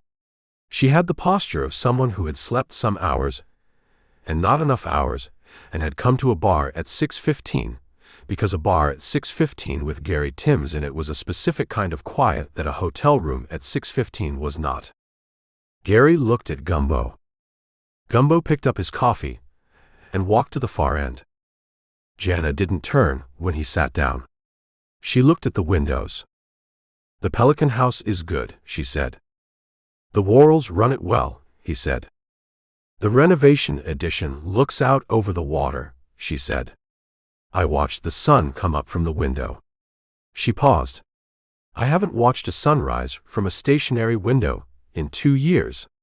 The barge is always moving when the sun comes up. The barge moves, he said. The barge always moves, she said. Port to port. Content to content. The view changes, but the context doesn't. She paused. This morning, the view was Cedar Key, and the context was that Brad is dead, and Corey managed both of us for 2 years, and I'm at a bar at 6:15 writing in a notebook because I don't know what I do next. What are you writing? He said. She looked at the notebook. The sequence, she said. Everything I remember from the past week, in order. My attorney told me to write down everything before the formal statements, so the formal statements are anchored to something I've constructed, rather than something I'm constructing under questioning. She paused. It's what you do. With the composition book. It's useful, he said. It's extremely useful, she said. I've been doing it for an hour, and I've remembered 4 things I didn't know I remembered. What 4 things? He said. She looked at the notebook. The production meeting Wednesday. When Corey told me about the term sheet. She paused. I said I needed to talk to my attorney before Brad filed anything. Brad said my attorney had already called Corey that morning. She paused. I told you that in the interview yesterday. You did, he said. What I didn't tell you, she said, is that I called my attorney after the meeting. At 4 o'clock Wednesday afternoon. I called him, and I said had he spoken to Corey that morning, and he said yes, that Corey had called at 9 and wanted to discuss the coastline timeline from a production planning perspective. She paused. My attorney told Corey the filing was imminent. At 9 a.m. Wednesday morning. 8 hours before I knew about the term sheet. Gumbo wrote, Jana's attorney confirmed 0900 Wednesday call with Corey. Attorney disclosed filing was imminent.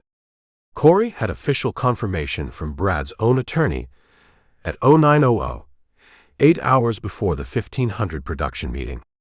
Corey already knew about the filing before he ran the meeting that disclosed it to Jana.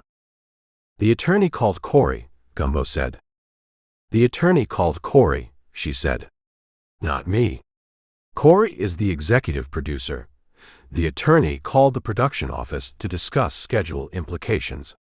Standard practice. She paused. Except this time, the schedule implication was the last piece of information Corey needed to confirm the Cedar Key window. He knew by 9 Wednesday morning, Gumbo said. He knew by 9, she said. He ran the production meeting at 3. He went to the Pelican's Perch to watch the argument he'd produced. She paused. He called Solis from the sidewalk at 8:54 to confirm the approach. She looked at the notebook. The sequence is very clean when you write it out. It's designed to be clean from the outside, Gumbo said. From the inside, it ran on other people's behavior being predictable. Brad's openness. Your anxiety about the mortgage. Your attorney's professional habit of notifying the production team about schedule-affecting matters. Everyone did what they always did, she said. Everyone did exactly what they always did, he said. That's what makes it hard to see from inside.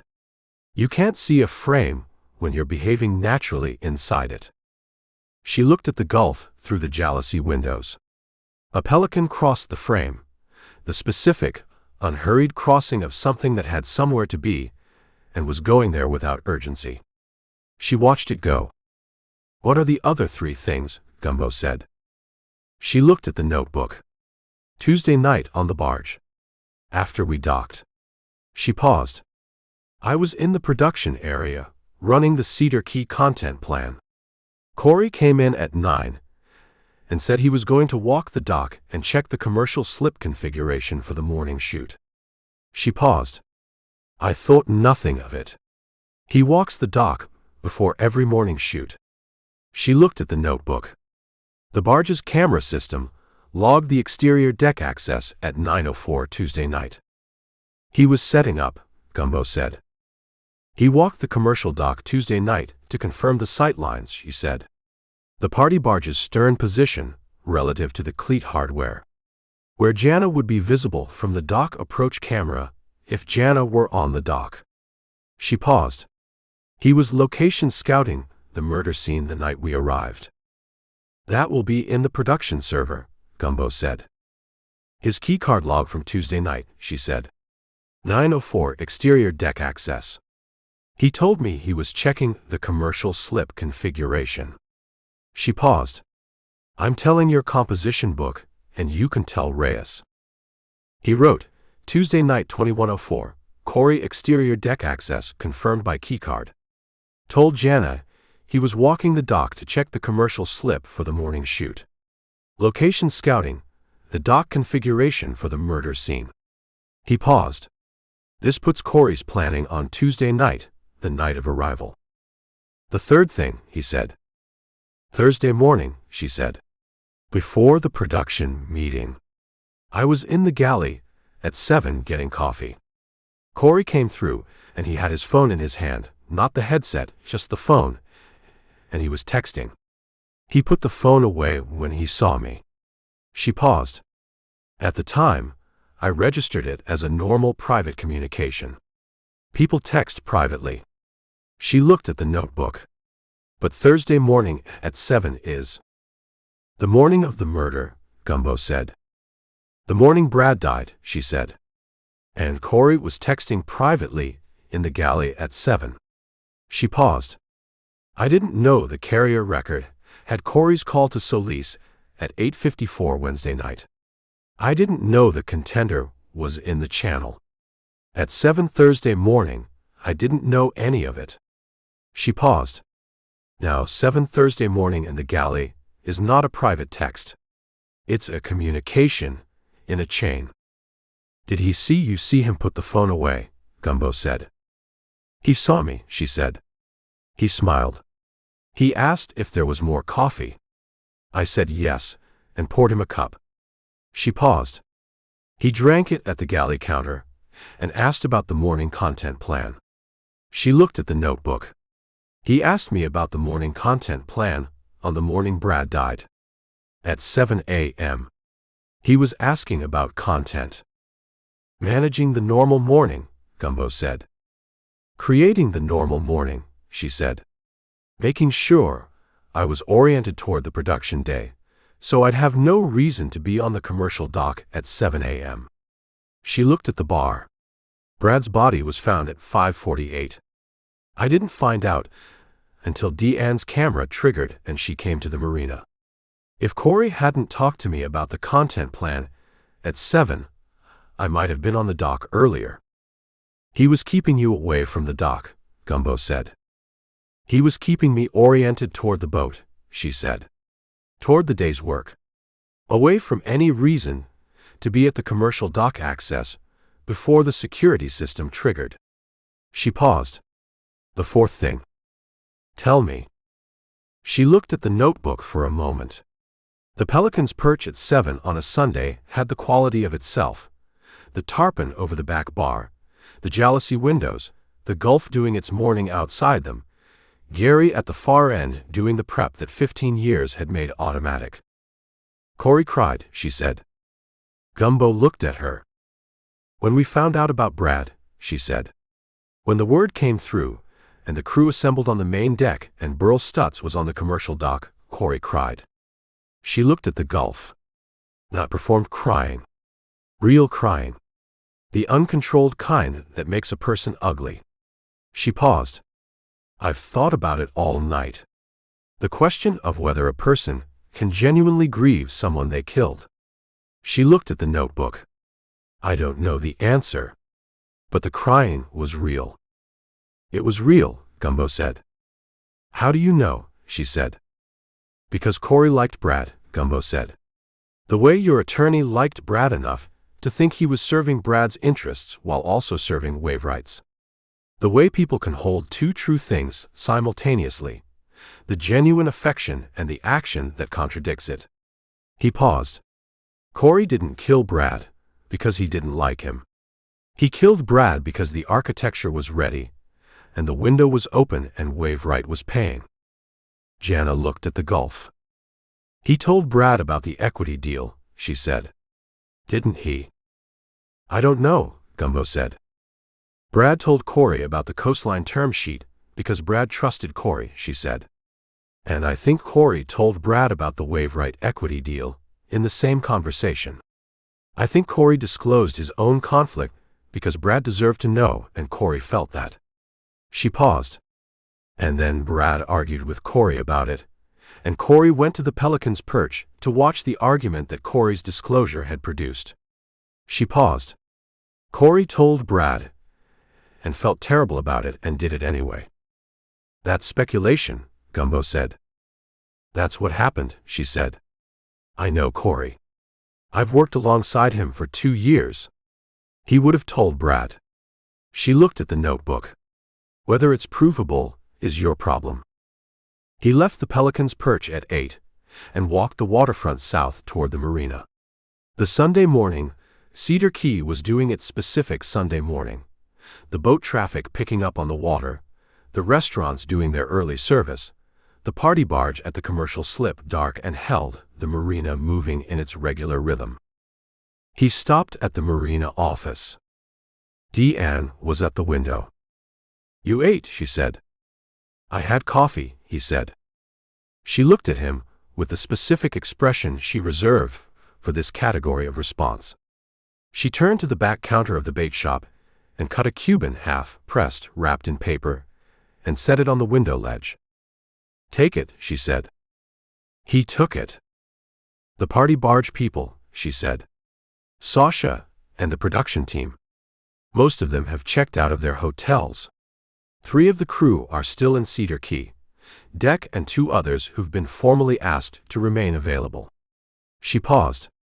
"Deck is at the Sea Breeze every morning at 7. He orders pancakes and reads something on his phone for 2 hours." She paused. "He's waiting for the thing to be done." "It's almost done," Gumbo said. "Almost," she said, in the tone of someone who has heard almost before and knows it has a specific duration that varies by situation. He walked to slip 12 with the Cuban sandwich and sat on the stern. The composition book was on the table where he'd left it last night. He opened it to a fresh page and wrote Jana's 4 things: the attorney's 9 a.m. call, the Tuesday night dock walk, the Thursday morning galley text, the real crying. He wrote each one specifically and completely, the way he wrote everything, because the writing was the thinking and the thinking was the work. He wrote, "Jana's sequence, constructed from her notebook this morning, is consistent with and supplements the production server record. Her account of the Tuesday dock walk can be verified against Corey's keycard at 2104. Her account of the Thursday morning galley text can be verified against carrier records for Corey's phone at 0700 Thursday. Her account of the Wednesday attorney call is already in the record from the attorney's confirmation." He wrote Jana's 4th thing, Corey's genuine grief. Relevant, because it is the one piece of the sequence that is not evidence of planning, but of character.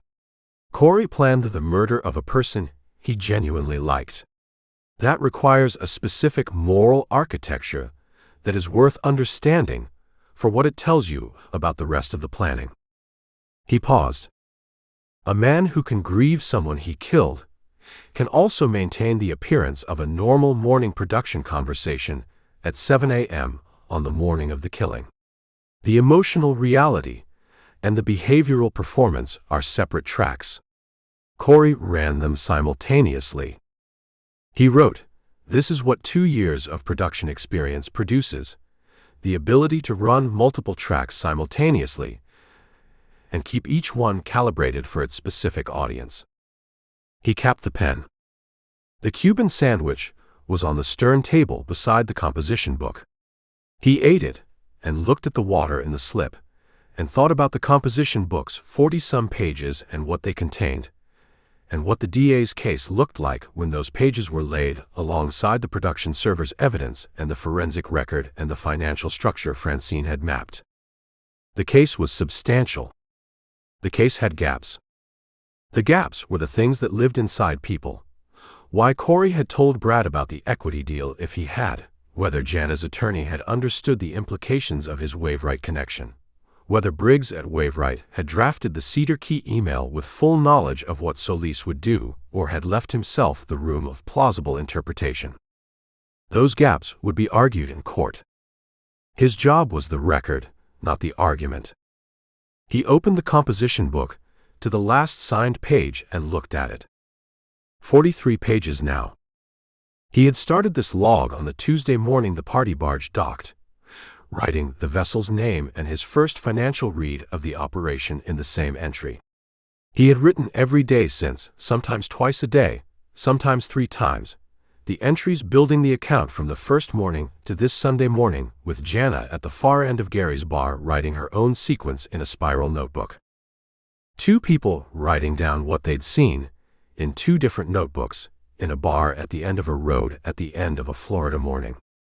He thought about Earl Kroom. He put the thought away.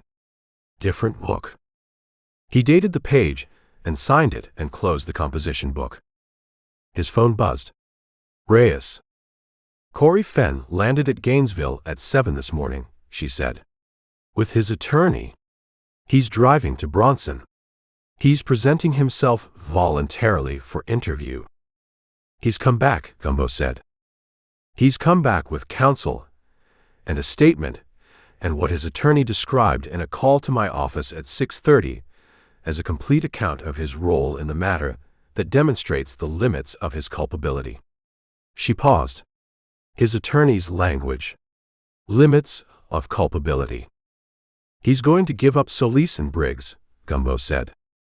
He's going to give up whoever his attorney has told him to give up in exchange for whatever his attorney has negotiated, Reyes said.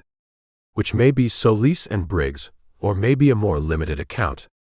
I won't know until he's in the room. She paused. What I know is he came back voluntarily, which means his attorney assessed the evidence and decided cooperation was the better position than flight. She paused. Gumbo. The production server's Thursday night record. The passageway camera image of Solis coming up the boarding ladder. The stairwell contact log. Corey's keycard timeline. She paused. Corey's attorney read all of it and drove him to the airport. The evidence is sufficient, Gumbo said. The evidence makes cooperation his only reasonable position, she said. His attorney knows it. Corey knows it. She paused. The Briggs email connecting Waveright is the piece that Corey's cooperation can either confirm or complicate, depending on how Corey characterizes his own knowledge of Briggs's authorization. If Corey didn't know Briggs had authorized it, Gumbo said, then Corey was operating on Solis's direction and believed the action was within the scope of his Waveright relationship, Reyes said.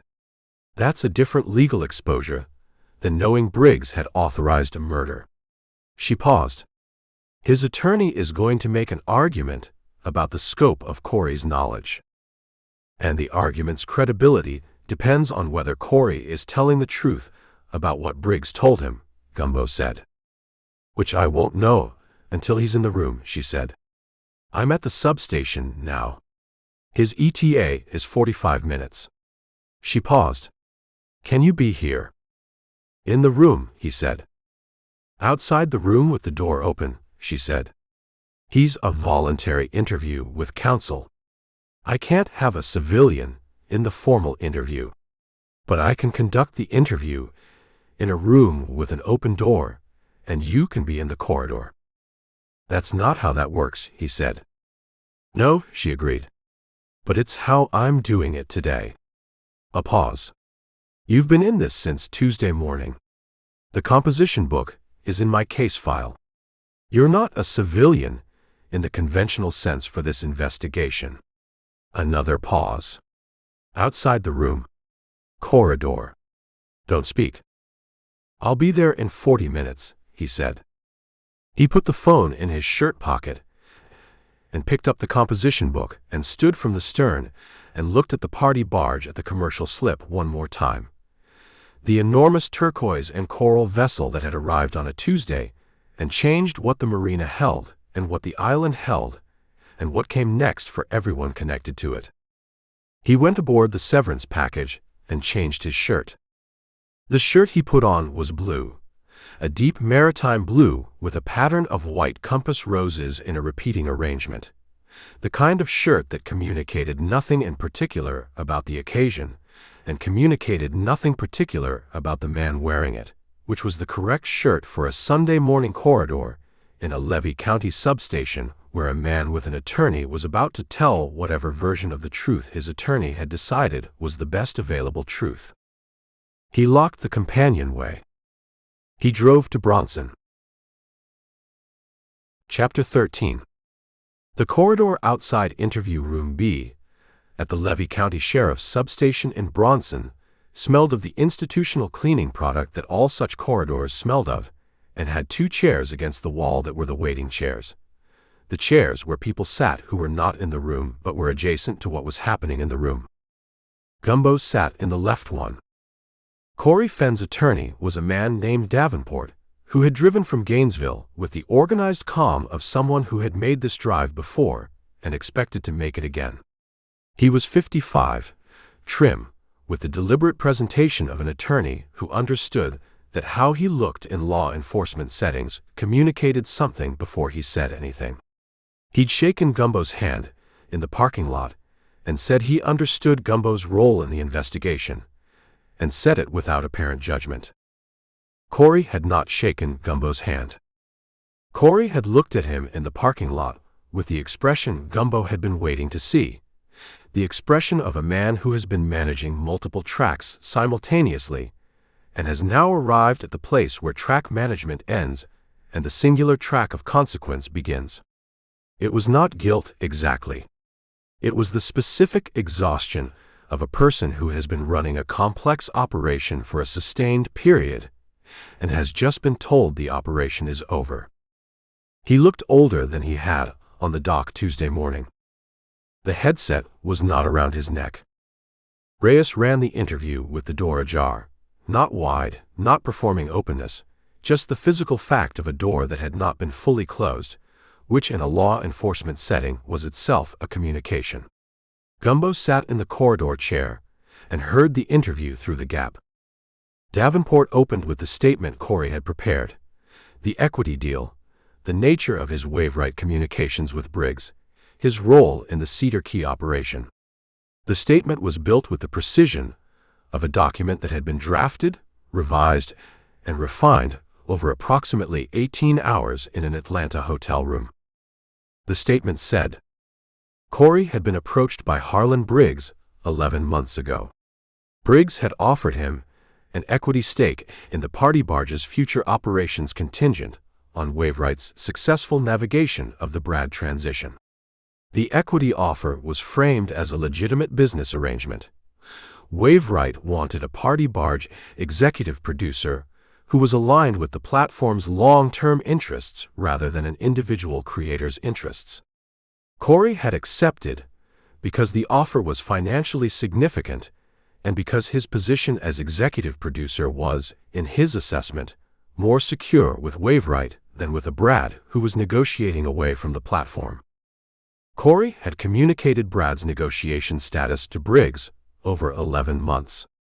He had provided Briggs with updates on the coastline timeline, the library rights claim, the subscriber database situation.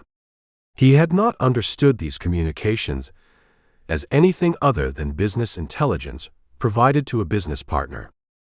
He had not known, he said, that Petra Solis was coming to Cedar Key.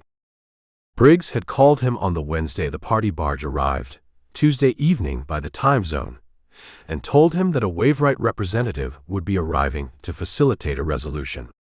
Briggs had not said Solis. He had said a representative. Corey had assumed a legal or business development person would approach Brad directly about a settlement. He had not known about the contender. He had not known about the boarding ladder. When he said by tomorrow morning, it won't matter to Solis in the production area at 2 a.m., he said, he meant that Brad's formal filing of the coastline notification would be resolved, that the representative Briggs had sent would reach a settlement with Brad that night, making the Thursday morning filing moot. He had not known what the resolution would be. He had gone to the commercial dock far end at 2:10 a.m. because he was anxious, because a Waveright representative he hadn't met was aboard the barge at 2 in the morning, and the resolution of a 2-year business conflict was happening without his direct involvement. And he was the executive producer, and the absence of control over a significant production situation made him anxious in the way it had always made him anxious. He had heard nothing from the water side. He had seen nothing. He had gone back to the gangway and to his cabin and had slept and had woken at 5 to his phone and had not understood until the marina system triggered the alert at 5:48 that the resolution had not been the settlement he'd expected. Reyes let the statement finish. She was quiet for a moment. Then, the camera. "I'm sorry," Corey said. "The overnight camera on the commercial dock," Reyes said. "The one deck set at 9:30 Tuesday night. The one that was repositioned at 11:44. Your emergency stairwell produced a contact event at 11:41. A pause. "I repositioned the camera," Corey said. Davenport's voice, very brief, something inaudible. "I repositioned the camera," Corey said again. I went out the emergency stair at 11:41. I moved the camera to the dock approach angle. I went back to my cabin. He paused. Briggs told me the representative would be arriving from the water side. He told me the commercial dock camera was positioned to capture the boat profile, and that the commercial dock approach should be the coverage angle for the morning segment. He paused. He said to adjust the camera for the morning segment. Briggs told you to adjust the camera, Reyes said. He said the morning segment's coverage would be better with the dock approach angle, Corey said. I adjusted it because Briggs told me to, and because I'm the executive producer and camera positioning is my function. He paused. I didn't understand why he wanted that angle. I understood it as a production decision. Gumbo looked at the door gap. He wrote in the composition book on his knee. Corey repositioned the camera at 2344 on Briggs's instruction. Briggs told him it was for the morning segment coverage. Corey executed the instruction. He paused. A production instruction from a wave-right executive that happened to position the camera to capture Jana arriving at the dock. He paused. Did Briggs know Jana would be on the dock?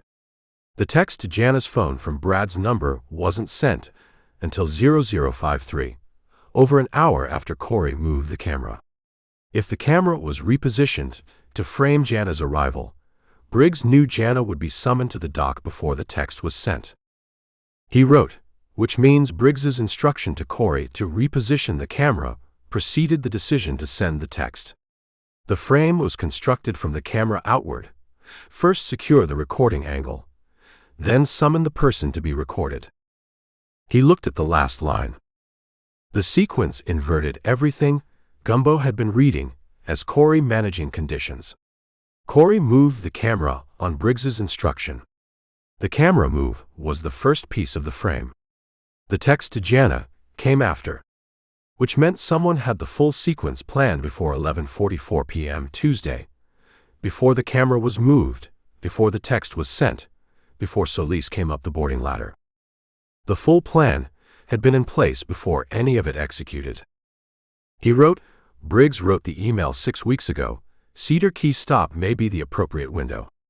6 weeks of planning. The camera angle, the Jana frame, the text from Brad's phone, the contender approach, all of it was planned across 6 weeks, not improvised across one night.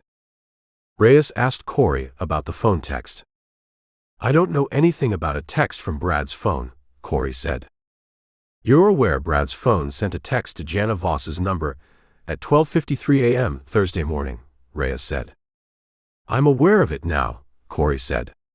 I wasn't aware of it Thursday morning.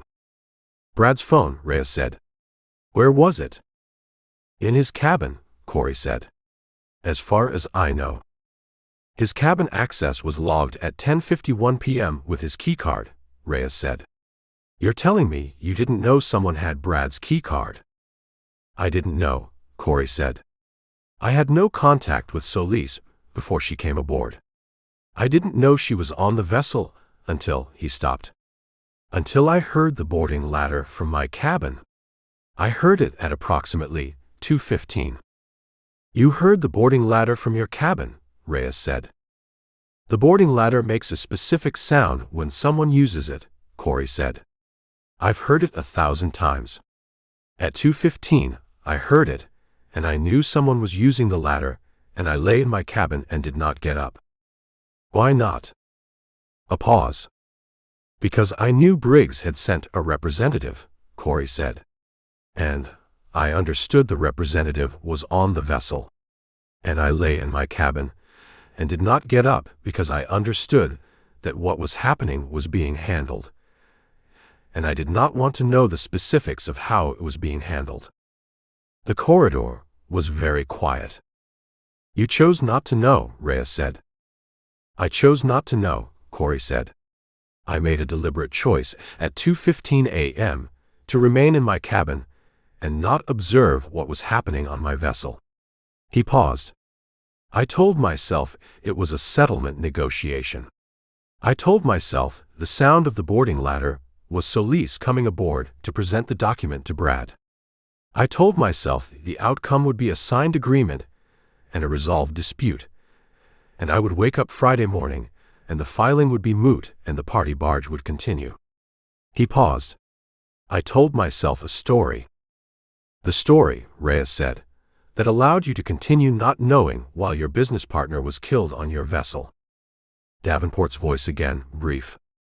I told myself a story, Corey said. Yes. The interview ran another 20 minutes, covering the equity deal documentation, the Briggs communication record, the production server contents. Davenport was precise about the boundaries of what Corey was confirming and what remained his client's protected legal position. The shape of it was clear. Corey was giving up Briggs. Corey was giving up the wave right authorization chain.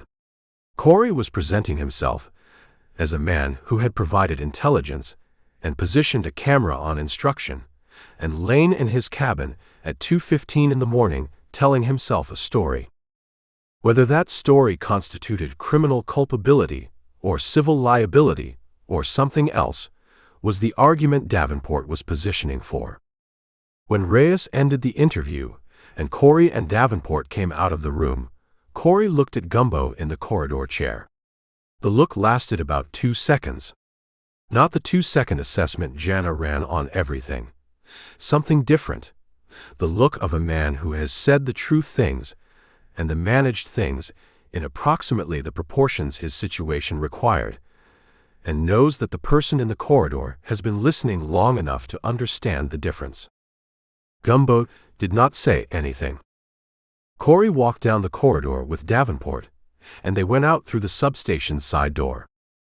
Reyes came out of the interview room and sat in the right corridor chair. She looked at the composition book on Gumbo's knee. The camera instruction from Briggs, she said. The camera was moved to frame Jana before the text was sent, Gumbo said. The frame was constructed from the camera outward. Briggs instructed the camera position at 11:44. The text to Jana went at 12:53. An hour and 9 minutes elapsed between the camera being positioned to record Jana arriving and the message being sent to summon Jana. Briggs knew Jana would be summoned before the mechanism for summoning her existed, Reyes said. The plan had all the pieces before any of them were executed, Gumbo said. 6 weeks of planning. The camera position was always going to be the dock approach. Jana was always going to be on that dock.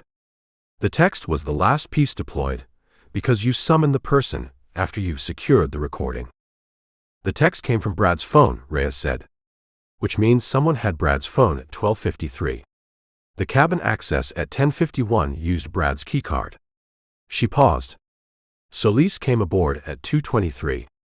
But Brad's card was used at 10:51. Over 3 hours before Solis came up the ladder. Who used Brad's card at 10:51? Gumbo said.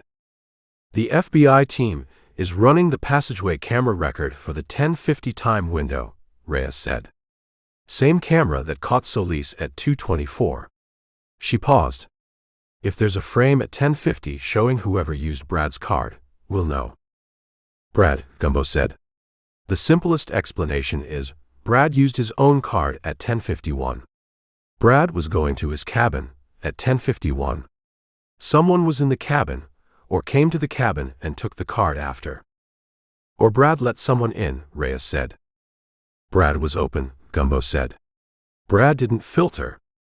If Corey came to his cabin at 10:51 with a reason, Brad would have let him in.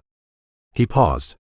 If the passageway camera shows Corey entering Brad's cabin at 10:50, then Corey's account of not knowing about the card or the phone is not credible, Reyes said.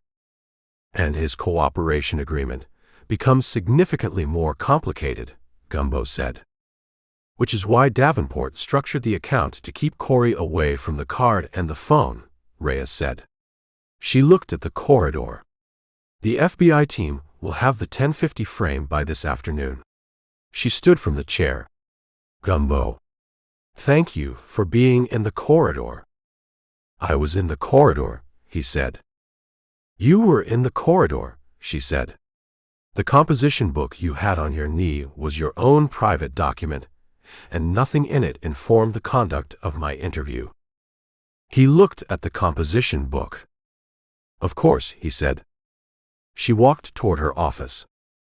He sat in the corridor chair and looked at the composition book and read back through the morning's entries. Jana's 4 things at the Pelican's Perch, the corridor notes from the interview, the camera frame sequence he'd worked out. He wrote one more line. Corey chose not to know at 2:15. Choosing not to know is a decision. Decisions have consequences. The legal argument about the scope of those consequences is Davenport's problem. The moral argument about the scope of those consequences is Corey's problem. He looked at the line. He did not know what consequence the legal system would assign to a man who had lain in his cabin at 2:15 in the morning, telling himself a story while his business partner was killed on his vessel. He knew what Jana would call it. He dated the page. He did not sign it because he was in a corridor in Bronson, and there was still the afternoon ahead, and the FBI team's passageway camera frame, and whatever Reyes would call him with when it came in, and the composition book's page was not done. He put the pen in his shirt pocket and stood and walked down the corridor and out through the substation's main door into the Bronson afternoon, which was doing what Bronson afternoons did. Flat and hot and entirely itself, the county seat going about its Sunday business without reference to what had happened in interview room B or what was going to happen in the next 72 hours to a collection of people who had all been, in their various ways, in the vicinity of a Tuesday morning when a 142-foot boat docked at a small marina and changed what the marina held. He drove back to Cedar Key. He went to the island room for lunch, and Marco fed him without comment, and Renata was at the prep table reviewing the week's invoices with the focused attention of a woman who sourced correctly and kept the correct records and was always right about both. He sat on the stool at the pass-through and ate, and did not open the composition book because sometimes the thinking needed to happen without the writing first. He thought about Brad ordering Bud Light at 40% tip. He thought about Corey crying at the main deck railing when the word came through.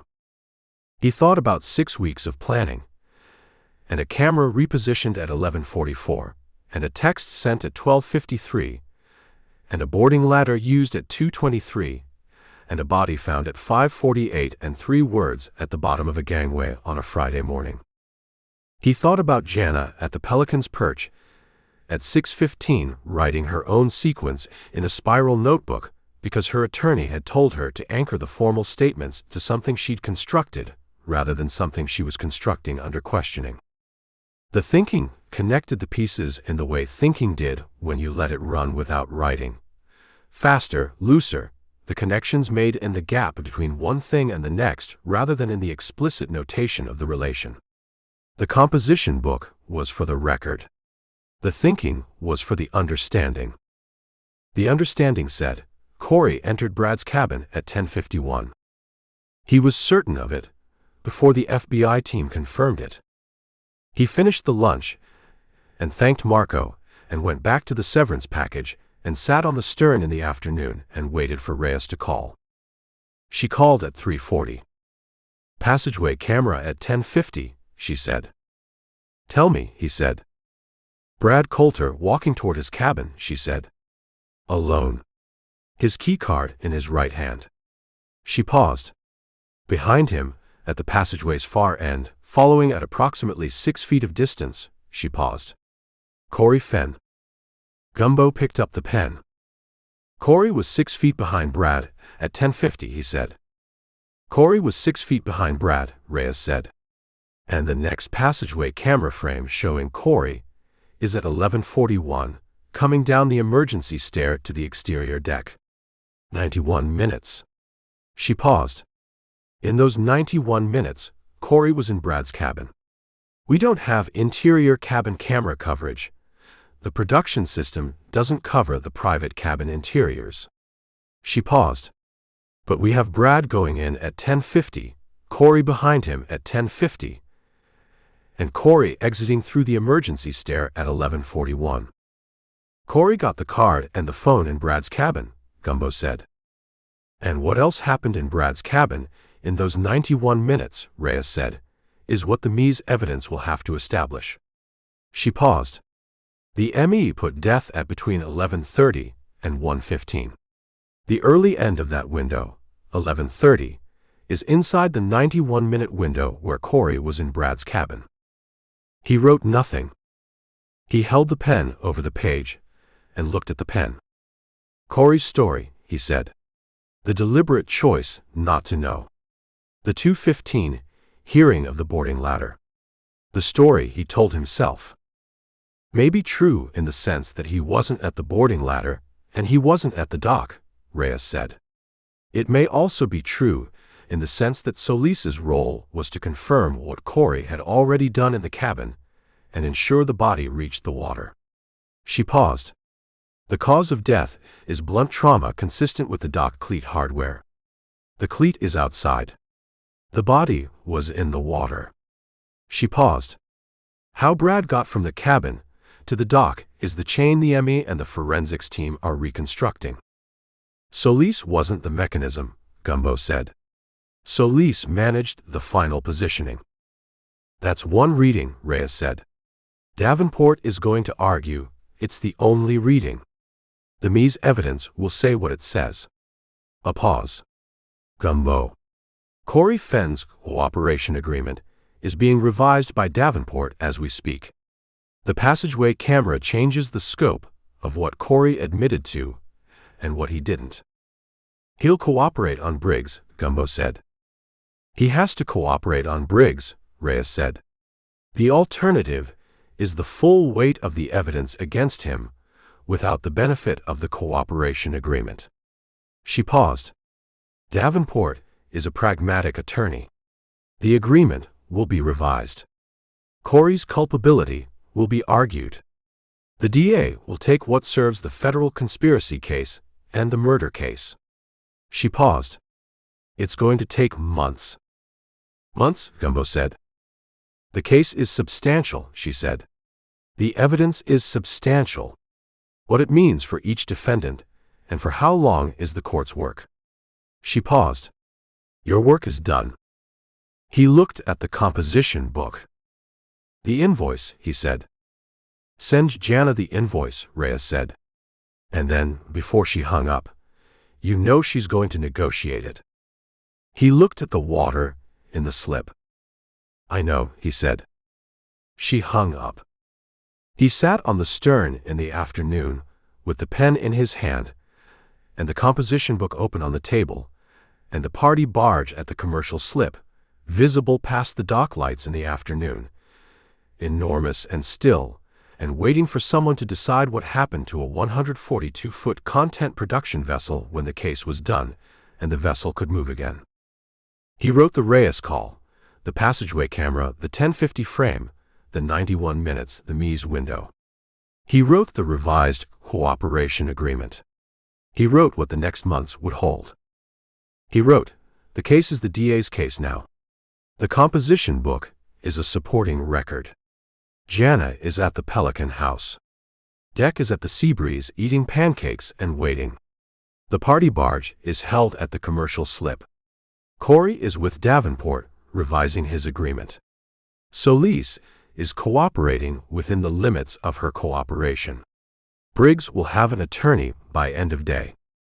He wrote, 2.4 million subscribers are watching whatever the party barge posts next, which is nothing, because the party barge's accounts have been quiet since Friday morning when the content stopped. He wrote, Brad ordered Bud Light at 40% tip. That's who he was. The composition book should say that. He dated the page and signed it. He looked at the signature. He closed the book. Chapter 14. Francine called at 8 Monday morning from her Tampa office with the sound of the day assembling itself behind her voice, The phones, the keyboard, the window unit, the specific productive acoustic of a two-person operation that started early and ran until it was done. Brad's entertainment attorney, she said. Garrett Yun. What about him? Gumbo said. He was at the island room's back stool with a coffee Marco had set in front of him without being asked. The Monday morning kitchen doing its prep work around him. Renato was in the walk-in. The composition book was on the severance package where he'd left it, which was the correct place for it on a Monday morning when the case was in Reyes's hands, and Francine was calling, and what was needed was listening. Yun filed a bar disclosure notice Saturday evening, Francine said. Self-reported. He disclosed his Waveright Advisory Board relationship and identified it as a potential conflict in his representation of Brad Coulter in the LLC amendment review. She paused. Voluntary disclosure, filed before any formal complaint. He got ahead of it, Gumbo said. He filed it at 6:42 p.m. Saturday, Francine said. 2 hours after the FBI served the production server warrant on Waveright's Atlanta office. He understood that the server would contain his communications and filed the disclosure before anyone could file a complaint against him. She paused. The disclosure is self-serving. It's also thorough. He identified every Waveright-adjacent representation he's undertaken in the past 6 years, the nature of the advisory board relationship, and the specific instance of the PB Ventures LLC amendment review. What does he say about the buyout provision? Gumbo said. He says he reviewed the provision as a standard LLC protection mechanism and did not flag the valuation formula as creating a potentially perverse incentive structure because the formula was consistent with industry standard valuations at the subscriber metric level at the time of drafting. She paused. He says if he had identified the specific incentive the formula created at current subscriber levels, he would have advised Brad of the conflict. She paused. He also says he believes Brad understood the provision and its implications. Brad signed it, Gumbo said. Brad signed it with Yun present, Francine said. Yun says Brad read the provision and asked 2 questions. Question 1. What does the formula produce if the subscriber count doubles? Yun told him. Brad said that seemed fair. Question 2. What triggers the buyout? Yun told him death or incapacity. Brad said okay and signed. Gumbo looked at his coffee. Brad knew what the provision did, he said. Brad understood a buyout provision activated on death, Francine said. Whether Brad understood that the formula created a $9 million incentive for Waveright to engineer his death is a different question. She paused. Yun says he didn't understand that either. I believe him. I don't think Yun was a knowing participant. I think Yun was a Waveright-adjacent attorney who reviewed a document drafted by Waveright's legal team and didn't see the architecture underneath the provision because he wasn't looking for architecture. He was looking for legal compliance. And the document was legally compliant, Gumbo said. Entirely, Francine said. The murder was not in the LLC agreement. The murder was in how the LLC agreement was used. She paused. Yun's bar complaint will be examined and probably resolved as a conflict disclosure violation rather than complicity. He cooperated with the provision review without understanding its purpose. She paused. He's still going to have a difficult year with the Florida bar. Marco came through the kitchen behind Gumbo with a sheet pan and set it in the oven and went back to the prep table, and the kitchen continued its Monday. The subscriber database, Gumbo said. Did you find it? Coastline's legal team responded to the FBI's inquiry Saturday afternoon, Francine said. Brad had not yet transferred the extracted database to COASTLINE's intake system. The transfer was scheduled for Thursday morning, the same morning he planned to file the formal Waveright notification. She paused. Brad died Wednesday night to Thursday morning. The transfer never happened. The database is in Brad's personal cloud storage, which the FBI has accessed through a warrant on his estate's digital assets. Wainwright gets the database back, Gumbo said. Wainwright gets the database back as part of the civil resolution, Francine said. The criminal case doesn't affect the ownership. The database belongs to Wainwright and was improperly extracted by Brad, and the civil question of liability for the extraction is now a claim against Brad's estate. She paused, which is not a sympathetic position for Wainwright to litigate given the circumstances. The circumstances being that Wainwright murdered the person they're filing the civil claim against, Gumbo said. The circumstances, Francine said, that Wainwright's CCO authorized the actions that resulted in Brad's death while Wainwright's legal team simultaneously maintained an active civil claim against Brad. She paused. Wainwright's outside counsel is advising them to drop the civil claim. The optics of suing a murder victim's estate while the company's executive is charged with conspiracy to commit that murder are not favorable. They'll drop it, Gumbo said. By end of week, Francine said. Their board is meeting again today. The agenda, according to the corporate filing notification I'm watching, includes a review of all pending litigation. She paused. Briggs is on administrative leave as of Sunday morning.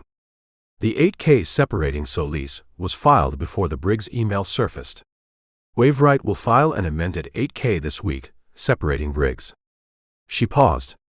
They're building the wall between the company and the individuals in real time. The board knew, Gumbo said. What the board knew and when is what a federal conspiracy prosecution will establish, Francine said. Briggs's email, the Cedar Key stop may be the appropriate window. Discuss with P. Went to Corey's Wainwright-connected account and was copied to a Wainwright executive distribution list. She paused. The distribution list included 3 board members. Gumbo looked at the kitchen. 3 board members received the email, he said. 3 board members are on the distribution list, Francine said. Whether they read it, understood it, or discussed it is what the federal investigation will determine. The email is the evidence. The email's content is ambiguous enough that a board member could argue they didn't understand its implication. She paused. The Southern District is going to have a very detailed conversation with all 3 of them. Morrow, Gumbo said. Morrow's office reached out to me Saturday, Francine said.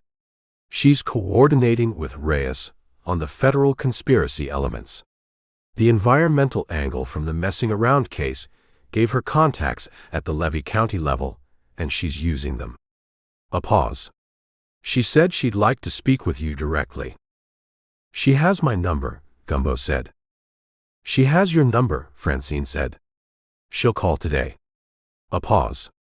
Gumbo. The contender. The second person in the boat. The driver, he said. The driver who brought Solis to the barge and waited and took her south after, Francine said. The FBI pulled the Fort Lauderdale Charter Company's rental records. The contender was chartered to Solis's personal credit card. The charter included an optional captain service, a licensed captain provided by the charter company for clients who don't want to operate the vessel themselves. She hired a charter captain, Gumbo said. A licensed professional from Fort Lauderdale who brought her up the coast, positioned the boat at the boarding ladder, and drove her south to the Barrier Keys after, Francine said. Whether the captain knew what was happening or understood himself to be conducting a late-night boat charter for a client who wanted to visit someone on a vessel in Cedar Key Marina. He's a witness, Gumbo said. Not a conspirator, probably. His attorney will make that argument, Francine said. The FBI has already interviewed him. He described the charter as a client who wanted to visit someone on a large vessel in Cedar Key and preferred the anonymity of a waterside approach. She paused. He said the client told him it was a surprise visit for a business partner. A surprise visit, Gumbo said. He positioned the boat, she went up the ladder, he waited 7 minutes, she came back down, he drove south, Francine said. He says the 7 minutes were the most normal feeling, 7 minutes of an unusual charter. A pause. He also says when he dropped her at the Barrier Key rendezvous point, where her rental car was parked at a public boat ramp, she tipped him $800 in cash. $800 in cash, Gumbo said. For a 7-minute stop on a 2-hour charter, Francine said. He kept the money. He came forward voluntarily when the FBI contacted the charter company. She paused. $800 is a significant tip. Significant enough to remember. Significant enough to wonder about. She paused. Not significant enough to make him ask what happened in the 7 minutes. Gumbo looked at the kitchen. He didn't want to know, he said. He drove south and took his $800 and didn't want to know, Francine said. Which is a different version of the same choice Corey made lying in his cabin at 2:15. Both of them chose not to know, Gumbo said. Both of them, Francine said. In different amounts of money and different levels of proximity. She paused. Have you eaten? Marco's working, he said. That's not an answer, she said. It is in this kitchen, he said. She made a sound that was approximately satisfied with that, and said she'd send him the Yun disclosure document and the coastline database confirmation and the charter captain interview summary, and then she was gone, and the Monday morning kitchen continued its work around the empty stool. Renata came out of the walk-in at 9:15 with the clipboard, and looked at Gumbo still on the stool, and looked at the empty coffee cup, and looked at the kitchen. Marco, she said. Marco, without looking up from the prep table, reached behind him to the counter and put a full cup in her hand, and she set it in front of Gumbo with the efficiency of a relay. The attorney filed a bar disclosure, Gumbo said. I know, she said. She opened the clipboard. Gary called me last night. She looked at an invoice. Gary calls me when things happen. I've given up asking why he thinks I need to know. Gary runs the waterfront, Gumbo said. Gary runs the waterfront, she agreed. And the waterfront has been running at twice its normal pace for a week, and Gary has been processing information at twice his normal rate, and he distributes what he processes to the people he thinks need it. She made a notation on the invoice. He told me about the bar disclosure, and about Corey's interview, and about the camera repositioning. She looked up. He said Corey was crying genuinely when Brad's death was announced. Jana said the same thing, Gumbo said. Renata looked at the invoice. I've seen people cry genuinely at things they caused, she said. It's not as rare as you'd hope. She turned a page. The Pelican House. Jana came in for dinner Sunday night. I know, Gumbo said. She sat at the corner table, Renata said. Not the window table. She paused. She didn't ask for the window table.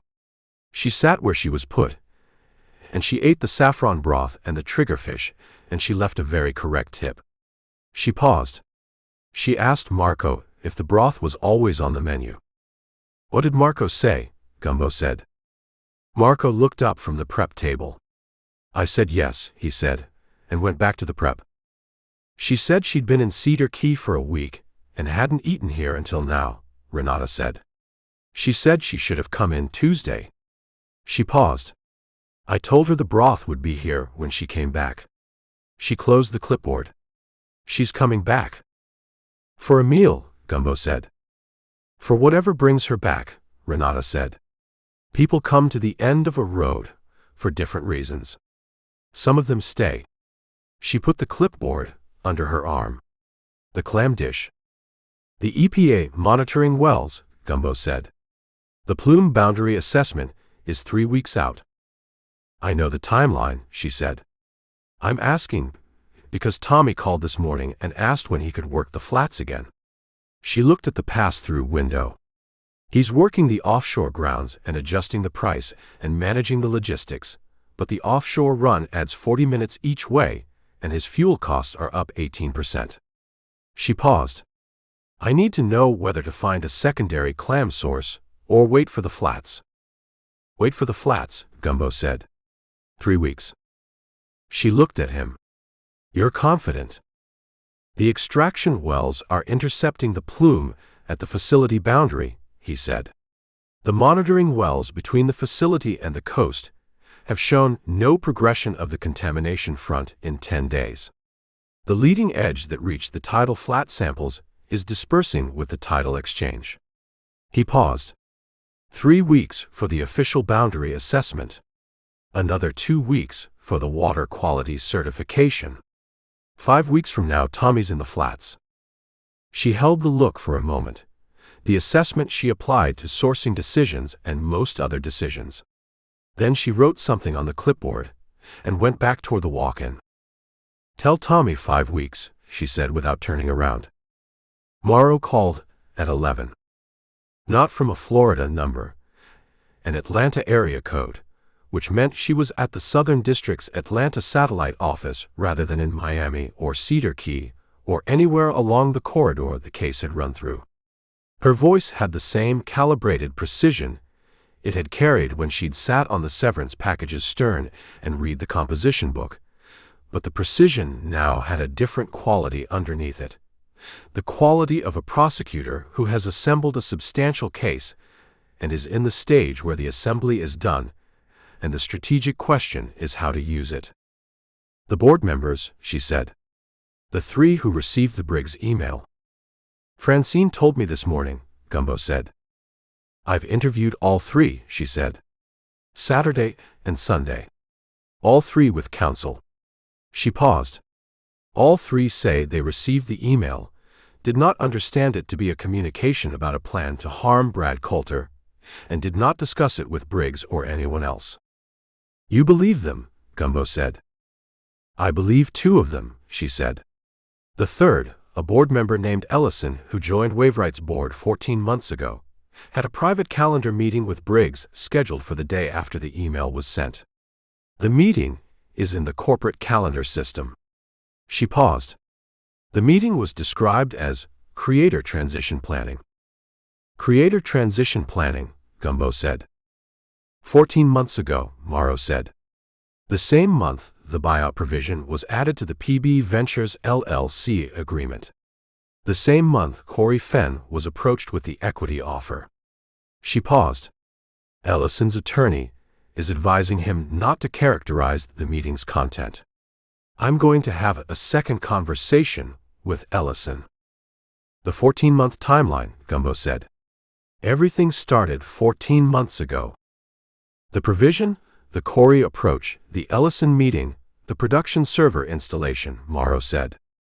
All within a 6-week window, 14 months ago. She paused. Someone made a decision 14 months ago that Cedar Key was inevitable.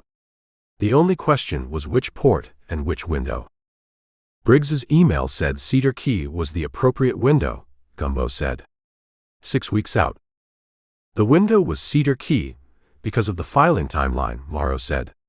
Brad was going to file the formal notification from Cedar Key because the party barge schedule put Cedar Key as the stop closest to Brad's filing deadline. When the filing deadline was confirmed to Briggs through Corey's intelligence, Briggs designated Cedar Key as the window. She paused. The plan was always to use a port stop. They were waiting for the right one. They had 14 months of party barge stops to choose from, Gumbo said. And chose Cedar Key because the filing was coming, Morrow said. Without the filing deadline, another port would have been chosen at another time. She paused. Which is a strange thing to be sitting with, that Cedar Key was incidental. The plan would have happened somewhere along the Florida coast, regardless. But it happened here, Gumbo said. It happened here, she said. And the specific people in Cedar Key who paid attention to it made the case. She paused. Deanne's camera. Pits on the water. Gary's register tape. Your composition book. She paused. I've read 43 pages of your composition book, Mr. Malone. I've read a lot of investigative logs. Yours is unusual. It's a Mead composition book, he said. From the dollar store in Chiefland. I know what it is, she said. What's unusual is the sequence. You were reading the financial structure of the party barge operation on Tuesday morning before Brad died. Before there was a murder. Before there was any investigative reason to read the financial structure. She paused. You wrote it because that's what you do. You read the gap between what something costs and what someone says it costs. The composition book captured the gap before anyone knew it was a murder. Procurement habit, he said. The procurement habit, she said, is what built the foundation the investigation stands on. She paused. I'm telling you this because you should know what you did before I tell you that I can't use any of it directly. The investigative record is supporting material, he said. I know.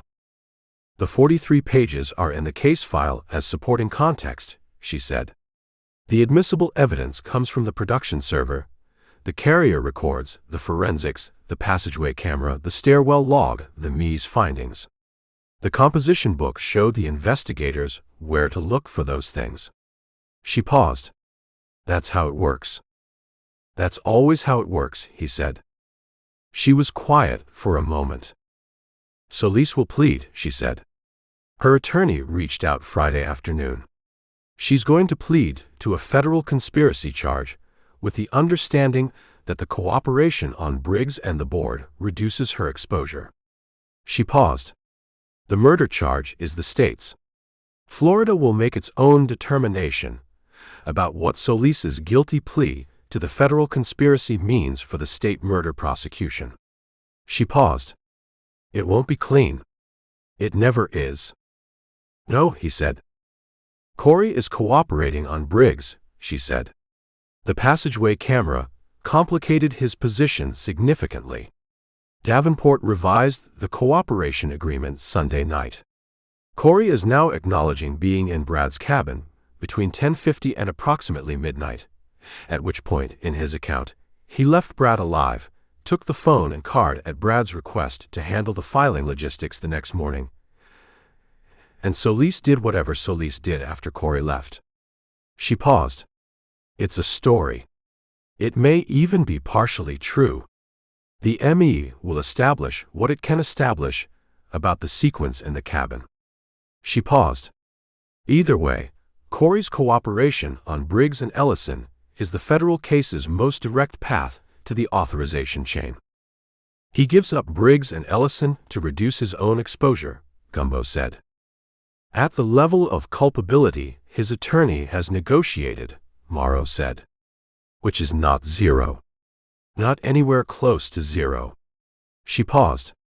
But not the same as the person who went up a boarding ladder at 2:23 Thursday morning. Different amounts of money, Gumbo said. Different proximity. That's what courts are for, she said. To decide what different amounts of money and different proximity mean in terms of consequence. She paused. Mr. Malone. Jana Voss. Yes, he said. She's been cleared of the criminal charges, Morrow said. The civil questions are separate. Her position in PB Ventures, the vessel mortgage, the estate proceedings around Brad's interest. Those will take time. She paused. But the criminal exposure is resolved. She paused. She hired you. She hired me, he said. She told me when I interviewed her Saturday, Morrow said, that she said 3 words to you at the bottom of the gangway on Friday morning. She said 3 words, he said. She said you wrote them at the top of a page in the composition book, Morrow said. In block letters. I did, he said. Find out who, Morrow said. Yes, he said.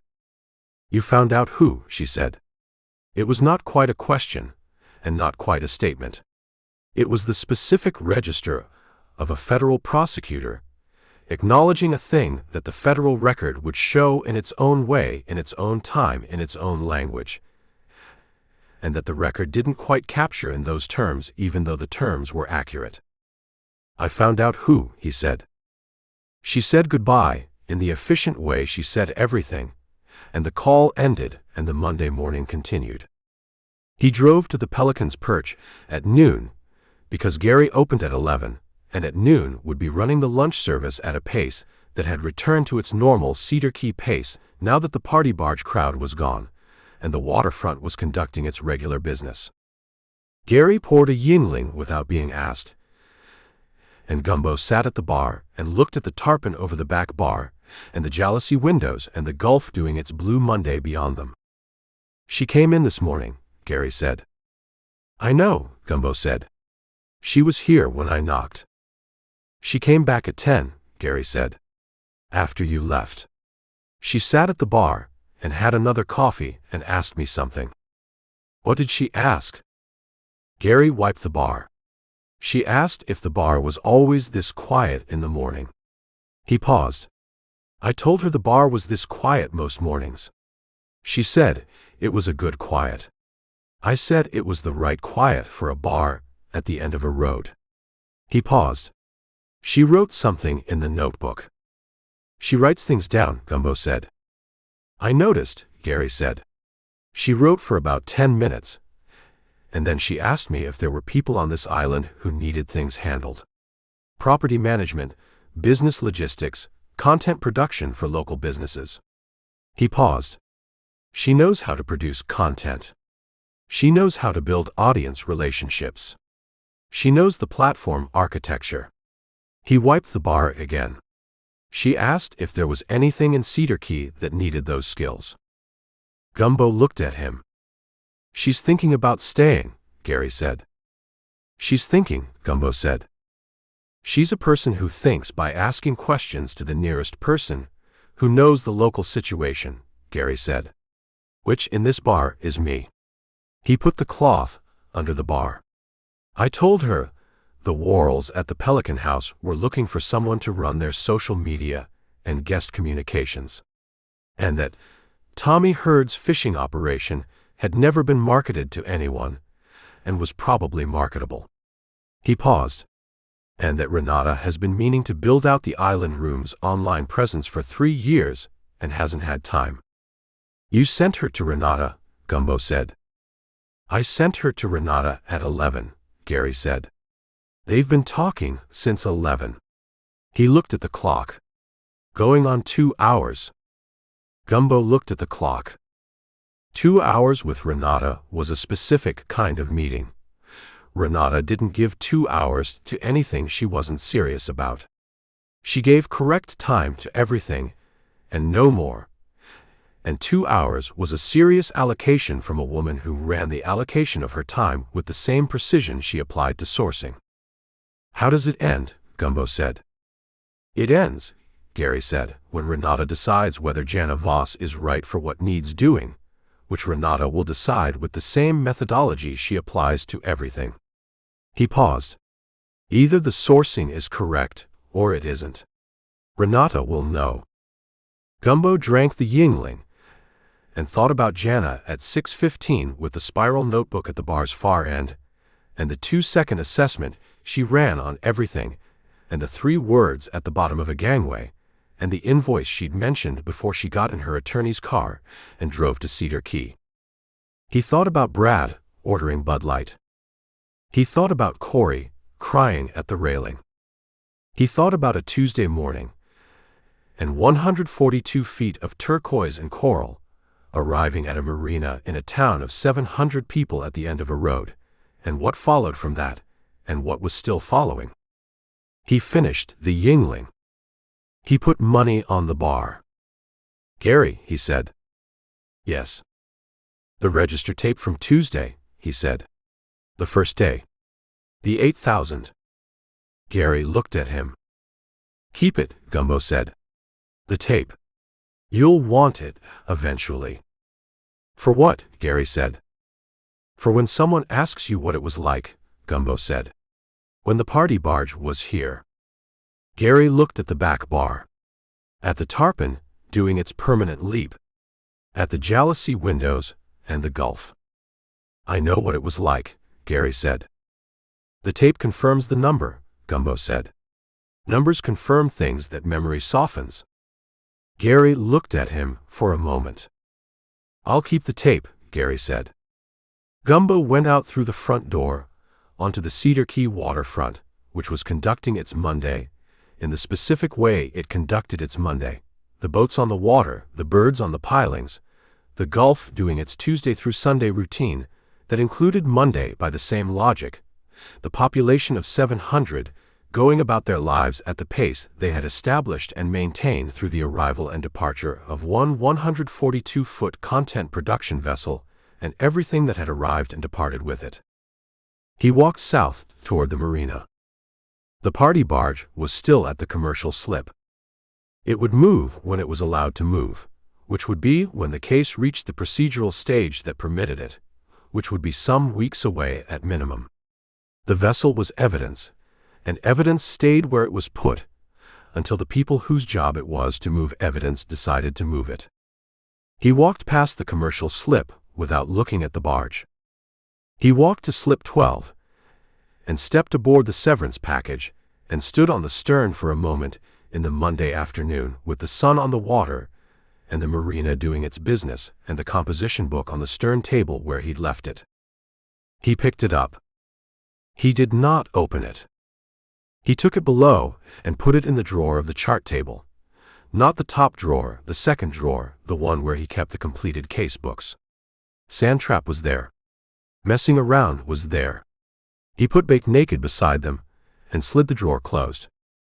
Then he went back up to the stern and sat in the chair without the composition book and looked at the water and the marina and the gulf beyond it and let the Monday be a Monday rather than a case. Chapter 15. The federal charges came down on a Wednesday. Not with drama, not the way charges arrived in films, with press conferences and statements read at podiums.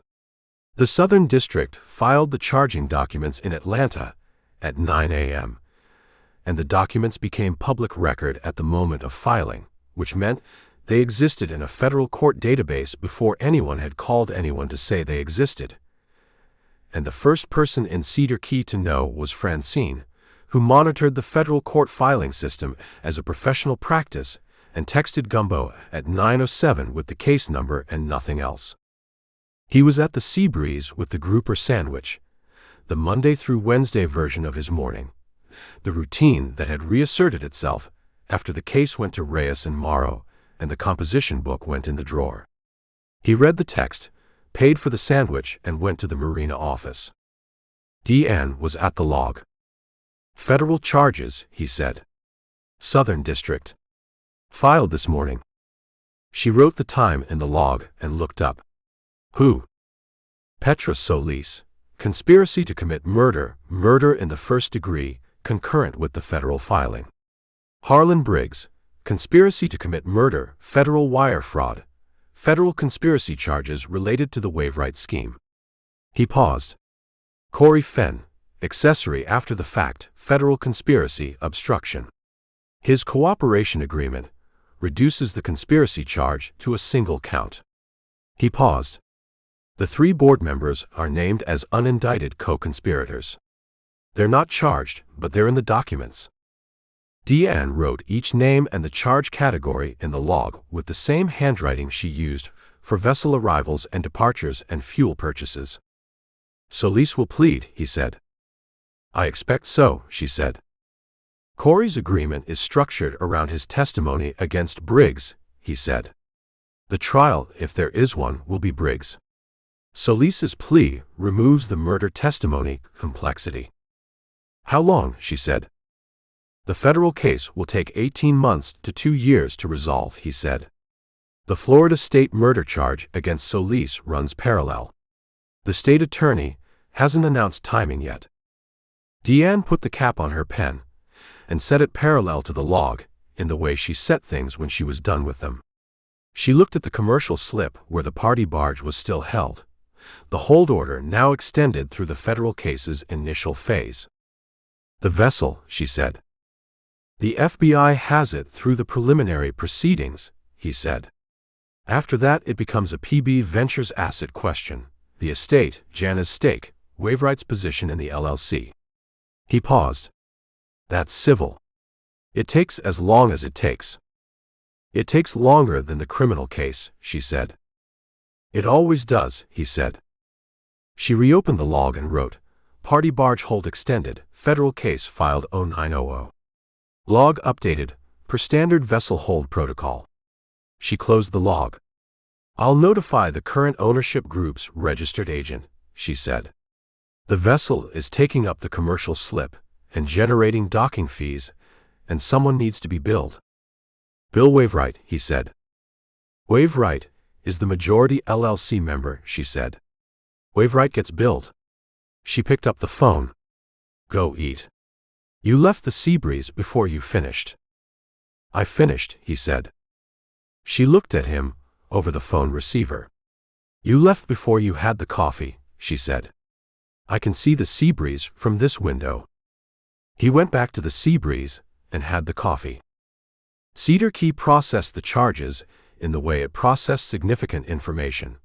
Through the waterfront infrastructure, through Gary Timms, through the marina office, through the island room, through the specific social architecture of a town of 700 people, where significant information reached everyone by noon regardless of when it had started moving. By 11, the Pelican's Perch had its normal Wednesday crowd, plus the additional people who came when something had happened, and the bar was the place to process it. Gary ran the service with the efficiency of a man who had been through a week of elevated capacity and had recalibrated his systems for it, and was now running those systems at the pace the moment required. Gumbo sat at the bar at 11:30. Gary poured without being asked, and looked at the room and looked at Gumbo. Briggs, Gary said. The Waveright executive. Charged this morning, Gumbo said. I read the filing, Gary said. Online. The Southern District's public docket. He paused. The email. Cedar Key stop may be the appropriate window. In the charging document, Gumbo said. In the public charging document, Gary said. Which means Cedar Key is in a federal criminal charging document as the location of a planned murder. He looked at the bar. That's a thing that happened here. It happened here, Gumbo said. Gary wiped the bar. The people who come to Cedar Key, because it's quiet and it's at the end of a road, and nothing significant happens here. A significant thing happened here, Gumbo said. A significant thing happened here, Gary said. And it happened here because a platform company in Atlanta spent 6 weeks looking at a party barge schedule and decided that a town of 700 people at the end of a one-road county route in Levy County was the appropriate window. He paused. Cedar Key was chosen for being Cedar Key. For being the kind of place where a marina dock is quiet at 2 in the morning, and a contender can run dark, and a security camera covers the dock approach rather than the dock itself. They used the town's character against it, Gumbo said. They used the town's character against it, Gary said. And the town's character is what found it. He looked at the register. Deanne's camera. Pits on the water. The marina log. He paused. Your composition book. The composition book is in a drawer, Gumbo said. Gary looked at him. Good place for it, he said. Jana came into the Pelican's Perch at noon. She came through the front door with the spiral notebook and the direct quality she'd had from the finger pier on the first morning, reading the room, filing what she found, adjusting for what she found. She sat at the bar, 2 stools from Gumbo, and Gary poured her coffee without being asked, which was the acknowledgement that she'd been here enough consecutive mornings to have established a preference. The charges, she said. Filed this morning, Gumbo said. She put the notebook on the bar, but didn't open it. She looked at the jalousie windows. Solis will plead, she said. That's the expectation, he said. Corey's cooperation, she said. Against Briggs, he said. She was quiet. The bar did its noon business around her. 2 fishermen at the table by the window. A retired couple at the far end with their outside coffee, the regular arrangement. I went to see Deck this morning, she said. Gumbo looked at her. At the Seabreeze, she said. He's been there every morning. I knew he was there, and I hadn't gone. She paused. I went this morning. How was it? He said. Difficult, she said. And correct. The way difficult things are correct. She looked at the notebook. He told me what he heard from the equipment bay porthole. The voices on the water side. He said he'd been sitting with it since Tuesday night when he heard it, and he hadn't known what to do, and then you came to the deck and he understood what to do. She paused. He said he was sorry he waited until you came to say it. He was waiting for the right question, Gumbo said. He said you told him that, she said. When he thanked you. That he was waiting for the right question. She looked at the coffee. I told him the right question was yours to ask. He had the information. You had the question. That's how it works. She paused. He asked me what happens to the party barge. What did you tell him? Gumbo said. I told him I don't know yet, she said. Which is the honest answer. She paused. The vessel is held. The LLC is in probate proceedings for Brad's interest. Wainwright is named in a civil conspiracy suit that Jana Voss's attorney filed Monday morning. She paused. My attorney filed Monday morning. Against Wainwright, Gumbo said. Against Wainwright and Briggs individually and 3 board members individually, she said. The civil case will take years. The LLC proceedings will take less time. She paused. My attorney believes the civil case will resolve in a settlement rather than a trial, because Wainwright's litigation exposure in a civil suit, given the federal criminal charges and the production server evidence, is significant enough that settlement is the rational choice. Settlement produces money, Gumbo said. Settlement produces money, and a confidentiality clause, she said. My attorney will push back on the confidentiality clause, because the public record already contains most of the facts, and a confidentiality clause on the settlement doesn't change the public record. She paused. He said Brad's estate should receive significant compensation. Brad's family? She stopped. Brad has parents in Scottsdale. A sister in Denver. I called them Sunday. How were they? He said. His mother asked me about the Bud Light, she said. She looked at the bar. She said Brad ordered Bud Light everywhere because his father had always ordered Bud Light, and it was the thing Brad kept from his father's habits. She said his father died when Brad was 20, and Brad started ordering Bud Light after that and never stopped. She paused. I didn't know that. Gary was at the far end of the bar, doing prep, and was performing the specific inattention of a man who was present and wasn't, which was his primary social skill and the thing that made him the correct person to run this bar. Deck asked me what happens to the party barge, Jana said again. I told him I don't know. But I've been thinking about it. She opened the notebook. 2.4 million subscribers. The platform is still running. Wainwright hasn't shut it down because the platform generates revenue regardless of what's happening with the principals. The production schedule is empty, but the archive is active and it's still accumulating views. She paused. 2.4 million people subscribed to something Brad and I built over 2 years. Brad is dead. I am not. She looked at the notebook. The question of what those 2.4 million people get next it's a question. What's your answer? Gumbo said. I don't have one yet, she said. I'm writing the question down so I can think about it correctly. She paused. Renata told me something on Monday. What did she tell you? He said.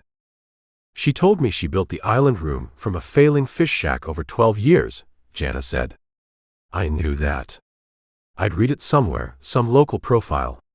She said the first year she didn't know if it would work, and the second year, she knew it would work if she got the sourcing right, and the third year she got the sourcing right, and after that it was the work. She paused. She said the work is always the work regardless of the context. The context changes. The work doesn't. She's right about that, Gumbo said. She's right about most things from what I can observe, Jana said. She offered me a 6-month consulting arrangement for the Island Room's online presence and community outreach. She paused. Starting rate, specific deliverables, review at the end of the 6 months with the option to extend or conclude. She paused. Renata negotiates contracts the way you would expect Renata to negotiate contracts. Precisely and correctly, Gumbo said. Precisely and correctly, Jana said. I accept it. She paused. I'm staying in Cedar Key for 6 months. She looked at the jalousie windows. The Worrells have a room at the Pelican House for 6 months. The renovation addition with the water view. She paused. I watched the sunrise from the window again this morning. It's a good window for sunrise, Gumbo said. It is, she said. She looked at the notebook and then at him. The invoice, she said. I'll send it today, he said. Send it to me directly, she said. Not to the Party Barge business address. That address is going to be contested for approximately 2 years, and I'd like to pay you before the 2 years start. She paused. My personal email. I'll give it to Gary. She looked at Gary at the far end of the bar. Gary distributes everything to everyone. He can distribute it to me. I'll give it to Gary, Gumbo said. She opened the notebook to a fresh page and wrote something and tore it out and put it on the bar and slid it down to Gary, who picked it up and put it in his shirt pocket without looking at it and continued his prep. Gumbo looked at Gary's shirt pocket. He's going to read it later, Gumbo said. I know, Jana said. He'll distribute it to you at whatever speed he determines is appropriate for the distribution. She drank the coffee. She looked at the Gulf through the jalousie windows. The Wednesday noon Gulf doing its established business, the water going the specific blue of a Cedar Key noon in the post-frontal passage light, the barrier keys low and steady at the horizon. 2.4 million subscribers, she said. One more time, to the window rather than to Gumbo, running the number through whatever she was running it through. Brad built the audience. I built the production architecture that let the audience grow. She paused. The audience doesn't know Brad is gone yet, in a way that's real to them. They see the archive. They see the clips. He's still there in the clips. She paused. I've been thinking about that. What have you decided? Gumbo said. That the clips are his, she said. The clips are Brad. I'm not going to take them over, or build on them, or use them to transition the platform to whatever comes next. She paused. Whatever comes next for me comes from what I build, not from what he built. She closed the notebook. That's the answer I have so far. Gary came down from the far end without the cloth, and stood in front of both of them and looked at the tarpon over the back bar. The clip, Gary said. They both looked at him. Deanne's clip, he said. The Cuban sandwich. Brad mispronouncing it. Deanne charging full price. He paused. It passed 1 million views yesterday. Gumbo looked at him. I checked the platform, Gary said. 1,047,000 views as of this morning. He paused. It's the highest performing clip from the Cedar Key stop. He paused. From any stop on the current season, actually. Jana looked at him. 1 million views on a clip of a marina office window and a $14 sandwich. 1,047,000, Gary said. Deanne, Gumbo said. Deanne, Jana said. Does she know? Gary said. She will, Gumbo said. When someone tells her. Which won't change anything. No, Gary said. It won't. He went back to the bar prep. Jana looked at the bar, and then at Gumbo with the 2-second assessment that had been consistent from the finger pier on Tuesday through every exchange since. She charged $14, Jana said. Because that's what it was worth. And 1 million people watched her do it. That's Cedar Key, Gumbo said. That's what I'm trying to understand, she said. For 6 months. She picked up the notebook and stood from the stool. Thank you. For what? He said. She looked at him. You know for what, she said.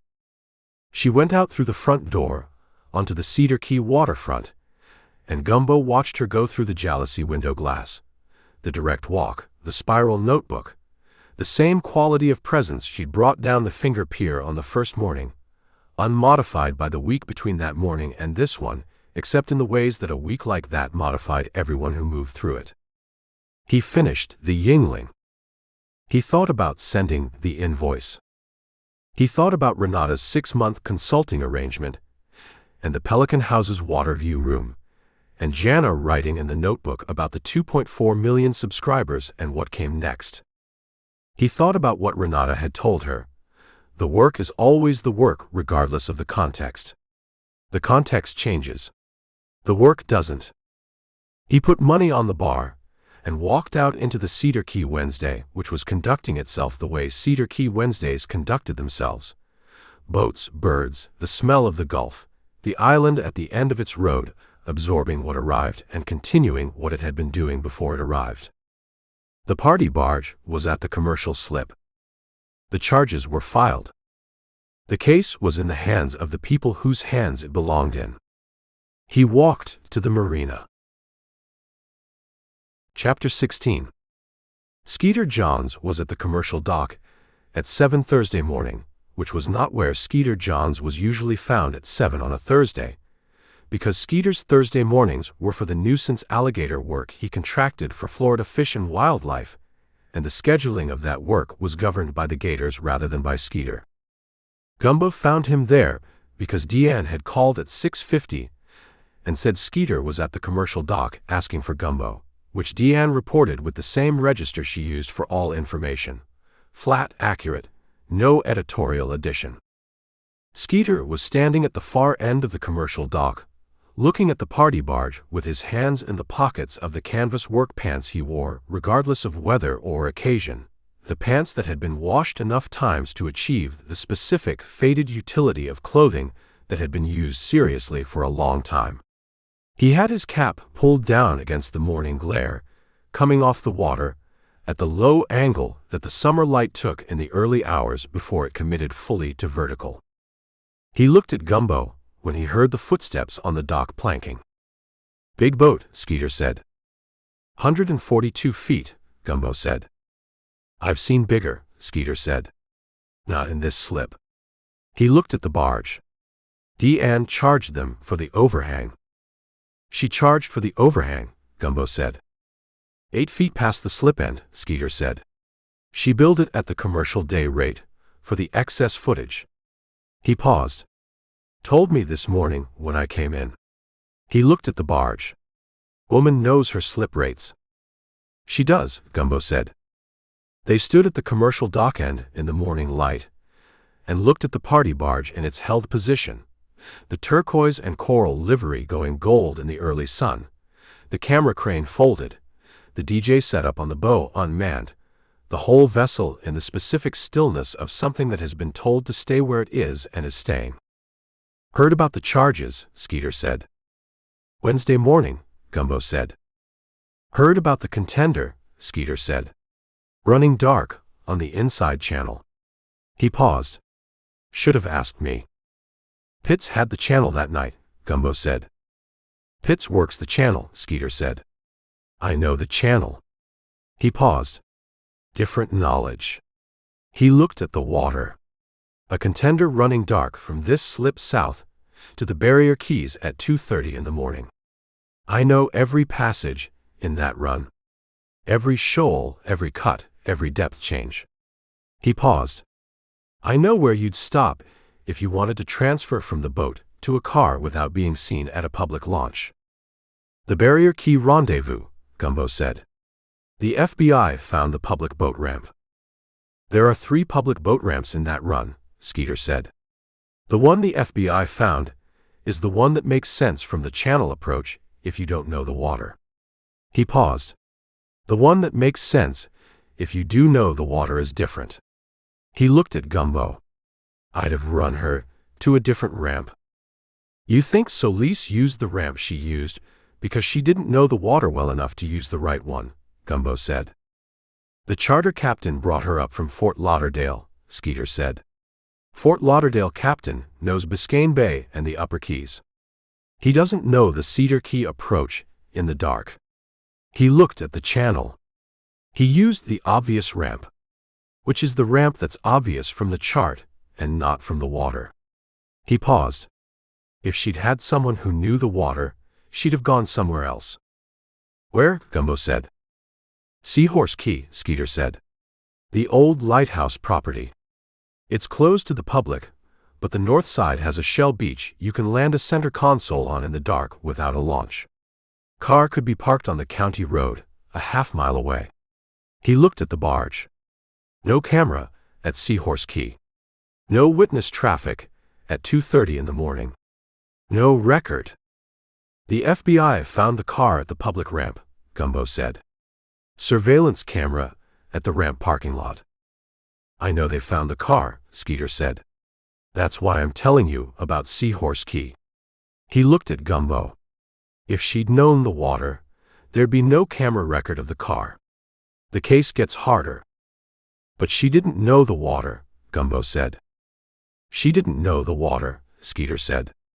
She had a chart and a captain from Fort Lauderdale, and she used the obvious ramp. He paused. Local knowledge matters. They stood at the dock end for a moment. Why are you here, Skeeter? Gumbo said. Skeeter looked at the party barge. Heard you had a case, he said. Heard it ran through the marina. Heard the contender came through the inside channel on my night, and I wasn't running. He paused. My night. My water. Someone ran dark through it. He paused. Bothers me. It's resolved, Gumbo said. Charges are filed, Skeeter said. That's not the same as resolved. He looked at the water. Resolved is when the person answers for it. He paused. That takes time. It takes time, Gumbo said. Skeeter looked at the barge one more time. The held vessel, the turquoise and coral. The 142 feet of it in a slip that couldn't fully contain it. $200, he said. Plus fuel. Gumbo looked at him. If you need the water, run, Skeeter said. Before the case fully resolves. If there's a water piece you haven't run. He paused. 200 plus fuel. There's no water piece left, Gumbo said. The investigation is done. The charges are filed. Then 200, Skeeter said. No fuel. No job. Just the rate stated. He walked back up the dock toward the parking lot. He got in his truck, the same truck he'd had since before Gumbo arrived in Cedar Key, the truck that carried his airboat trailer and his equipment and his working life on the Nature Coast waterways, and pulled out of the lot and turned north on State Route 24 toward whatever the Gators had scheduled for him today. Gumbo stood at the commercial dock end and watched the truck go. He thought about Skeeter saying my water the way Deanne said my marina without saying it. The ownership of a place not through deed or title, but through the accumulated knowledge of it, the daily practice of knowing where the shoals were, and which ramps were obvious from the chart and which ones were right from the water. Local knowledge. He walked back to the marina office. Deanne was at the log. He came because he wasn't on the water that night, Gumbo said. I know why he came, Deanne said. Skeeter Johns has been running that channel since before most of the charts were printed. Someone ran dark through it, and he didn't see them. She made a notation in the log. That bothers him the way a wrong entry in this log would bother me. A wrong entry in the log would bother you considerably, Gumbo said. It would bother me past the point of reasonable proportion, she said. Which is the price of keeping the log correctly for 30 years. She turned a page. The overhang billing. Wainwright's registered agent called this morning. What did they say? He said. They asked if the billing could be reduced given the involuntary nature of the vessel's continued presence, she said. I told them the billing reflected the current day rate for commercial slip occupancy, including the excess footage calculation, and that involuntary holds were a matter of law enforcement rather than marina policy, and the marina policy applied regardless of the reason for the stay. What did they say to that? He said. They said they'd process the payment, she said. Of course they did, he said. She looked at the log. The Pelican House, she said. He looked at her. The Worrells called me yesterday, she said. About the room arrangement. 6 months. She paused. They asked if I thought it was a reasonable arrangement. She paused. I told them the Worrells had been running a bed and breakfast on this island for 4 years, and if they needed my opinion about the reasonableness of a 6-month room rental, they should reconsider the business. What did the Worrells say? He said. Adele laughed, Deanne said. Carl said he thought it was a good arrangement. I told him I agreed. She turned another page. The Pelican House Renovation Edition has the best sunrise view on the north end of the island. I've seen it from the dock when I come in early. She paused. Someone who's been on a moving boat for 2 years deserves a stationary sunrise. She went back to the log. He went to the severance package and made coffee and sat on the stern without the composition book and looked at the marina doing its Thursday morning. The party barge at the commercial slip in its held stillness. The live aboard 3 slips over running its diesel. The bait shop smell from Deanne's converted operation. The Pelican on the far piling assessing the water with the professional attention of something that had been doing this since before any of the current drama and would be doing it after. He thought about Skeeter's $200 plus fuel, stated as a rate rather than a job, which was Skeeter's version of showing up to say the thing that needed saying, and saying it in the only professional vocabulary Skeeter maintained. He thought about local knowledge, and what it was and what it wasn't. Pits on the water. Deanne's camera. Gary's register tape. The island room's exterior camera that had caught Corey on the sidewalk looking at the dock. The Pelican's perch back door at 7 for the shrimpers. Skeeter knowing Seahorse Key was the right ramp, and the public one was the chart ramp. 700 people in a town at the end of a road. Every one of them knowing something specific about the specific place they lived in that no chart could capture and no production schedule could account for. Reyes came to the marina at 10. Not to the severance package. She pulled into the lot and walked to the commercial dock and stood at the end of it looking at the party barge. Gumbo saw her from the stern and walked up to the commercial dock and stood beside her. They looked at the barge. The FBI team finished their server analysis, she said. Full report came in last night. Anything new? He said. The board member, she said. Allison. The creator transition planning meeting with Briggs 14 months ago. She paused. The production server has an email between Ellison and Briggs 2 weeks after that meeting.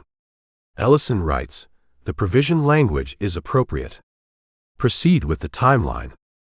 Ellison approved the buyout provision language, Gumbo said.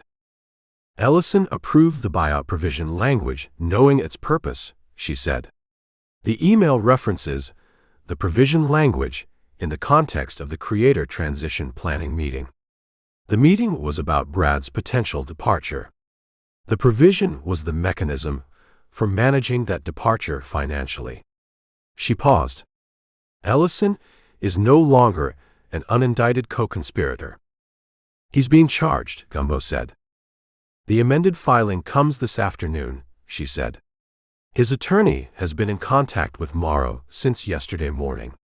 Ellison's attorney is doing what Corey's attorney did, trying to negotiate cooperation before the charge documents the full scope. She paused. Morrow is less receptive to the second round of voluntary cooperation than she was to the first. Because the first round produced the email that produced the second round, Gumbo said. The first round of Waverights cooperation, the GC handing over the production server before he knew what was in it, produced the evidence that is now being used against a Waveright board member, she said. The GC had a very difficult week last week. She paused. He resigned Monday. Resigned, Gumbo said. He retained personal counsel Monday afternoon and resigned Tuesday morning, she said. He's cooperating personally with the federal investigation in exchange for not being added to the charge list. She paused. His cooperation covers what he knew about the production server's surveillance function and when he knew it. What did he know? Gumbo said. He knew the server surveilled the vessel's communications for content security, she said. He says he didn't know Waveright executives had direct access to the archive. She paused. His email history suggests otherwise. There are 7 instances in the past 14 months where Briggs sent the GC excerpts from the production server archive. Conversations between Brad and his entertainment attorney, conversations between Jana and her attorney, conversations between Brad and the coastline representative. She paused. 7 times Briggs forwarded the GC surveillance excerpts. The GC responded to all 7. He knew Briggs was reading the archive, Gumbo said. He knew, she said. His defense is that he understood the content security function as covering Waveright's content protection interests, and that the specific communications Briggs shared were relevant to pending legal matters. She paused. His attorney will make the argument. Morrow will make a different argument. She looked at the barge. 7 board-level executives will spend significant portions of the next 2 years explaining to federal prosecutors and civil plaintiffs what they knew about a surveillance system installed on a vessel owned by people who didn't understand they were being surveilled. Brad didn't know, Gumbo said. Brad didn't know, she said. Jana didn't know. The production team didn't know.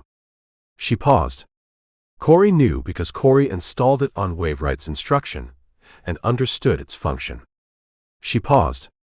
14 months of 2 people's professional and personal lives captured on a server for the use of the company that was planning to resolve the liability those lives represented. The party barge sat in the morning sun with its camera crane folded and its DJ booth empty and its 142 feet of turquoise and coral in the slip that Deanne had billed at the correct rate, including the overhang calculation.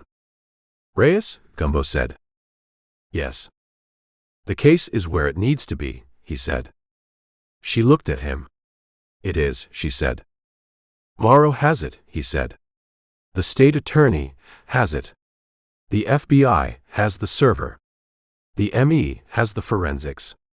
The carrier records are in evidence. The passageway camera, the stairwell log, the keycard sequence, the contender charter record, the charter captain's account. He paused. Solis is pleading. Corey is cooperating. Briggs is being charged. Ellison is being charged.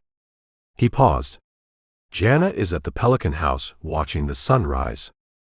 She is, Reyes said. The case is where it needs to be, he said again. She looked at the barge. The case is where it needs to be, she said. What happens to it from here is the system's job. The system is doing its job. She paused. Slowly, inconsistently, imperfectly. Another pause. But doing it. He looked at the barge. The vessel, he said. When the hold lifts. The LLC proceedings will determine disposition, she said. Jana's stake, Brad's estate, Waveright's majority interest. The civil suit complicates Waveright's position significantly. Their attorney is already in settlement discussions on the civil conspiracy claim. She paused. Jana's attorney is pressing for a settlement that includes a vessel transfer. She paused. If Jana gets the vessel, she won't run it the same way, Gumbo said. No, Reyes said. She won't. She paused. What would she do with a 142-foot converted supply vessel? I don't know, Gumbo said. She's been here 6 days. She's figured out the sunrise and the saffron broth and Renata's consulting arrangement and Deanne's overhang billing policy.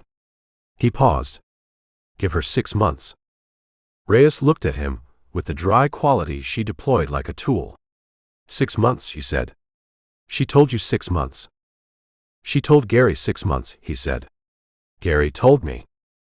Gary tells everyone, she said. Gary distributes information at the rate the information requires, he said. She looked at the barge one more time with the eyes she'd brought to mile marker 14, and the Osprey Dunes Service Road, and the Levy County landfill. The eyes of a detective who didn't move until she had something solid under her feet and moved thoroughly when she did. Then she turned and walked back up the commercial dock toward the parking lot. Gumbo, she said without turning. Yes. The composition book, she said. The drawer. The drawer, he said. Good place for it, she said. She got in the dark blue personal truck and pulled out of the marina lot and turned north on State Route 24 and was gone before the dock's last plank stopped vibrating from her footstep. He was at the Seabreeze at noon when his phone rang. A number he didn't recognize. Atlanta area code. He answered. Mr. Malone. A woman's voice, not Morrow. Someone else with the same prosecutorial precision but a different register underneath it. My name is Adair. I'm with the National Environmental Compliance Monitoring Initiative. I believe you gave my number to Preston Volk. He looked at the grouper sandwich. I did, he said. Mr. Volk has joined our technical consulting staff, she said. He started Monday. He asked me to call you to let you know. She paused. He also asked me to tell you that the Cedar Key monitoring well results came in this morning. The contamination front has retreated to the facility boundary. The extraction wells are working. He put the sandwich down. The tidal flat samples, he said. The latest tidal flat samples show TCE below detection limits at all 5 points, she said. The contamination that reached the nearshore water has dispersed. She paused. Mr. Volk said you'd want to know about the tidal flats specifically. Tell him I said thank you, he said. I'll tell him, she said. He also said to tell you the grouper is probably good. A pause. I don't know what that means. It means Tommy Hurd can work the flats, he said. I still don't know what that means, she said. It's a Cedar Key thing, he said. She said she understood, in the tone of someone who didn't fully understand, but was willing to accept the regional specificity, and ended the call. He picked up the grouper sandwich. He ate it, and thought about Preston Volk at a desk at the National Environmental Compliance Monitoring Initiative on a Monday, which was the correct desk for Preston Volk, and about the monitoring well results, and about Tommy Hurd's route to the tidal flats, which was now the unobstructed route. He called Renata. She answered from the kitchen. He could hear Marco's station in the background and the specific acoustic of the island room at noon service. Tommy, he said. 5 weeks was optimistic. The tidal flat samples came back below detection limits. A pause. The clam dish, she said. The clam dish, he said. Another pause, shorter. I'll call Tommy now, she said. Tell him to check his grounds this week and confirm the water quality, and I'll have the certification request filed with the state by Friday. Tell him Volk says the grouper is probably good, Gumbo said. What does that mean? Renata said. It means the water's clean, he said.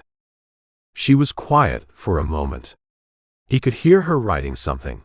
The clipboard, the pen, The notation that would become the instruction that would become the sourcing call that would become the clam dish back on the permanent menu alongside the saffron broth. "Come for dinner tonight," she said.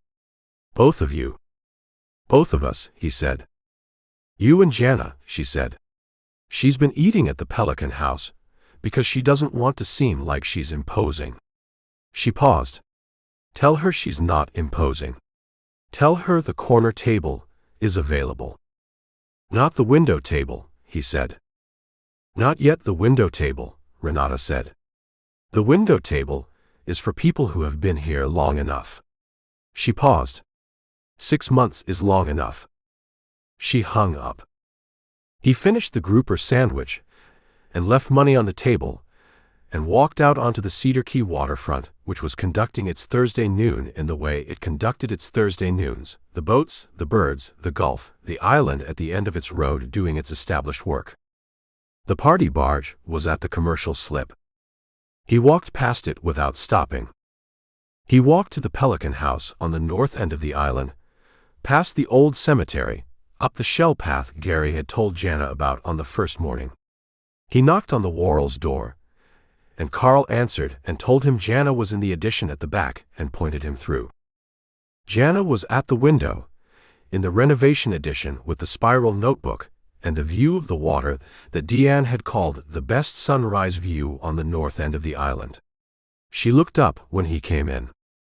"Dinner tonight," he said. "Island room. 7 o'clock. Renata says the corner table." Jana looked at the notebook. "The clam dish is coming back on the menu," he said. "She wants to run the new sourcing through a dinner service before it goes back permanently." Jana looked at him. "She wants a real diner," he said. "Not a preview." Jana looked at the water through the window. The Gulf in the Thursday afternoon, doing its blue thing. The barrier keys at the horizon, permanent and low. 7 o'clock, she said. 7 o'clock, he said. He left her at the window and walked back down the shell path toward the marina, the cedar and palmetto pressing close on both sides, the afternoon light going long through the canopy. Cedar Key doing its Thursday the way it always did its Thursday, with the specific, unhurried pace of a place that knew what it was and had decided that was sufficient, and had been right about that for long enough that the decision had become the place itself. Chapter 17. Dinner at the Island Room on a Thursday was a specific event. Not the weekend event, not the lunch service event. Thursday dinner had the quality of the week finding its rhythm, the regulars in their positions, the menu running the sourcing Renata had confirmed that morning. Marco worked the dinner service with the focused authority of someone who understood that Thursday was when the week's mise en place came to its full expression, and on this Thursday the kitchen had the additional specificity of the clam dish returning to its position on the permanent menu after its absence, which Marco had received as information that morning and incorporated into his prep without commentary. Gumbo arrived at 6:50. Jana was already there. She was at the corner table, with the spiral notebook on the table beside her glass of water, and the posture of someone who had been in Cedar Key for 9 days and had learned which chair at the corner table gave the best sight line to both the kitchen pass-through and the front door, which was the chair Jana was in. Renata came from the kitchen when Gumbo sat down. Not to take their order, Marco's server would do that, but to acknowledge the table with the specific quality of acknowledgement that the island room reserved for occasions worth acknowledging. She had the gold earrings and the kitchen coat and the look she used when something was proceeding correctly. "The clam dish," she said to Jana. "Tonight it's a clam and saffron preparation. The broth as a base, the clams from Tommy's first flat run in 3 weeks, a small anchovy component that Marco has been developing." She paused. "I'd like you to order it." Jana looked at her. "I'm testing the new preparation against a full dinner service," Renata said. "The table I trust most for an honest assessment is this one." She paused. "Not because Gumbo will be honest. He'll be honest. Because you will be specific." I will be specific, Jana said. Good, Renata said, and went back to the kitchen. Jana looked at the menu, then at Gumbo. She runs the sourcing like an editorial operation, she said. Every component is a decision, and every decision has a reason, and the reason is documented. She keeps records, Gumbo said. Everything sourced correctly, everything documented, every decision with a rationale. He paused. She'd find the composition book familiar. She probably keeps a better one, Jana said. She keeps the invoices, he said. Which in a restaurant is the same thing. The server came, and they ordered, and the dinner service moved into its Thursday evening pace around them. The room filling at the rate it filled on a Thursday, the ceiling fans turning, the light going warm as the evening established itself outside, and the Gulf did its sunset business through the windows. Jana put the spiral notebook in her bag. Not conspicuously, not a gesture about putting it away, just the natural movement of someone who has decided this is a meal rather than a work session. She set her hands on the table and looked at the room. I watched the charges filing document, she said. Online. The full document. She paused. The description of how it was constructed. The buyout provision, the production server, the surveillance function. The Briggs email. She paused. Reading it as a document is different from living through it as events. How is it different? He said. As events, it was terrifying and specific and immediate, she said. As a document, it's architectural. She paused. I can see the whole structure. I can see where each piece was placed and why and what it was designed to do. She paused. The provision was placed 14 months ago. The server was installed 14 months ago. Corey was approached 14 months ago. All three in the same 6-week window. She paused. Someone built that architecture and then waited for the right port. Briggs built it, Gumbo said. Briggs built it with Ellison's approval, she said. And Solis was the implementation. She paused. And Corey was the fixture inside the operation who made the implementation possible. She looked at the pass-through window. 2 years of working alongside Corey. 2 years of building the production together. She paused. He was good at it. He is genuinely good at it. The party barge worked because Corey is a skilled executive producer. Yes, Gumbo said. Which is the part that doesn't resolve, she said.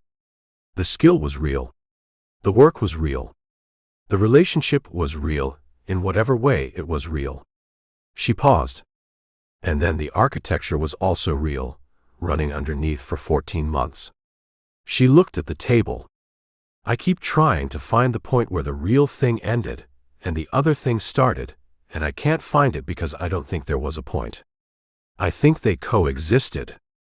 They coexisted, Gumbo said. Which is harder to hold than one of them being false, she said. If the relationship had been false from the beginning, it would be cleaner. A performance, a manipulation, a thing I was wrong about from the start. She paused. But I was right about Corey being a skilled producer. I was right about him caring about the show.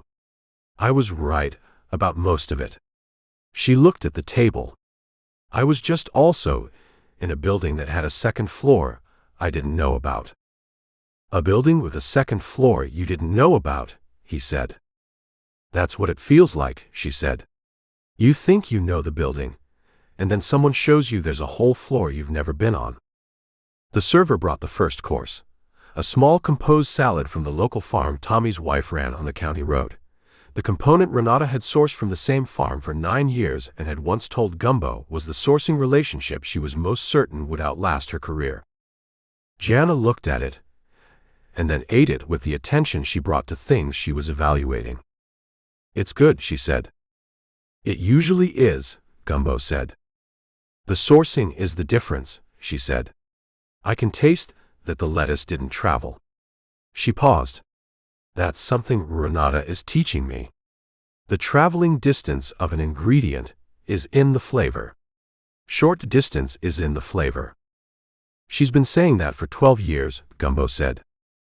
She was right 12 years ago, Jana said. She'll be right in 12 more. She paused. I'm going to be honest with you. Go ahead, he said. The consulting arrangement with Renata, she said. It's real. I mean to do it, and I'm capable of doing it well, and the 6 months is a genuine commitment. She paused. It's also a way of being somewhere that isn't a boat, while I figure out what comes next. She paused. Both things are true simultaneously. They usually are, he said. She looked at him. You keep saying that. Because it keeps being accurate, he said. She ate another bite of the salad and looked at the room. The party barge, she said. The civil settlement. My attorney called today. Tell me, he said. Wainwright wants to settle the civil conspiracy claim, she said. Their attorney reached out this afternoon with a preliminary framework. She paused. The framework includes a financial payment to Jana Voss and to Brad Coulter's estate. It includes Wainwright surrendering their LLC interest in PB Ventures, which gives the remaining LLC members, Jana and Brad's estate, full control of the partnership. She paused. It includes the vessel. You'd get the party barge, he said. Brad's estate and I would get the party barge, she said. Free of the Wainwright interest. The mortgage, my mother's company's mortgage, remains. The note is $4.2 million. She paused. My mother called me Monday. He waited. She wants to restructure the note, Jana said.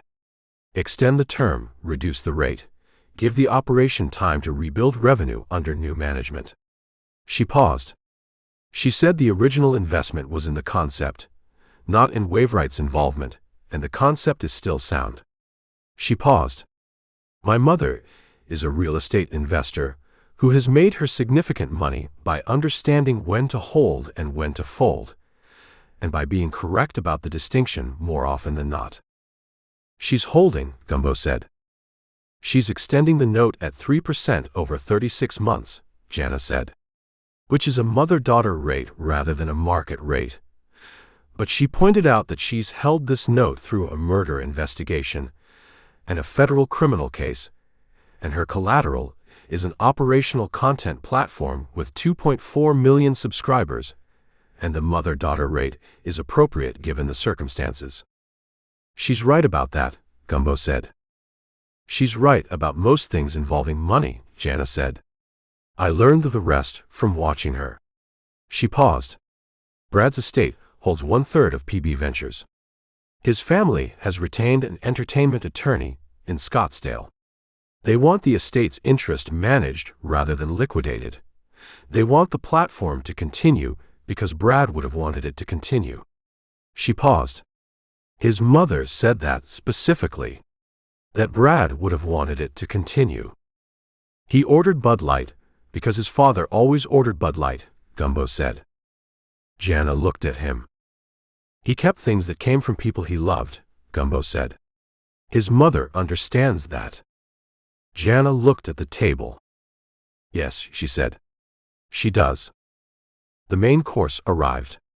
The clam and saffron preparation, the broth as a base, the gold of it catching the table's candlelight, the clams from Tommy's first flat run, arranged in the way Marco arranged things on a plate, with the precision of someone who understood that the presentation was the first taste. The anchovy component was present in the background of the flavor without announcing itself, doing the thing that properly used anchovies did, deepening without declaring. Jana tasted it. She was quiet for a moment. Tell her the anchovy is right, she said. Tell her exactly that. The anchovy is right. Not that it's good. That it's right. Tell her yourself, Gumbo said. She'll want to hear it from someone who can be specific, Jana said. You just were specific, he said. I mean someone who can come into the kitchen and say it in a way she takes seriously, Jana said. She'll take it seriously from me in a month. Not yet. A month, he said. A month of showing up and eating correctly and having the right opinions about the sourcing, she said. Then she'll take it seriously. She ate another bite. The broth is the foundation. The clams are the point. The anchovy is the thing that makes you not notice what's missing, because nothing is missing.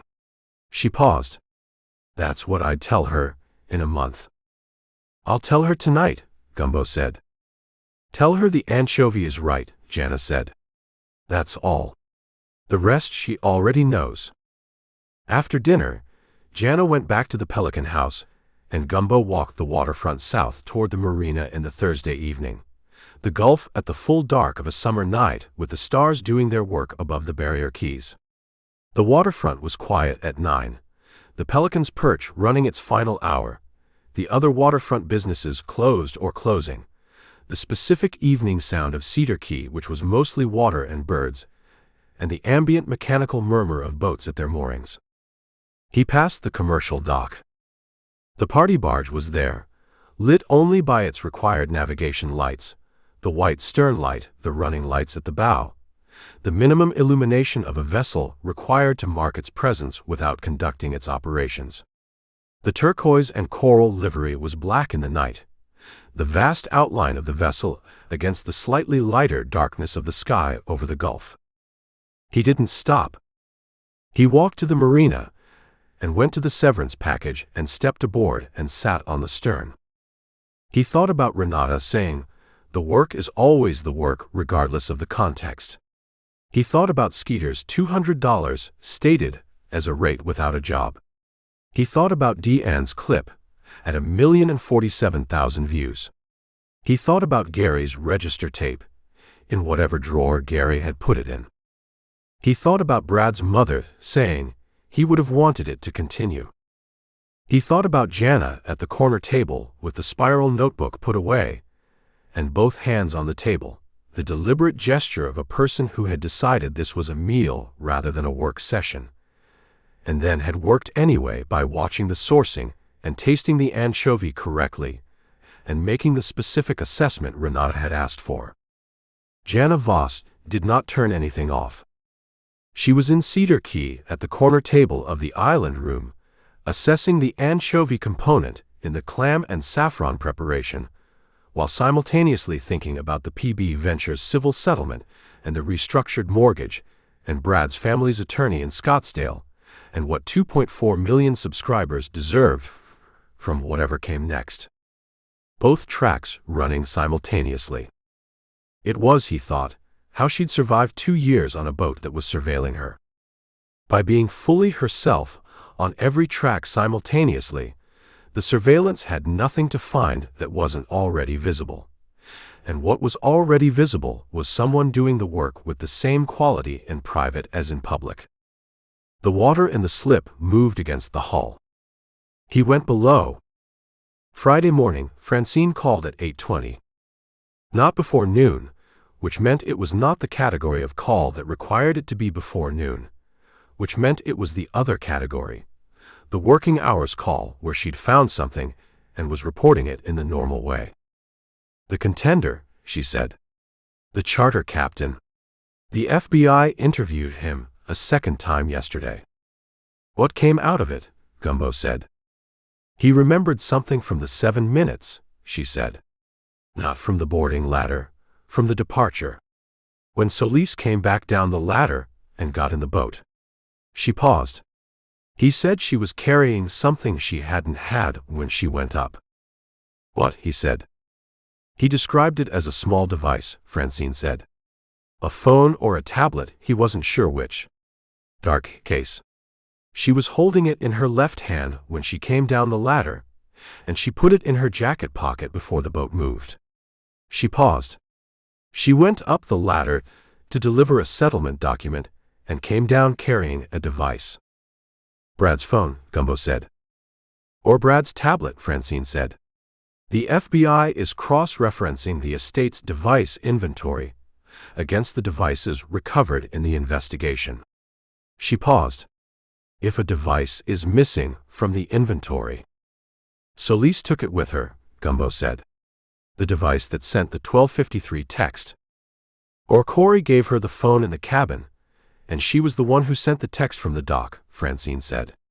The sequencing between Corey's 91 minutes in the cabin and Solis's 7 minutes on the ladder, the phone may have changed hands more than once. She paused. The FBI will reconstruct it.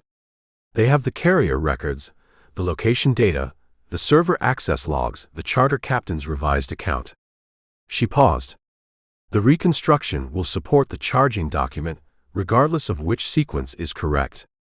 The conspiracy charge covers the shared enterprise. Both of them are in it, he said. Both of them are in it, she said.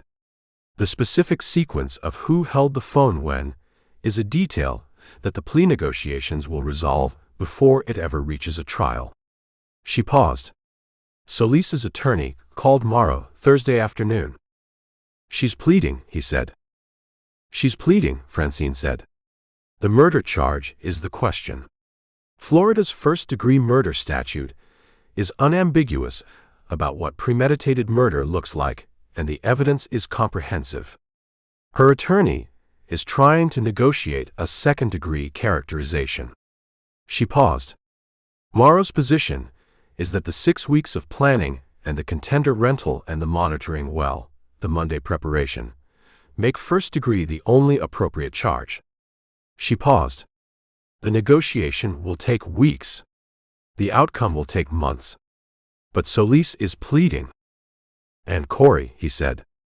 Corey's cooperation agreement is finalized, she said.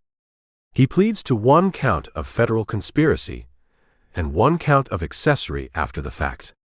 The passageway camera and the 91 minutes in the cabin are acknowledged in the agreement without a specific finding on what happened during those 91 minutes, because Corey's account is that he left Brad alive and the Me's evidence is inconclusive about the precise sequence. She paused. Davenport is a very good attorney. What does Corey get? He said. 7 to 10 federal, with the cooperation credit reducing the effective sentence, she said. He'll serve 4 to 5 years with good conduct. She paused. He's 44. She stopped. He gets out at 48 or 49. Gumbo looked at the marina through the porthole. 4 to 5 years, he said. 4 to 5 years, Francine said. For managing the conditions that produced a murder. For repositioning a camera. For lying in a cabin at 2:15 in the morning telling himself a story. She paused. The federal system will say what it says about what that's worth. And the crying at the railing, Gumbo said. The crying at the railing is not in the sentencing guidelines, Francine said. He looked at the marina. Briggs, he said. Briggs is not cooperating, she said. His attorney filed a motion to suppress the production server contents on Fourth Amendment grounds this week. The motion will fail. The server was voluntarily produced by Waverights GC, but it buys time and establishes the defense posture. She paused. Briggs is going to trial. Probably 18 months from now. She paused. Morrow is prepared for that. She prefers it. She wants the trial, Gumbo said. She wants the record, Francine said. A guilty plea produces a conviction. A trial produces a conviction and a public record of how a platform company built a murder into its creator transition planning. She paused.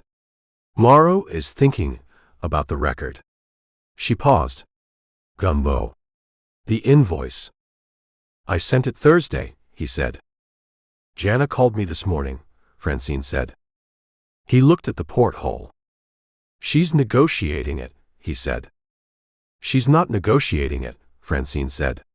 She called to ask me if the rate was correct for the scope of the investigation. I told her the rate was Gumbo's rate, and the scope was whatever the case required. She paused.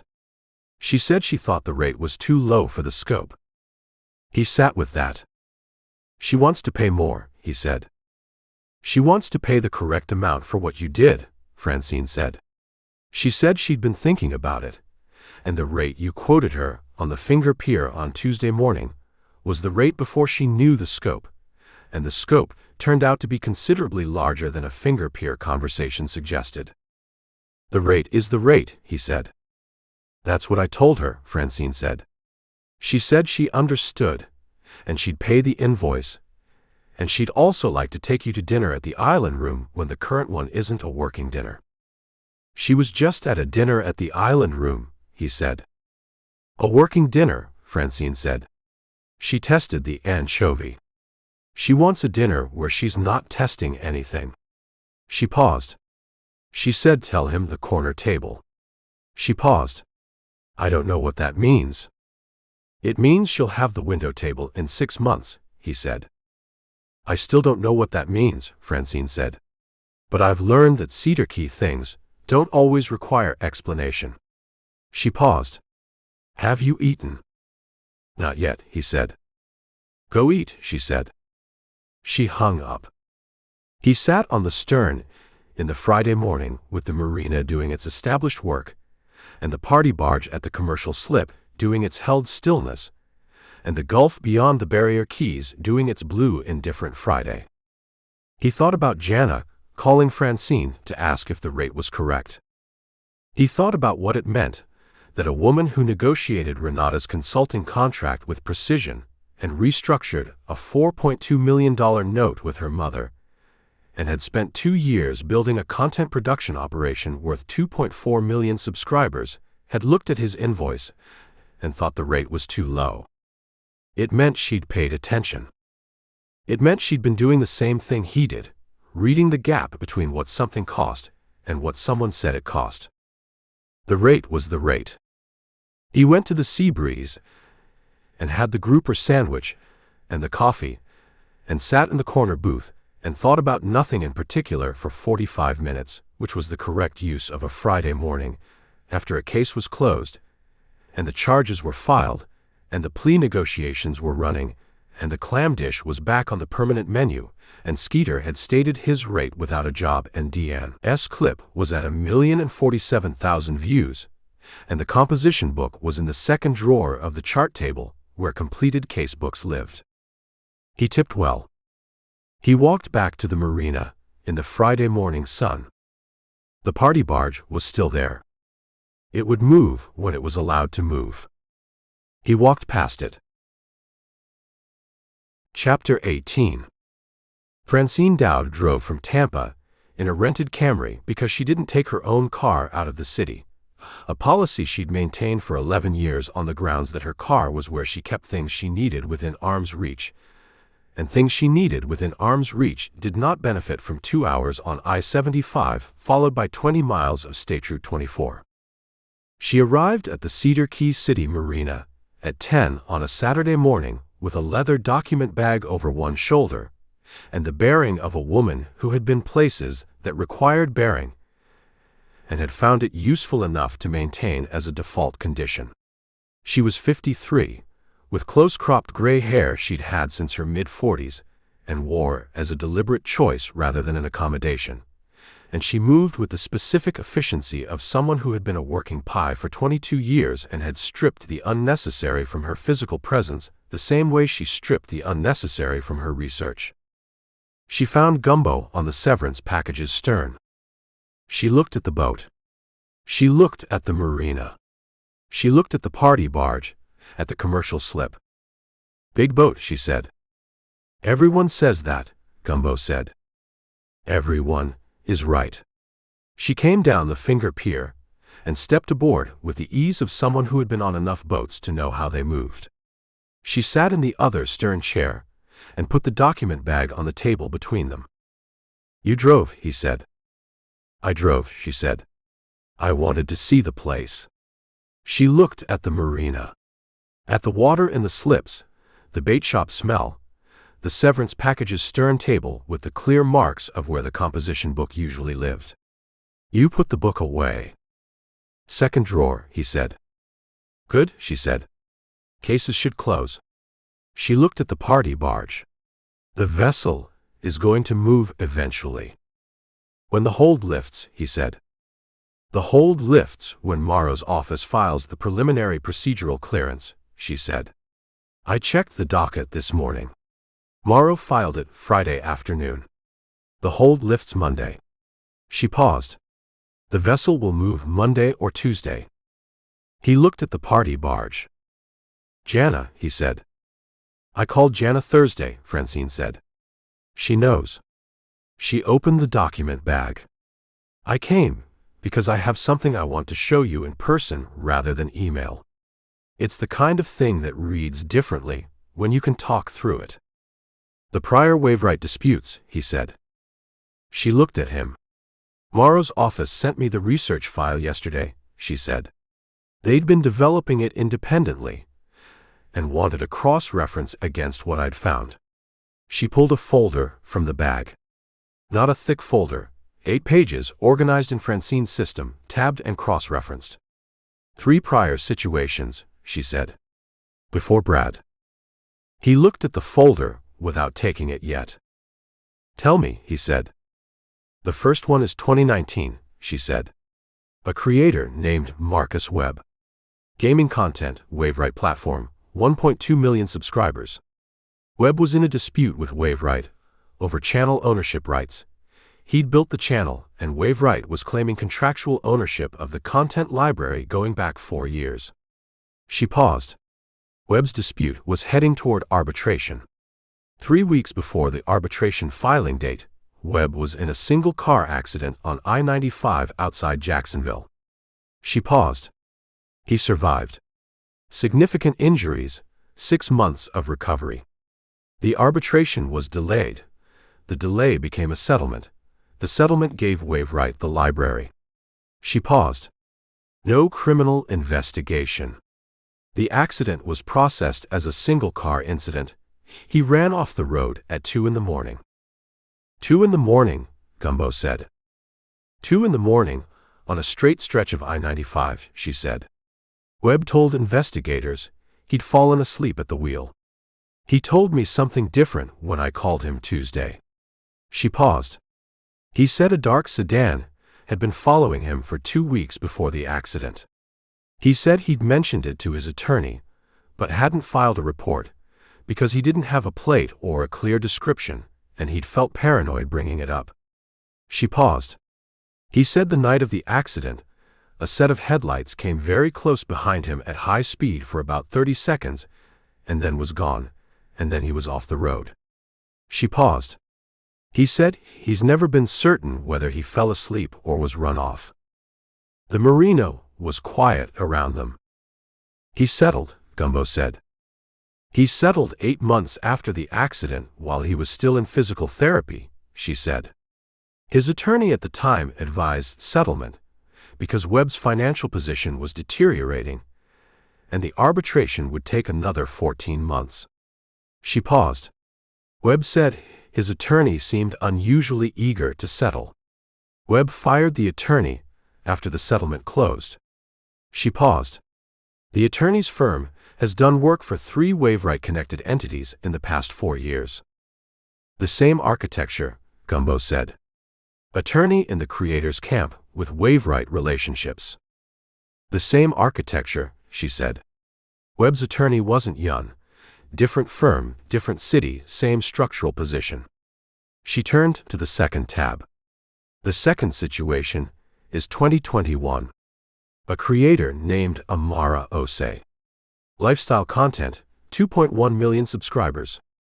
Ose had a content ownership dispute with Waveright and was in negotiations for a platform move. She paused. 6 weeks before her planned announcement of the platform move, Ose's business manager, the person handling her contract negotiations, was charged with financial fraud by a different Waveright-connected creator who claimed the manager had misappropriated funds. She paused. The fraud charge was filed.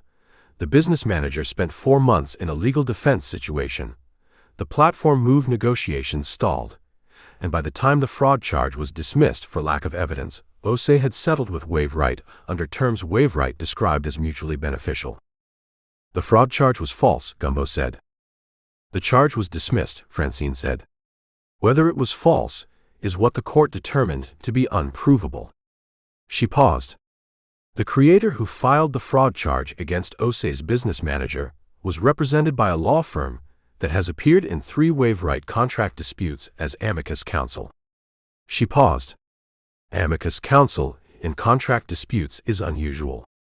It's the kind of involvement that suggests someone paying for a legal intervention that isn't directly their business.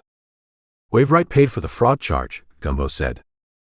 Waveright paid for a legal intervention that produced the intended result, she said, without a direct connection in the record. She turned to the 3rd tab. The 3rd one is the most direct precedent. 2022. A creator named Dev Prasad. Tech review content, 1.8 million subscribers.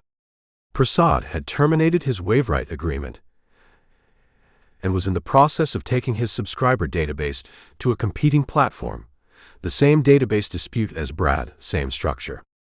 She paused. The day before Prasad's database transfer was scheduled to complete, Waveright filed an emergency injunction in federal court citing breach of the platform's terms of service. She paused. The injunction was filed at 11 p.m. A federal judge signed a temporary restraining order at midnight, an unusually fast TRO in a platform content dispute. She paused. The TRO froze the database transfer. The freezing of the transfer gave Waveright leverage for a settlement negotiation. She paused. The settlement took 4 months. Prasad kept his platform independence, but surrendered the database. The TRO at midnight, Gumbo said. Signed by a federal judge in the Eastern District of Virginia at midnight on a Tuesday, she said. Emergency TROs happen. A midnight TRO in a platform content dispute is not standard. She paused. The judge who signed it retired 6 months later. His daughter joined Waveright's board advisory group 3 months after his retirement. Gumbo sat with the 3 situations laid out in the morning light. 3 creators. 3 disputes. 3 resolutions that favored Waveright, each arrived at through a different mechanism. A late-night accident, a fabricated fraud charge, a midnight federal injunction. None of them provably connected to Waveright in a direct chain. Each one deniable as coincidence or legitimate legal action. Solis, he said. Solis was Waveright's general counsel for 6 of the 8 years these situations occurred, Francine said. The web accident is outside her tenure. The Osei and Prasad situations are within it. She paused. Morrow's office is examining whether Solis can be connected to either of them directly. An email, a billing record, a communication in the legal files. She paused. The Prasad TRO is the most promising.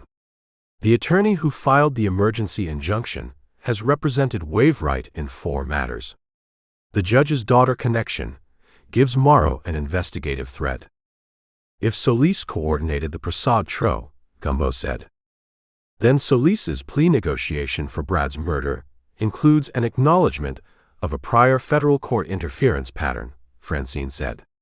That changes the sentencing picture significantly. She paused.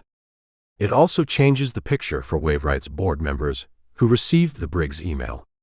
If there's a pattern of board-level awareness of creator suppression methods, the "we didn't understand the email" defense becomes considerably more difficult. The board members knew, Gumbo said. The board members were aware of a pattern of creator dispute resolutions that consistently favored Waveright through mechanisms that were never fully explained in the board meeting records, Francine said. Whether they asked how the resolutions were achieved is what Morrow will determine. She paused. Powerful people often practice the discipline of not asking questions whose answers they don't want to know. The choosing not to know, Gumbo said. The same choice Corey made at 2:15, she said. Scaled to a boardroom. She closed the folder. Marcus Webb is cooperating with Morrow's office. He filed a formal account of the I-95 incident Wednesday. She paused. He's been waiting 4 years for someone to ask.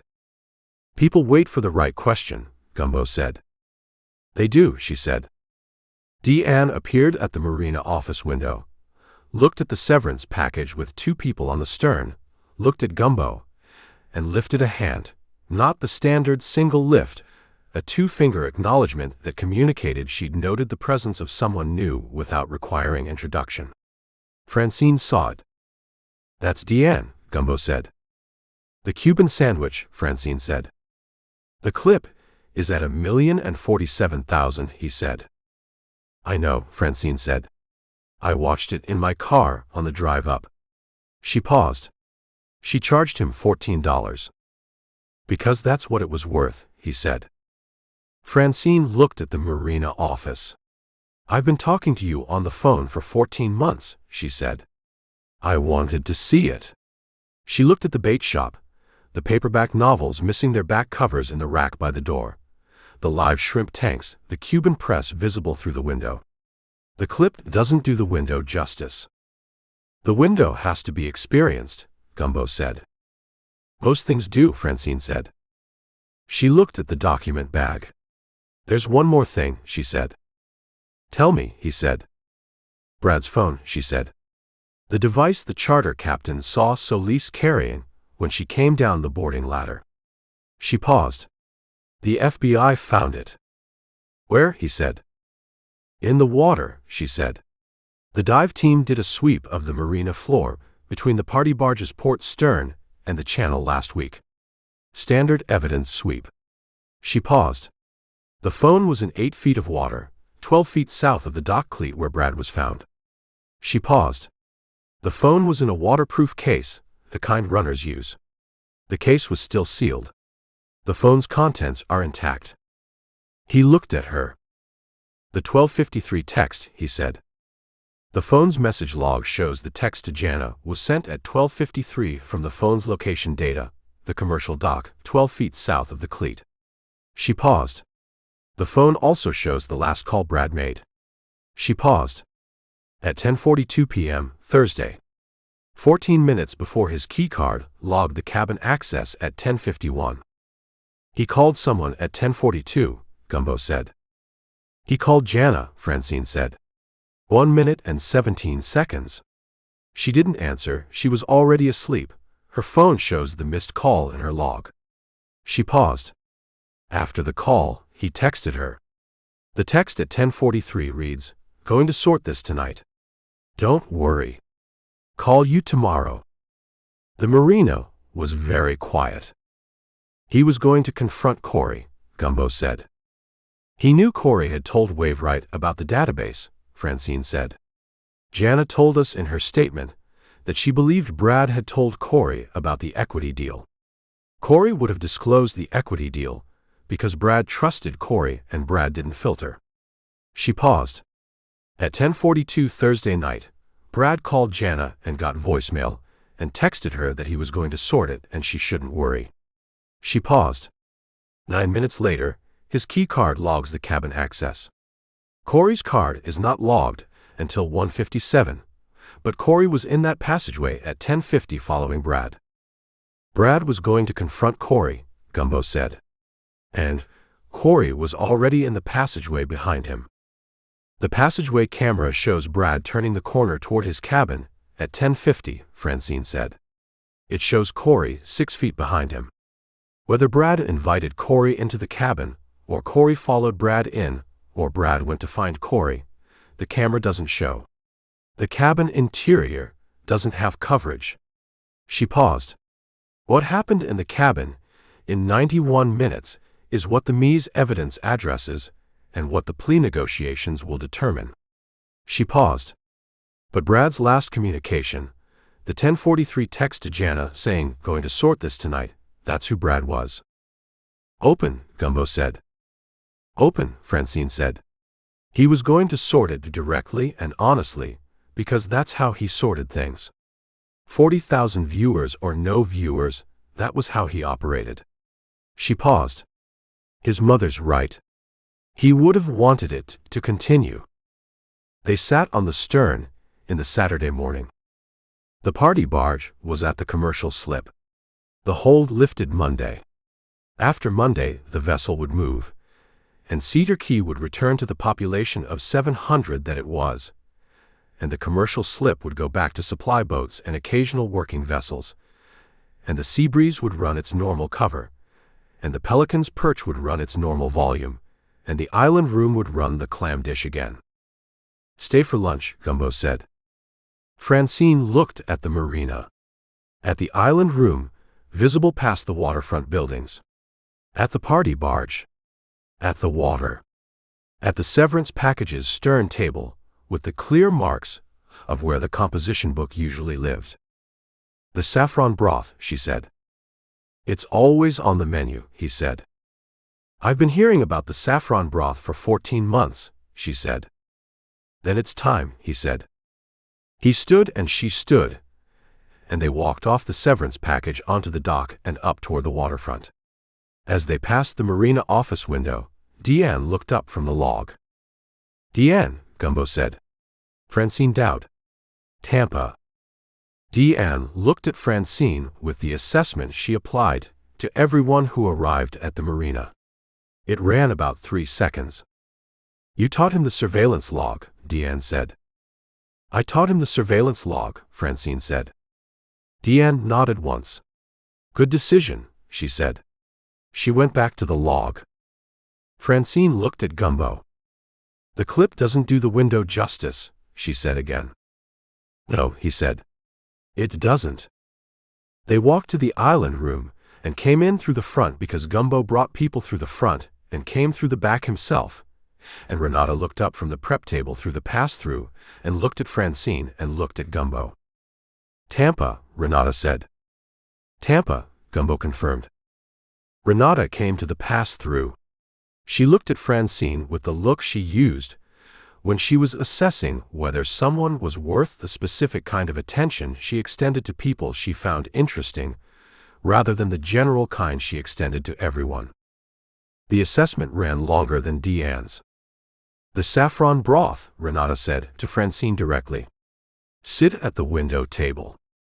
Francine looked at Gumbo. "The window table is for people who have been here long enough," he said. Renata looked at him. "Francine Dowd has been in this investigation since the beginning," she said. "She's been in Cedar Key for 2 hours.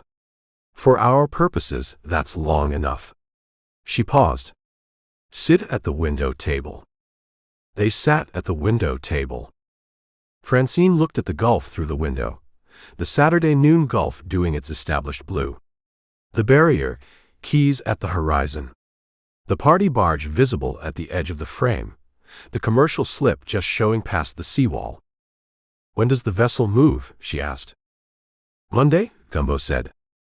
"Will you watch it go?" she said. He looked at the Gulf. "I'll be here," he said. "If it goes past." "It'll go past," she said. "The channel runs right by the marina." She paused. 142 feet of it, going south toward Apalachicola. "South toward Apalachicola," he said. Marco came to the pass-through and put 2 bowls of the saffron broth on the shelf without being asked or asked about. Francine looked at the bowl. She lifted the spoon. She tasted it. She was quiet for a moment. "She's been making this for 12 years, she said. 12 years, Gumbo said. "You can tell," Francine said. She ate the broth and looked at the Gulf and said nothing more about it because nothing more needed to be said about it. And the Saturday noon island room ran its service around them with the specific competence of a place that had been doing this long enough to have made the competence invisible. Chapter 19. The party barge moved on a Tuesday. Not Monday. The FBI's preliminary procedural clearance came through Friday, and the hold technically lifted Monday morning, but the vessel's captain, a man named Gareth who had been managing the barge's navigation since its conversion from supply boat, and who had continued to draw his salary and maintain the vessel through the 3 weeks of its Cedar Key detention with the equanimity of a professional who understood that legal holds were not his department, spent Monday getting the engines checked and the fuel topped and the systems confirmed before he'd take the vessel out. He ran a checklist that Gumbo did not see, but whose existence he inferred from the sound of the engines cycling Tuesday at dawn. He was on the Severance package's stern at 6 when the engines started. Not looking at the barge, he was facing east, toward where the morning came from, the coffee on the table beside him. He heard the engines and didn't turn. He listened to the sound of them, the low sustained vibration of something large waking up, the specific register of the party barge's converted commercial diesels that he'd been hearing for 3 weeks and had learned to distinguish from the smaller engines of the marina's regular traffic. The engines ran at idle for 20 minutes. Then Gareth moved the vessel. Jana was on the commercial dock when the lines came off. She'd been there since 6:30, standing at the dock's far end with the spiral notebook closed in her hand, not open, not writing, just held. She had on the gray shirt from the morning Stutz arrested her, which she'd apparently kept in a specific rotation that Gumbo didn't know the reason for, and didn't ask. Gumbo came to the commercial dock at 6:40. She heard him coming and didn't turn. He stood beside her, and they watched Gareth run the departure procedure, the crew of 3 handling the lines, the stern first, then the bow, the vessel moving with the careful deliberateness of something too large for casual movement, the commercial slip releasing it the way a hand releases something it's been holding. The party barge cleared the slip at 6:52. It turned in the marina's turning basin, a slow, patient turn, the vessel finding its heading, and then it moved south along the channel toward the marina's exit markers. The turquoise and coral livery in the early morning light had a different quality than it had in the afternoon sun, less declarative, more the color of something going rather than something arriving. The camera crane was folded. The DJ setup on the bow was still. The sun deck was empty. The production system was not running. The vessel moved through the Cedar Key channel at the marina's posted no-wake speed, which it respected to the foot, and then past the exit markers and into the open water, and then Gareth brought up the engines, and the party barge moved south toward Apalachicola at the cruising speed of a vessel that was no longer here. Jana watched it until she couldn't see it. Which was not long. Cedar Key's geography put the barrier keys between the marina and the southern horizon, and the party barge disappeared behind the keys in 4 minutes, the last visible element being the top of the camera crane against the sky, and then that too was gone. She looked at the water where the vessel had been.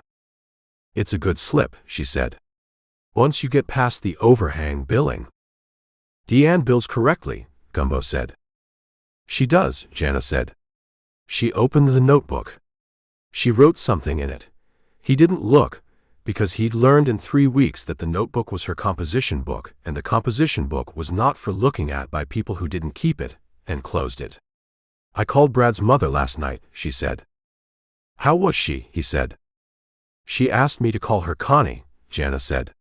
She said Mrs. Coulter was what she'd been for 41 years, and what Brad had called her for 34 of them, and she'd rather I called her Connie. She paused. I told her about the 1043 text. The last one he sent. "Going to sort this tonight. Don't worry. Call you tomorrow." She knew about the text, Gumbo said. Morrow's office had told her, Jana said. She'd been thinking about it since. She said it was exactly what Brad would say. That sorting things was what Brad did, not worrying, not avoiding, sorting. She said his whole life he sorted things directly, and the fact that the last thing he did was go to sort something directly was, Jana paused. She said it was right. That's the word she used. Right. It is right, Gumbo said. She wants to come to Cedar Key, Jana said. Brad's mother. She said she wants to see where it happened. Not the dock. Not the crime scene geography. The place. She paused. She said she's been watching the party barge clips since Tuesday morning when they were posted, and she understands why he loved doing it. She said she can see in the clips that he was genuinely happy when he was on the water with the camera. She paused. She asked me if Cedar Key was the way it looked in the clips. "What did you tell her?" he said. "I told her it was better," she said. "I told her the clips can't show you Deanne's window." She paused. She laughed. She said Brad had texted her about the sandwich. She paused. He texted his mother about the $14 Cuban sandwich.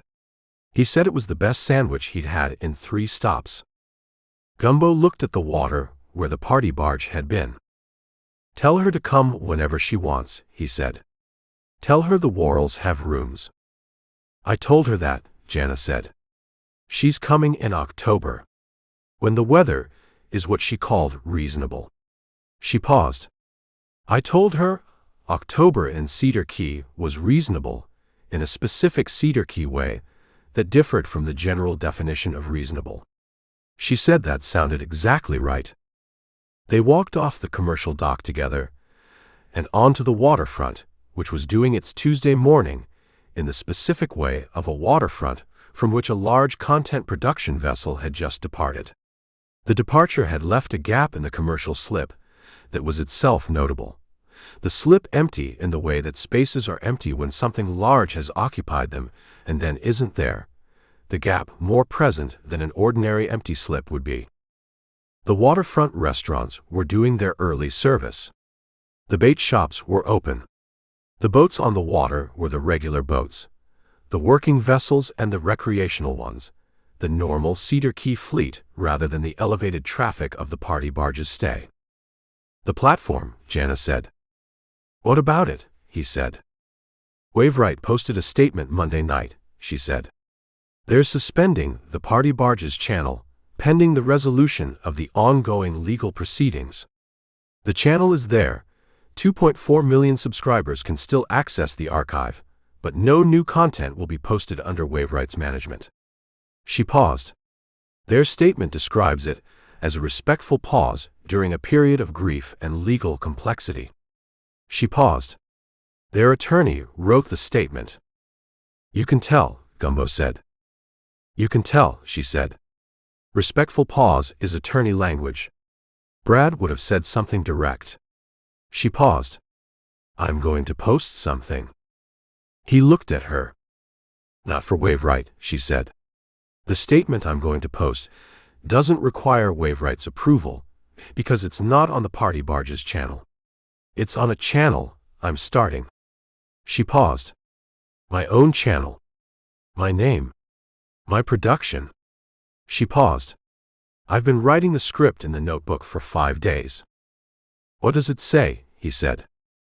"It says," she stopped. "I'll show you when it's done." She paused. "The first post will be filmed here. In Cedar Key. Not at the commercial dock. Somewhere quieter." She paused. "I've been thinking about Deanne's window." "You're going to film Deanne's window," he said. "I'm going to ask Deanne if I can film at the marina office window," Jana said. "Not the bait shop from the outside. The window from the water side. The view Deanne has when she looks at the marina." She paused. "I want to show what she sees." She paused. "The marina. The boats. The water. The normal Cedar Key morning before anything extraordinary happens." "Before or after the Cuban sandwich," he said. "The Cuban sandwich is Deanne's content," Jana said. "I'm not touching the Cuban sandwich. The Cuban sandwich belongs to that clip, and that clip is Brad's, and the $14 is Deanne's." She paused. "I'm interested in what's ordinary. The water. The composition of a place that is genuinely itself." She paused. "You can't manufacture that. You can only show it." He looked at the marina office window, visible from the waterfront. At Deanne behind it doing the morning log. "She'll say no," he said. "She might say no," Jana said. "Or she might say yes under terms she'll state precisely, and which I'll accept because the terms will be correct." She paused. "I think she'll say yes if I ask correctly." "How will you ask correctly?" he said. "I'll ask her what she sees from the window," Jana said. "I'll let her answer." Then I'll ask if I can show other people what she sees. She paused. She'll either say yes, or she'll say the marina doesn't need showing. She paused. Either answer tells me something. They reached the marina office. Jana stopped at the window. She looked at Deanne behind it. The morning log, the pen, the clipboard, the specific competence of 30 years of marina management visible in every surface of the operation. She knocked on the window frame. Deanne looked up. Ms. Deanne, Jana said. My name is Jana Voss. I was on the party barge. She paused. I'd like to ask you something, if you have a moment. Deanne looked at her. The 3-second assessment, thorough and complete. The clip, Deanne said. The clip, Jana said. 1,047,000, Deanne said. 1,063,000 as of this morning, Jana said. Deanne looked at the marina log. Then at the window. Then at Jana. What do you want to ask? Deanne said. I'd like to know what you see from this window, Jana said. In the morning. Before the day starts. Deanne looked at the marina. She looked at it the way she looked at the log, with the attention of someone who has been looking at a thing for long enough that the looking is itself a practice rather than an observation. She looked at the slips, the boats, the water, the channel, the barrier keys visible in the distance. She looked at the severance package at slip 12. Everything, Deanne said. Jana wrote it, in the notebook. 2 words. She wrote it, and looked at what she'd written, and looked at Deanne. Would you be willing to let me show that? Jana said. On camera. From outside the window, pointed in. So other people can see what you see. Deanne looked at the notebook. At the pen. At Jana's face. How long? Deanne said. However long it takes to show it correctly, Jana said. Deanne was quiet for a moment. No talking, Deanne said. I don't do commentary. Just the window, Jana said. Just what you see. The marina log stays in frame, Deanne said. I'm working. The marina log stays in frame, Jana said. Deanne looked at the log. Wednesday morning, Deanne said. 6 o'clock. Before the bait shop opens. She paused. I'll be at the window, at 6. She went back to the log. Jana looked at Gumbo. He looked at the window, and at Deanne inside it, and at the notebook in Jana's hand. Wednesday at 6, he said. Wednesday at 6, Jana said. She wrote the time in the notebook. She closed it. The first piece of content I produce in Cedar Key is Deanne's window at 6 in the morning. She'll charge you, he said. I expect she will, Jana said. I expect the fee will be correct. He went to the Pelican's Perch at noon. Not for the investigation. The investigation was done, and had been done, and the case was in its various legal processes, moving at the various speeds those processes moved. He went because it was Tuesday noon in Cedar Key, and Tuesday noon in Cedar Key was a specific and established thing, and he had been doing it for 14 months. Gary poured without being asked. The bar was at its normal Tuesday noon volume. The retired couple at the far table, 2 fishermen at the window, a woman from the mainland who was writing something in a notebook that was not a composition book, the tarpon over the back bar, the jalousie windows open to the Gulf. Normal. She asked Deanne, Gary said. She did, Gumbo said. What did Deanne say? Gary said. Wednesday at 6, Gumbo said. Gary looked at the bar. He had the expression he got when something had resolved in a direction he found acceptable. The clip, he said. 63,000 this morning, Gumbo said. It'll hit 2 million, Gary said. Probably, Gumbo said. Definitely, Gary said. I've been watching the comments section. He paused. The comments on the Deanne clip are, he stopped. People are writing paragraphs. Not short comments. Paragraphs about what the clip makes them feel. He paused. About places that are real. About things that cost what they cost. He paused. About the specific look on a person's face when they charge $14, because $14 is what it's worth. People recognize something, Gumbo said. People recognize something they don't see often, Gary said. A person who is entirely what they are, in a world that is mostly people performing what they are. He paused. 2.4 million subscribers watch the party barge. 63,000 of them, and growing, have watched Deanne charge $14. He paused. Those are different numbers, and they mean different things. Different audiences, Gumbo said. The same audience, Gary said.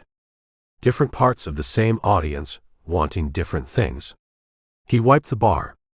The part that wants the party found the party barge. The part that wants something real found Deanne's window. He paused. There's more of the second part than people think. He went to the other end of the bar. Gumbo sat with the Yingling and looked at the jealousy windows and the gulf beyond them, and thought about Gareth running the party barge south at cruising speed toward Apalachicola, which was the next stop on the schedule before the schedule had been interrupted by Cedar Key. The vessel would arrive in Apalachicola and tie up at their commercial dock, and the news of what had happened in Cedar Key would follow it there, because the news already existed in the public record, and the public record moved at the speed of the internet, which was faster than any boat. He thought about Apalachicola receiving the party barge with the specific awareness that Apalachicola is a place that has received things for a very long time and has its own relationship with what arrives and what it means. He thought about 2.4 million subscribers waking up to the channel suspended, and the statement from Waveright's attorney about a respectful pause and what they would do with that. He thought about Jana's own channel, starting with Deanne's window at 6 Wednesday morning. He thought about Brad calling his mother Connie. He finished the Yingling. Reyes called at 3. Solis, she said. The plea agreement is finalized. What did she get? He said. Federal conspiracy, first degree, premeditated, in the manner described in the charging document, she said. The state murder charge runs concurrent. The plea covers both. She paused. 25 years minimum mandatory. She's 48. She gets out at 73 at the earliest. She paused. Her attorney pushed for a sentence that factored the settlement document, the argument that she went to the vessel to negotiate, that the death was not planned, that the manslaughter characterization was more appropriate. She paused. Morrow's office rejected it. The 6 weeks of planning, the Monday contender rental, the production server communication with Briggs, Morrow's position is that a person who rents a boat on Monday and drives to Florida on Tuesday and rents a car and positions herself at a marina on Thursday night has a plan. She paused. The judge agreed. 25 years, Gumbo said. 25 minimum, Reyes said. The federal system and the Florida system will both have input on the actual release date. It's complicated. She paused. She'll be 73 at the absolute earliest. Probably older. He looked at the water. Briggs, he said. Trial is set for 14 months from now, she said. His attorney is still pursuing the server suppression motion. It will fail. She paused. Morrow is prepared. She wants the trial record. She paused. Ellison is cooperating. He pled to federal conspiracy and obstruction Monday morning. His cooperation covers the board-level awareness of the creator suppression pattern. She paused. Morrow has 3 prior situations with Waveright creator disputes: the web accident, the Ose fraud charge, the Prasad Tro. Ellison's cooperation connects the board to the awareness of those situations. She paused. The Briggs trial will produce a full public record of how a platform company structured creator suppression over 4 years. Morrow wanted the record, Gumbo said. She got the record, Reyes said. Marcus Webb, Amara Osei, Dev Prasad, all three are cooperating. All three have submitted formal accounts of what happened to them. She paused. Morrow has a pattern. She has a conspiracy. She has a corporation whose internal documents show it was built into the creator relationship management strategy. She paused. The Briggs trial will take 2 weeks. The record will take a generation to process. A generation, Gumbo said. The record of what Waveright did to Brad Coulter, and how they built the infrastructure to do it, and how they'd been practicing on other people for 4 years before they did it to Brad. She paused. That's going to be in the public record of the Southern District of Florida forever. Every creator on every platform company dealing with a creator dispute. She paused. They'll know what Waveright did. He sat with that. Corey, he said. He sentenced Monday, she said. 7 years, cooperation credit applied. He'll serve 4.5. He's 44. She paused. He's in a federal facility in Georgia. Georgia, he said. His family is in Atlanta, she said. Morrow pushed for the Georgia placement because Corey's cooperation on Briggs required sustained access for the prosecution team. She paused. He can be useful from Georgia. He'll be useful, Gumbo said.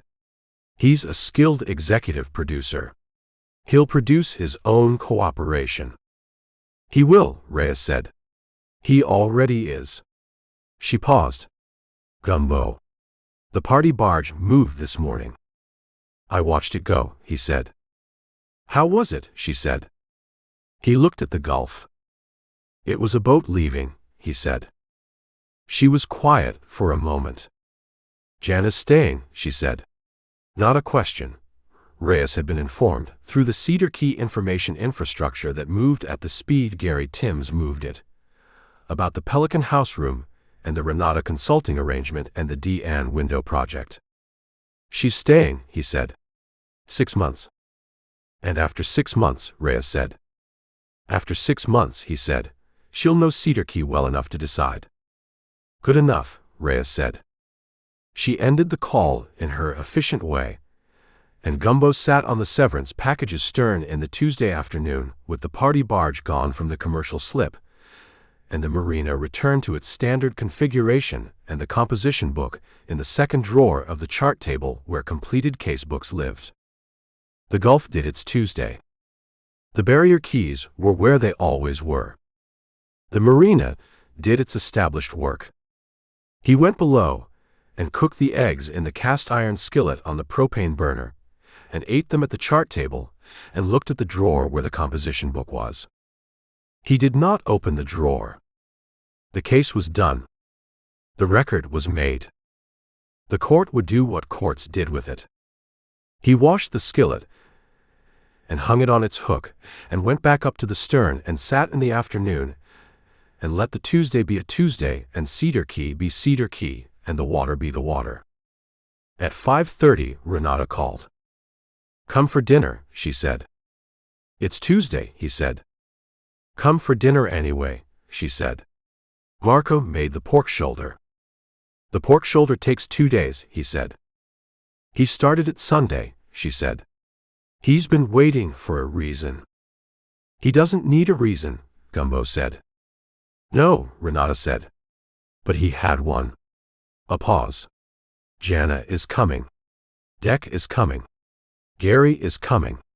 A pause. Francine is still in town. Francine is still in Cedar Key, he said. She checked into the Pelican House Saturday afternoon, Renata said. She's been at the bar every morning and at the island room for every meal. She told Adele Worrell she was staying through the week. A pause. She's been to the marina every day to look at the water. She wanted to see the place, he said. She's seeing it, Renata said. Come at 7. He went at 7. The island room had the window table and the corner table and 3 tables between them, and the dinner service was running with the quality it ran with when Marco had the full 2 days in the pork shoulder, and Renata was satisfied with the sourcing, and the saffron broth was on, and the clam dish was back, and the room was doing what it had been doing for 12 years on 2nd Street in Cedar Key. Jana was at the corner table with the spiral notebook open, which meant she was working, and she looked up when Gumbo came in and closed the notebook, which meant she was done working for the moment. Dec was beside her, eating bread from the basket on the table with the concentration of someone who had spent 3 weeks eating Seabreeze grill food and was recalibrating.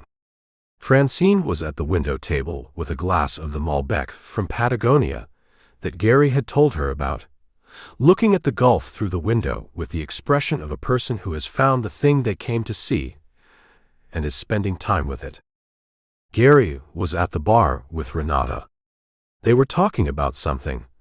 Gumbo couldn't hear what, but Renata was nodding in the specific way she nodded when someone had said something she agreed with, and Gary was looking at the room with the satisfaction of a man who had been at his own bar for 15 years and was now at someone else's and finding it met the standard. Marco put the pork shoulder on the table at 7:30. 2 days of low and slow. The kitchen had been building toward this for 48 hours, and when Marco set it down and stood back, the room did what rooms did when Marco's pork shoulder arrived. A brief, absolute collective attention, the kind that precedes the first taste. Gumbo sat between Jana and Francine. Francine looked at the pork shoulder. 2 days, she said. 2 days, Gumbo said. I've been hearing about the pork shoulder for 14 months, she said. Then it's time, he said. She served herself and tasted it, and was quiet for a moment in the way she'd been quiet about the saffron broth. Tell Marco, she said. Tell him yourself, Gumbo said. She looked at the pass-through window. At Marco visible through it, returning to the kitchen work with the efficiency of someone who had done his part and moved on to the next. She stood. She went to the pass-through and spoke to Marco directly, in the register of a professional who recognizes another professional's work and says so without performance. Marco received it with the equanimity he received most things. A single nod, the acknowledgement of something noted, and then he went back to the kitchen. Francine came back to her seat. What did you tell him? Jana said. I told him the 2 days were right, Francine said. That's all. Jana wrote something in the notebook. What are you writing? Gumbo said. The 2 days are right, she said. I'm writing it down, because it's the kind of thing you want to have written down. She capped the pen.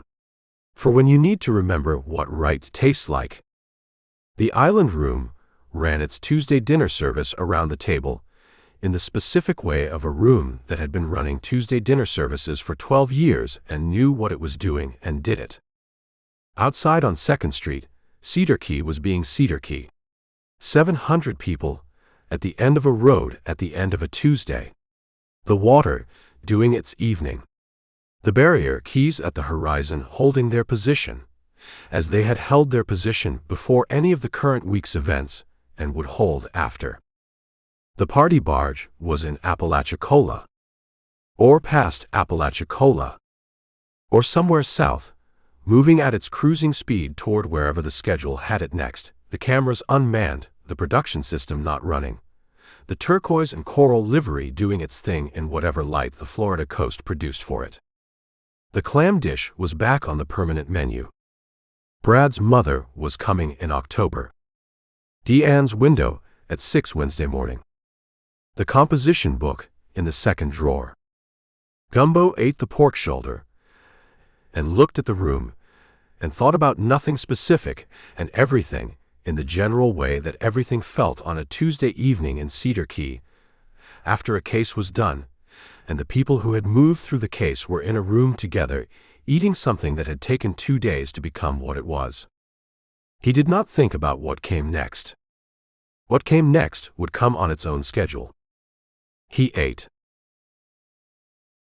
Chapter 20. Wednesday morning came the way Cedar Key mornings came, without announcement. the dark going gray, and then the gray going the particular pre-dawn color that had no precise name. The Gulf making its quiet noise against the barrier keys in the distance, the marina doing the first movements of its day before anyone had specifically asked it to. Gumbo was up at 5:40. Not because of the case. The case was done and in its various legal proceedings and had nothing for him at 5:40 on a Wednesday.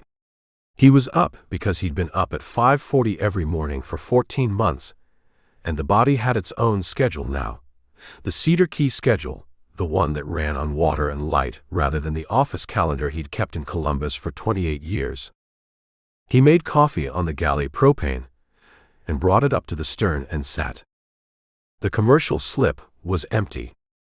Not the absence of something, just empty in the way a slip is empty when a vessel has completed its stay and the slip has returned to being available. The dock cleats were there. The dock lines were coiled where Garrett's crew had left them. The water moved in the slip, the way it moved in every slip, the current doing its established work regardless of what was docked or not docked above it. He drank the coffee and watched the marina come up from its pre-dawn state into its morning one, the sequence he'd been watching for 14 months. The same sequence every morning with the small variations that weather and season introduced. The live aboard 3 slips overstarting its diesel, the bait shop light coming on, the smell of the press beginning from Deanne's converted operation. At 5:58, Deanne came down the dock toward the marina office.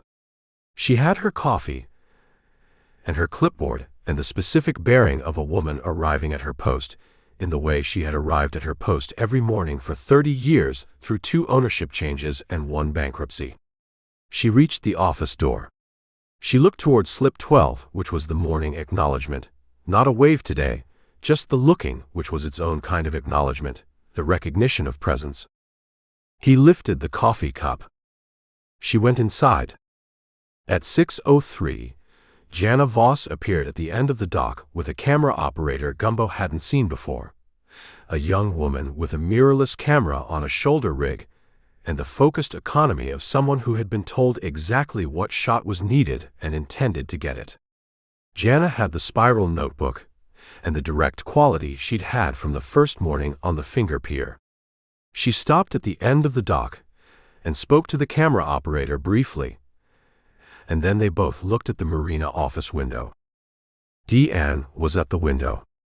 Jana walked to the office window alone, without the camera operator, without the notebook, just herself and the morning. She knocked on the window frame. Deanne slid the glass back. They spoke for about a minute. Gumbo couldn't hear what they said. He watched the conversation, the way you watch conversations across water. The postures, the slight adjustments, the moment where both parties understand the same thing at the same time and the conversation's quality changes. That moment happened at about the 45-second mark. After it, Deanne looked at the camera operator at the dock's end and then at the marina, and then at the water beyond the marina. She nodded once. Jana walked back to the camera operator and said something, and the operator moved into position, not at the window, not pointed at the window from outside, but off to one side where the angle caught both the window and the marina beyond it, the frame, including Deanne at the log, and the water in the slips and the boats and the Gulf in the distance, the whole morning visible in a single frame from the position where you could see what Deanne saw. Gumbo sat on the stern of the severance package and watched. The camera ran for 40 minutes. Deanne worked the morning log. She answered the dock phone once. She made a notation in the log and turned the page and made another notation. A boat came in from an early run, and she processed the arrival in the log. She made 2 Cubans from the press behind the counter and wrapped them in paper and set them on the window ledge for the shrimper who came by at 6:30. The shrimper came by. He paid. He ate the first half walking back down the dock. Deanne charged him what it cost. The camera captured all of it. Jana stood to one side with the notebook closed and watched the camera run and made no adjustment to anything: the light, the frame, the sound, the pacing. She let it be what it was. At 6:43, the camera operator looked at Jana, and Jana looked at the marina, and then at the camera operator, and made a small motion with one hand, the motion of someone saying, "That's it, that's what we came for, that's enough." The camera stopped. Jana went to the window one more time. "Thank you," she said to Deanne. Deanne looked at her. "The marina looks the same as it always looks," she said. "I know," Jana said. "That's the point." Deanne looked at the marina. At the slips, the boats, the water, the gulf. At slip 12. $14, Deanne said. "For the footage rights." Jana looked at her. $14, Deanne said again. "The same as the sandwich." Jana reached into her jacket pocket and put a folded bill on the window ledge. Deanne looked at the bill. "That's 20, she said. "I know," Jana said. "Keep the change." Deanne picked up the 20 and put it in the register and went back to the log. She did not look up again. The transaction was complete, and the log was ongoing, and both of those things were true simultaneously and required no further acknowledgement. Jana walked back to Gumbo at slip 12. "The first piece," she said. "Good piece," he said. She looked at the marina. "I'm going to let it run without editing," she said. "The full 40 minutes. No music. No narration. Just the window and the morning and Deanne working." She paused. "My production instinct says trim it to 4 minutes with a through line and a payoff." She paused. "My current instinct says leave it at 40. "Which instinct wins?" he said. "The 40-minute one," she said. "Because the point is the 40 minutes. The point is that the morning takes 40 minutes to become the morning, and Deanne is there for all of it doing the same work, and the water is there for all of it doing the same work, and neither of them requires editing to be what they are." She looked at the gulf. If people watch 4 minutes and leave, that's their 40 minutes. If they watch all of it, they've had the morning. 40 minutes, he said. 40 minutes, she said. She looked at the commercial slip, at the empty dock and the coiled lines. "The platform," she said. "My channel. When I post this, 40 minutes of a marina office window on a Cedar Key morning, I don't know what happens. It might reach 12 people. It might reach 12 million. She paused. "I've been building content for 2 years with the specific goal of knowing what was going to happen. Maximizing the reach, optimizing the posting time, running the analytics before the clip went live." She paused. "I'm not doing any of that." "What are you doing?" he said. "Posting it at 6 a.m. Thursday," she said. "When the morning is the same as this morning was. And seeing what happens." She paused. "If the people who need 40 minutes of a marina office window find it, they'll find it." She paused. "That's the whole theory." "Good theory," he said. "Renata's theory," she said. She said it differently, but that's what she said. She paused. She said sourcing correctly is not the same as sourcing for what you think you need. Sometimes the correct source for what the kitchen needs is the thing you didn't know you were looking for until you found it. She paused. "The marina office window is the thing I didn't know I was looking for until I was in Cedar Key and Deanne charged $14 for a sandwich." She picked up the notebook. "I have calls to make," she said. "Brad's a state attorney in Scottsdale. My mother about the restructured note. Deck about the camera work going forward." She paused.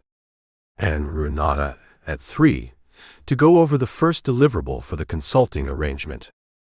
"What's the first deliverable?" he said. "The Island Room's sourcing story," she said. "Not an advertisement. A document.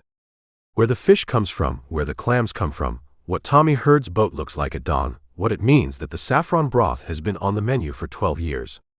She paused. "The gap between what a dish costs and what someone says it costs. Documented." She looked at him. Your phrase. It's a procurement concept, he said. It's a sourcing concept, she said. Same thing, different kitchen. She put the notebook in her bag. The invoice. It cleared this morning. I saw, he said. The rate was too low, she said. The rate was the rate, he said. Next time the rate is higher, she said. There may not be a next time, he said. Most clients are one case. She looked at him. The 2-second assessment, complete and filed. I'm in Cedar Key for 6 months, she said. At the end of a road. Things happen at the end of roads. She paused. If something happens that needs a man with a composition book, an appealing laminated card, I know where slip 12 is.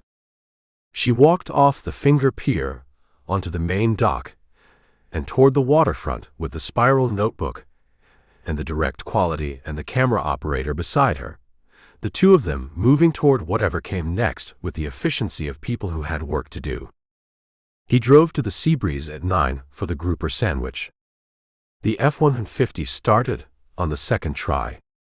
He ate the sandwich at the counter and drank the coffee and read the Tampa Bay Times 3 days late because that was when the delivery reached Cedar Key, and 3 days late was how Gumbo read the news, which meant he was always reading the world in the specific past tense of a paper edition rather than the continuous present tense of a screen. And he found this an acceptable trade. The paper had a brief item about the Waveright case. 2 paragraphs, the wire service version, accurate but without the texture of what had actually happened. The item mentioned Brad Coulter and the federal charges and the party barge, and described Cedar Key as a small coastal community on the Nature Coast. Small coastal community on the Nature Coast. He folded the paper. He walked back to the marina and sat on the Severance package's stern for a while watching the marina do its Wednesday. At 11, Francine came down the dock with her document bag and the rented Camry's keys. Driving back, she said. Today, he said. Today, she said. The office has been running without me for a week, and there's a case in Hillsborough County that needs attention. She stood at the end of the Finger Pier. The marina looks exactly the same as it looked when I arrived Saturday. It looks the same every day, he said. I know, she said. That's what I mean. She paused. You're good at this. Procurement, he said. Applied sideways. Applied sideways, she said. Yes. She looked at slip 12. Get a new card. The lamination is a humidity problem, he said. The lamination is a humidity problem, she agreed. You've been saying that for 14 months. Get a new card. I'll think about it, he said. She looked at him with the expression she had when she knew he was not going to think about it. She shifted the document bag on her shoulder. The invoice, she said. For my work on this case. I'll forward what Jana paid me, he said. Forward what's correct, she said. Not what's proportional. What's correct? I know the difference, he said. You do, she said. That's why I taught you the surveillance log. She paused. Call me when the next case starts. How will I know when the next case starts, he said. You'll know, she said. You always know before you know you know. She paused. Usually it starts with someone drinking something they shouldn't be drinking at an hour they shouldn't be drinking it. That's the Cedar Key morning, he said. That's why you live here, she said. She walked the dock toward the parking lot with the document bag and the Camry keys and the 30 years of investigative practice in the bearing and in the document bag, and in the specific way, she moved through a marina that was not her marina and found it exactly what it was and left it exactly what it was. She got in the Camry and pulled out of the lot and turned east on State Route 24 toward the mainland and was gone. At 2 in the afternoon, Gumbo went to the island room's back door. Renato was at the prep table. Marco was at the stove. The kitchen was in its afternoon state, the lunch service done, the dinner prep beginning, the room in the transition between its two productive periods that had the quality of a breath taken. He sat on the stool at the pass-through. Renata looked up from the invoice she was checking. "The sourcing story," she said. "Jana brought the first draft at noon." "How is it?" he said. "Good bones," Renata said. "She understands what I'm doing, but she's still writing about it from the outside. She needs to understand it from the inside." She paused. "Give her 3 weeks." "She'll have 6 months," he said. "6 months is more than I need to teach her the inside," Renata said. "The sourcing story will be right in 3 weeks. The other 5 months are for the other things." She looked at the invoice. "She wants to film Tommy at dawn." "On the water," he said. "Before the catch," Renata said.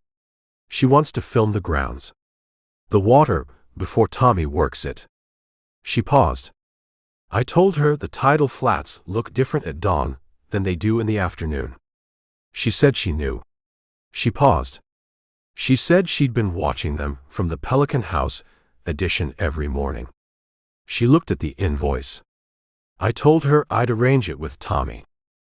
"Tommy will say yes," he said. "Tommy will say yes, and he'll show her things she didn't know to look for," Renata said. "That's Tommy." She made a notation. "The clam dish." "Back on the menu," he said. "Back on the menu," she said. "Tommy's first flat run is Thursday. I'll have the clams Friday." She paused. "The dish will be on Friday's dinner service." She looked at the pass-through. "You'll come for dinner Friday." "I'll come for dinner Friday," he said. Marco put a cup on the pass-through shelf without turning around. Gumbo took it. The afternoon coffee, the kitchen's version. The one Renata kept back here for the people who came through the back. "The case," Renata said. "Done," he said. "How done?" she said. "The case is in the courts," he said. "The records are made. Solis has a plea, Corey is in Georgia, Briggs goes to trial in 14 months, the board members have their various arrangements with Morrow's office." He paused. "Brad's mother is coming in October." "I know," Renata said. "Jana told me." She paused. "I'll have a table for her." "The window table," he said. "The window table," she said. "Brad's mother gets the window table." She closed the invoice binder. "She comes in October. She gets the window table, she gets the clam dish, and she gets the saffron broth, and she gets the sourcing story if Jana has it done by then." She looked at the binder. "Which she will." "Renata," he said. "Yes." "The anchovy," he said. "In the clam and saffron preparation." Jana said it was right. Renata looked at the pass-through. At Marco's station. At the kitchen, doing its afternoon work. "I know it's right," she said. "I wanted someone specific to confirm it." She paused. "Now it's confirmed." She went back to the invoice. He walked back to the marina at 4. The afternoon had the quality it had when the case was done, and the day was simply a day. The light going at September angle. The heat still present, but discussing the possibility of fall, the way Florida heat discussed the possibility of fall, in hypotheticals that might arrive in November or might not arrive until January. He stopped at the marina office window. Deanne was at the log. "The clip," he said. She looked up. She had the expression she reserved for things she found to be more than she'd anticipated, without being willing to say so directly. $1,087,000 as of this morning, she said. "When Jana posts the window footage," he said. Deanne looked at the marina. At the slips, the boats, the water. At the severance package at slip 12. "It'll run," she said. "Not what it'll run to, just that it will." She was not interested in predicting numbers. Numbers would be what they were. The marina log would record what the marina log recorded. "The $20, he said. "She gave you 20 for the footage rights." 14 for the rights, Deanne said. 6 was the change. You kept the 6, he said. The change was hers to give, Deanne said. I kept it. She paused. She left a tip. She looked at the log. People should tip correctly for correct service. Jana will tip correctly, he said. She already does, Deanne said. She looked at him. She's good for this place. He looked at her. For 6 months, he said. Deanne looked at the marina. We'll see about the 6 months, she said. She went back to the log. He walked down the dock to slip 12 and stepped aboard the severance package and went below. He opened the second drawer of the chart table. 3 composition books. Sand trap. Messing around.